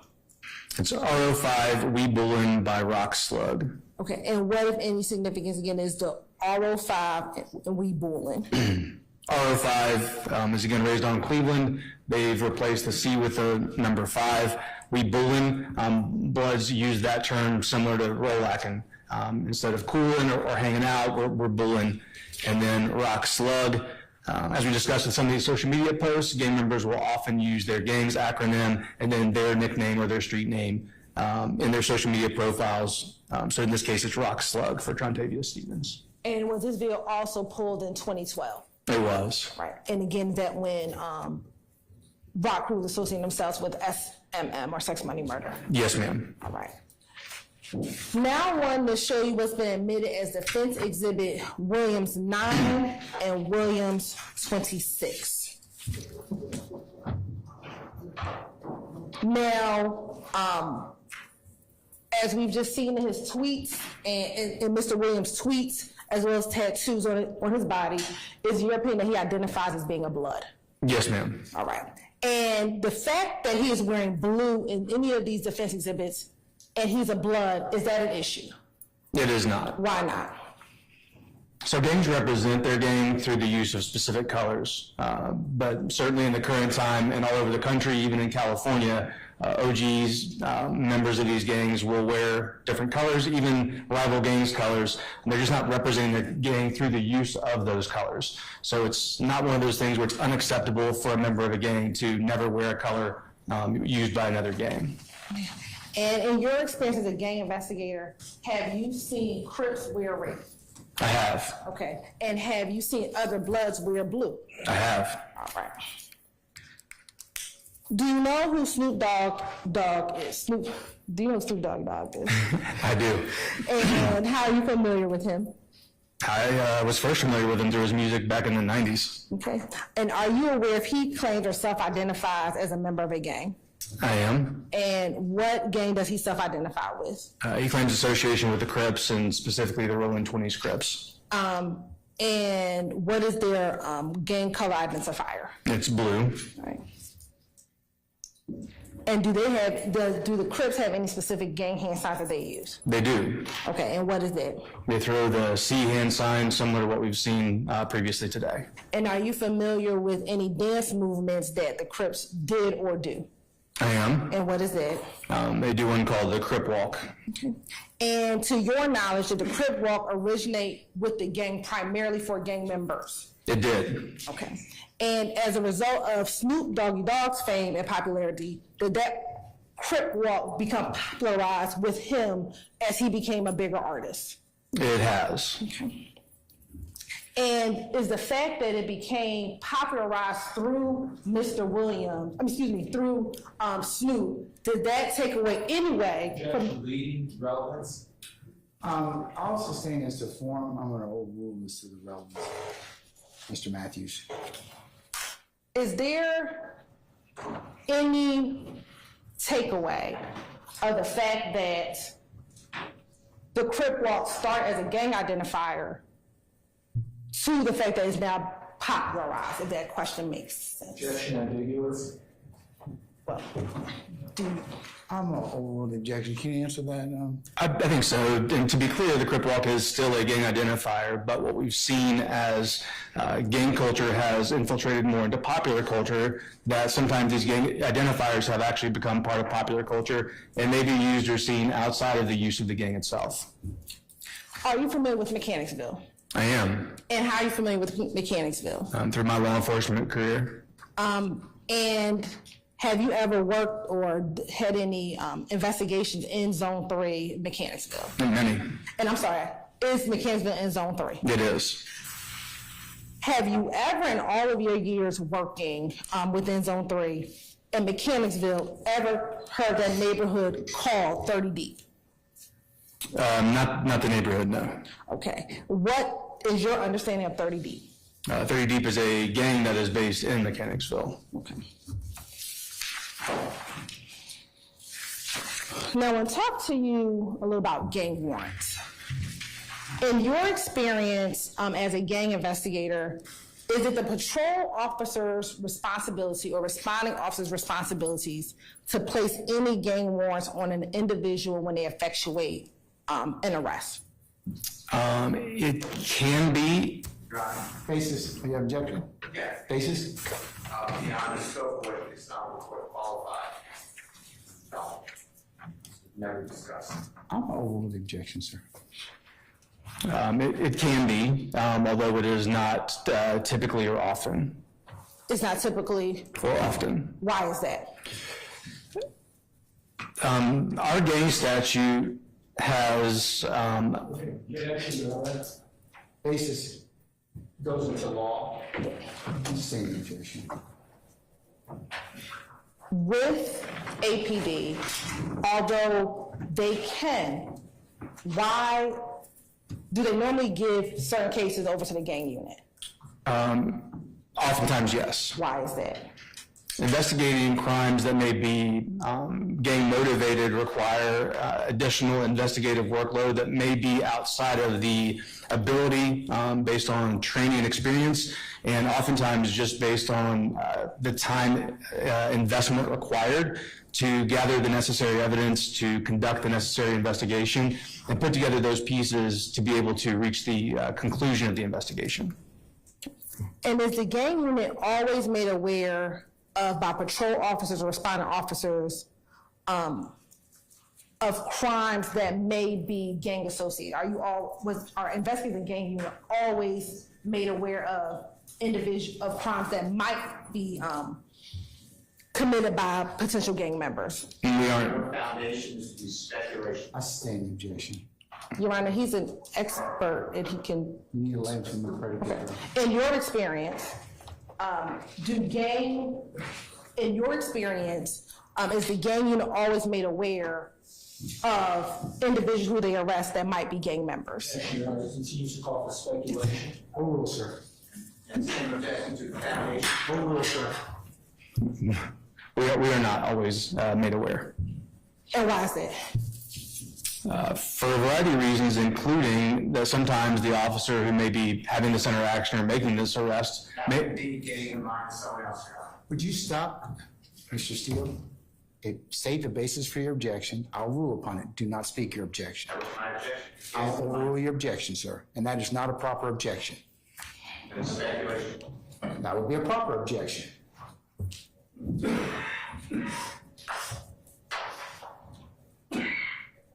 Can he answer? I'm going to overrule the objection. He can answer it.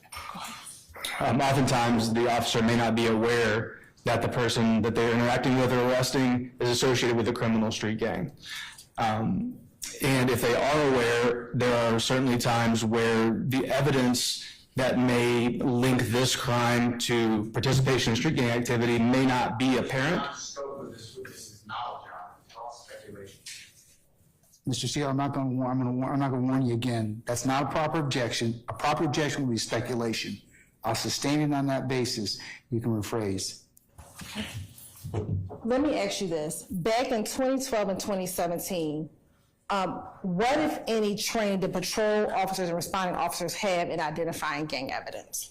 Objection on the foundation. Overrule, sir. During our police academy, officers receive a 4-hour class on criminal street gang identification. Okay. And how long is the police academy total? It's approximately 6 months long. And within that 6 months, they only get this 4-hour training? That's correct. And are you aware of the basic gang training that officers get in the academy? I am. What generally is the information they're learning in that 4-hour training? This class is designed around gang awareness primarily. So it's providing a foundation and understanding of gangs that exist in the city and common gang identifiers, including signs, symbols, tattoos, graffiti, attire, and other distinguishing characteristics. And the goal of the class is to provide the students, in this case the police recruits, with a foundational understanding, ability to begin to recognize gang identifiers that they may see on the street. Was there a time in which, in your experience, that responding officers were not informing the gang investigators about potential individuals or members of gangs as a part of their arrest? Objection, Your Honor, that causes speculation. I'm going to overrule the objection. Yes, certainly. Okay. And as a result of that, were patrol officers given more training outside of that 4-hour training course? Yes, ma'am. And why is that? We, several years ago, implemented a gang refresher training during our in-service training that every sworn officer in the department attends in an effort to strengthen their understanding and recognition of gang identifiers, and also to help us begin to implement a workflow where they know who to notify and when, so that we can capture this information as early as possible and conduct necessary investigations. Now, let me ask you this. As a gang investigator, do you always take out gang warrants when a known gang member is alleged to have committed a crime? Relevance and bolster. I'll overrule the objection. No, we do not. And why is that? The main reason is that there's two levels of Overruled. there are two levels that we will reach in a crime that may involve a gang member. And the first would be if a crime is gang related. That means that the suspect or the victim or a gang is some way involved in the crime at all. The second level that we're looking for is to show that or discover that a crime is gang motivated. That means that the crime is intended to further the interest of the gang itself, and the gang is the reason for the crime or the purpose of the crime, in some way benefiting or strengthening the gang. And when you are determining to take out an additional warrant for gang activity, how do you determine if it's in furtherance of the gang? What factors are you going to be looking at to determine something? You may.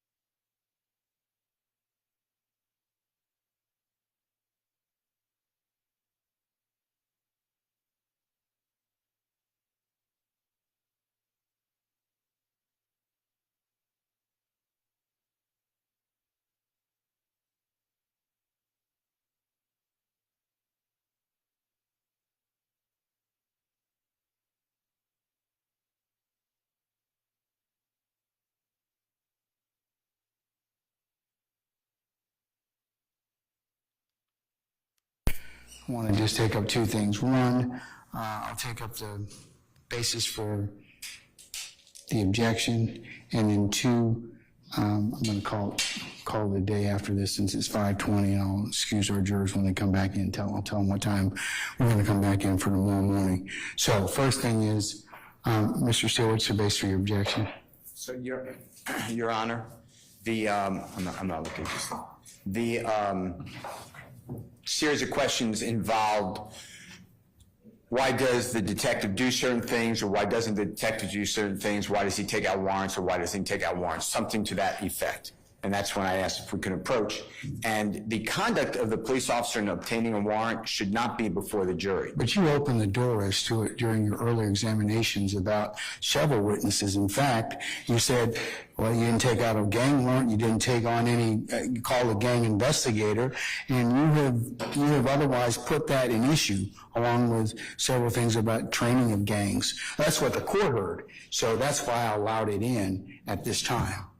I believe that that's a separate issue. That issue went to...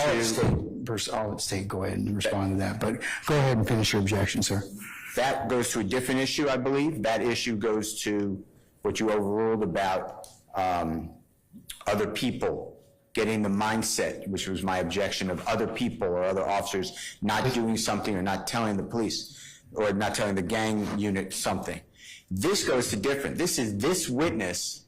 Why does he or doesn't he take out warrants on gang-related cases? And it just doesn't matter. Okay. And the conduct of this officer doesn't matter. And it just should not play in the role of a jury. It bolsters his power as an officer to go to a judge and decide who I'm going to take out a warrant or not. The jurors will decide the indictment. Okay, Ms. Hilton? Your Honor, the state's response is Investigator Belknap, as an investigator, can talk about what factors that he or other gang investigators look at when they're taking out warrants. And it's extremely relevant because not just Mr. Steele, but Mr. Matthews, on cross-examining a number of different witnesses, a number of different officers, asked multiply, did you take out gang warrants? Did you take out gang warrants? Over and over and over again. I believe it's important, or it's relevant for the jury to hear what factors may go in as to why a gang warrant was not taken out. And so they can make a determination about why in particular instances a gang warrant was or was not taken out. And so it's the defense has opened the door to this line of questioning, given their cross-examination of a number of multiple witnesses prior to Investigator Belknap. All right, I'll overrule Mr. Steele's objection on relevance and bolstering. Mr. Matthews, did you have an objection, sir? Thank you so much, Your Honor. Your Honor, I would ask that the court, when the propounder is asking the witness, does the Atlanta Police Department always take out gang warrants of that nature? I would ask the court to look at that as calling for every officer that's on the street who makes an arrest to get for Detective Belknap to get into their mind and say to this jury, well, they didn't do it because they didn't have this training, or they didn't do this, or they didn't do that. And for that reason, that is why I'm asking the court to consider that is calling for speculation for Belknap to get into their minds. Ms. Hilton, you care to respond? Your Honor, Investigator Belknap, as an investigator, would be able to talk to, in his experience as a gang investigator, whether or not warrants are usually taken out, always taken out, for the reason I just stated, that he can talk about what factors may go into whether or not a warrant is taken out. Additionally, Your Honor, Investigator Belknap is at times a part of the continuing education that officers receive. So he has a basis in the knowledge to know why maybe responding officers don't do it, and when those responsibilities are transferred or transitioned to the gang unit. Additionally, within the gang unit, they usually work collaboratively. So he would have a basis or understanding of knowing when and if gang warrants are taken out and working in that collaborative environment. I'm going to overrule the objection, Mr. Matthews, okay. All right, Mr. Harvey? Yes, sir. Since we specified that the reason this is being allowed in is specifically the cross-examination of the my motion for 105 instruction, I opened the door to nothing whatsoever. Whether it comes in, Your Honor, as a response to those who opened the door, the whole purpose of a 105 instruction is to provide that it may be admissible against some defendants, but not all. Ms. Hilton? Your Honor, again, this is a conspiracy case and evidence against one co-conspirator is evidence against all co-conspirators. Mr. Harvey, I'm still going to overrule your objection. All right, I'll note your continuing objection for the purpose of the record. All right, I'm going to call our jurors back in and we'll pick up tomorrow morning, okay? Thank you, Your Honor. All right. Sarnine, can we go ahead and call for our jurors, please?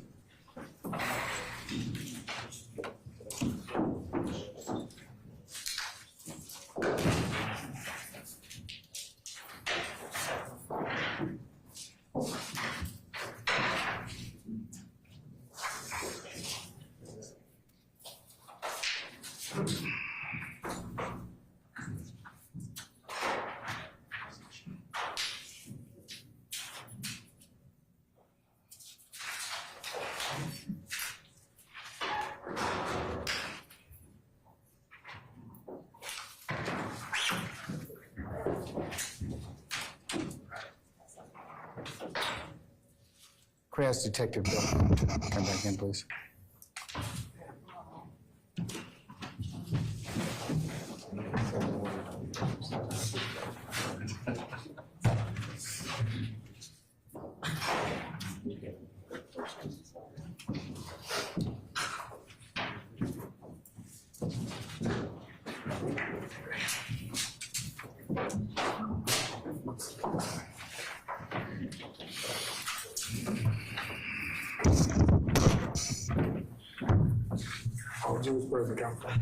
All right, thank you, Sergeant. Ladies and gentlemen, please be seated. Detective, come back up.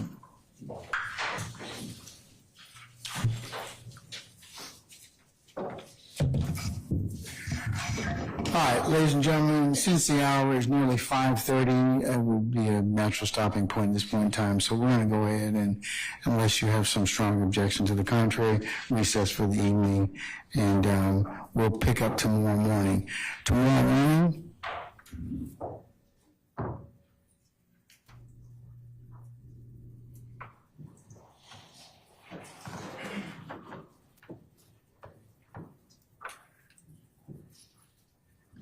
if I could ask you to report for 9 o'clock for an anticipated 9:30 start time, and we'll work and see where the day leads us tomorrow, okay? Any questions? First, Detective Bennett, we're going to go and excuse you as well. If you could be back tomorrow morning for 9 o'clock. Sir, please don't discuss your testimony. We will accept the attorneys in this case, all right? Yes, sir. All right, sir. See you tomorrow. Yes, sir.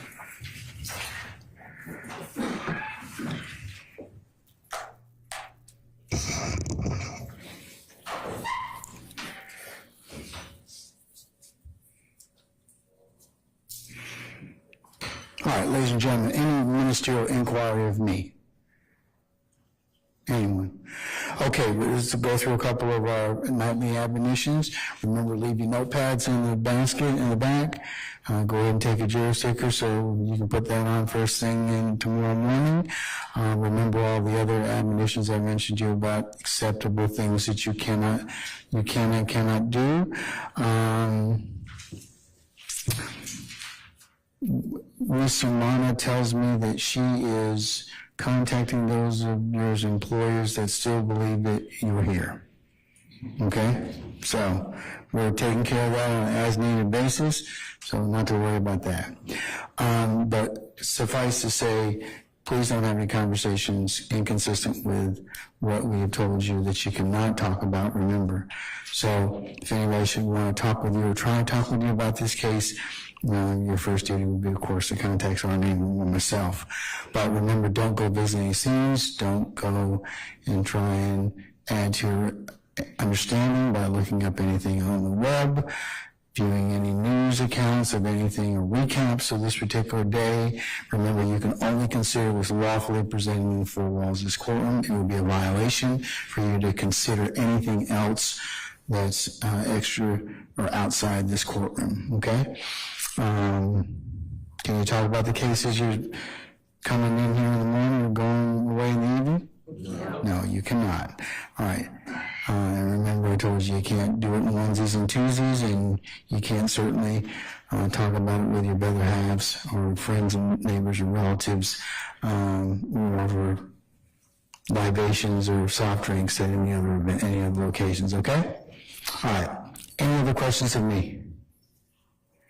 Remember, we are not going to be in session on Friday to allow for a couple of you that have, as my wife says, procedures or other things that have going on that you need to go ahead and take care of. And that certainly, as I tell people all the time, life happens and you practice your vocation. So things happen and we'll certainly build in time for that. So not to worry.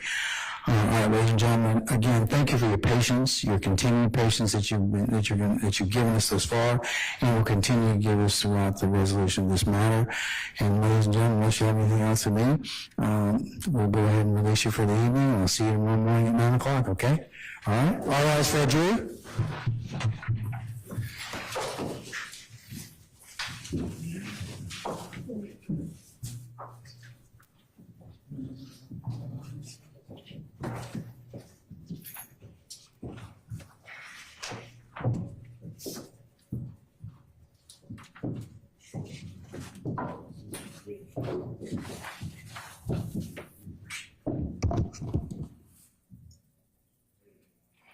All right, ladies and gentlemen, our jury has left us. Please be seated.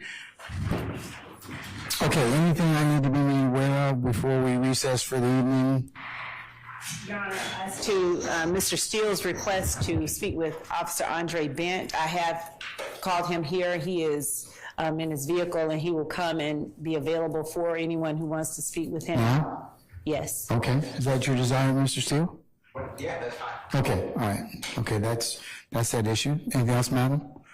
Not as it relates to Officer Bent. I will let co-counsel decide if there are other matters. Ms. Hilton? Your Honor, Mr. Steele has provided some of the tweets that he intends to get into with, I assume, Investigator Belknap on cross. I will have the opportunity to look at those tweets this evening, but from my brief overview, I believe there will be some objections to that. The state will be concluding the direct examination, we believe, in the morning. And so we would need an opportunity to hear argument on those tweets at some point in time after the conclusion of the state's initial direct of Investigator Belknap. Okay, do you have those tweets and then the proposed response to those particular tweets that I can look at? Mr. Steele has the tweets. Nope, you got them. Oh, we have. You said you have about 80 tweets that you were going to get into. Yeah, so we're completed our portion of the tweet. This is what. So you completed through Officer Belknap, Investigator Belknap. Now you've already completed those. Yes, Your Honor. Okay, so on cross, it is conceivable that Mr. Steele is going to complete the conversations to those tweets. We believe that that's a purported portion, but there's going to be objections, and we don't believe that. Has he shown you those tweets? He has. That's why I need to finish going through, but in my brief overview, I don't believe these are direct responses to the tweets that we introduced. They might have been on the same day, but not a direct response to the particular tweets we introduced. But did they complete the thought? No. Mr. Steele? That's the state's position. It does not. Mr. Steele? I stand by my representation. The rule of completeness, they put everything in context. So yes, they apply. If the tweets apply to or complete a conversation, I would be more inclined to admit them. It doesn't make a difference if they've done that day or whatever. If they complete that particular thought, then I'll take a look at it. But if they don't, then I won't admit them. Because it's consistent with the case law that you've demonstrated to me.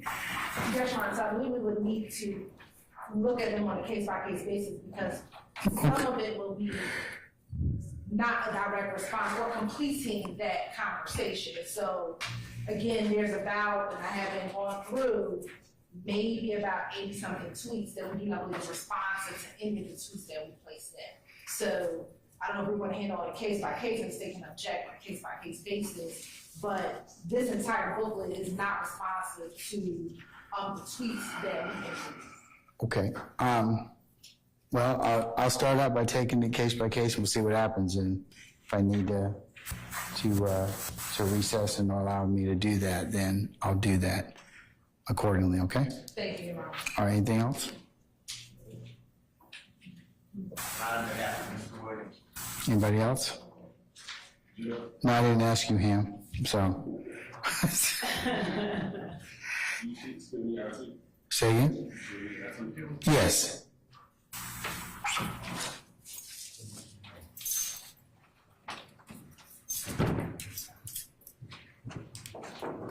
Judge.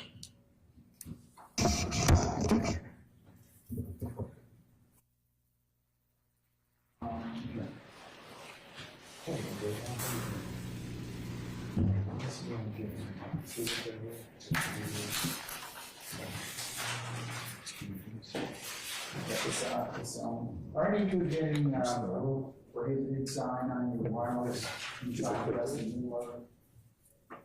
the anyone? Yes. Can you, there's one, we've got a couple.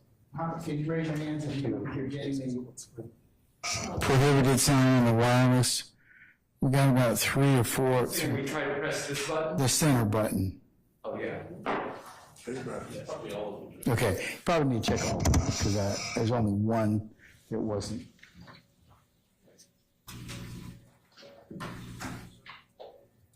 This one's okay, that one's fine.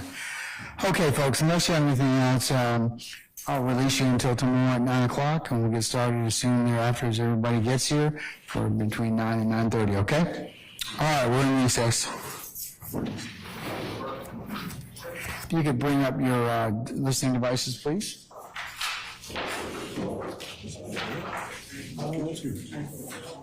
That's all we'll do.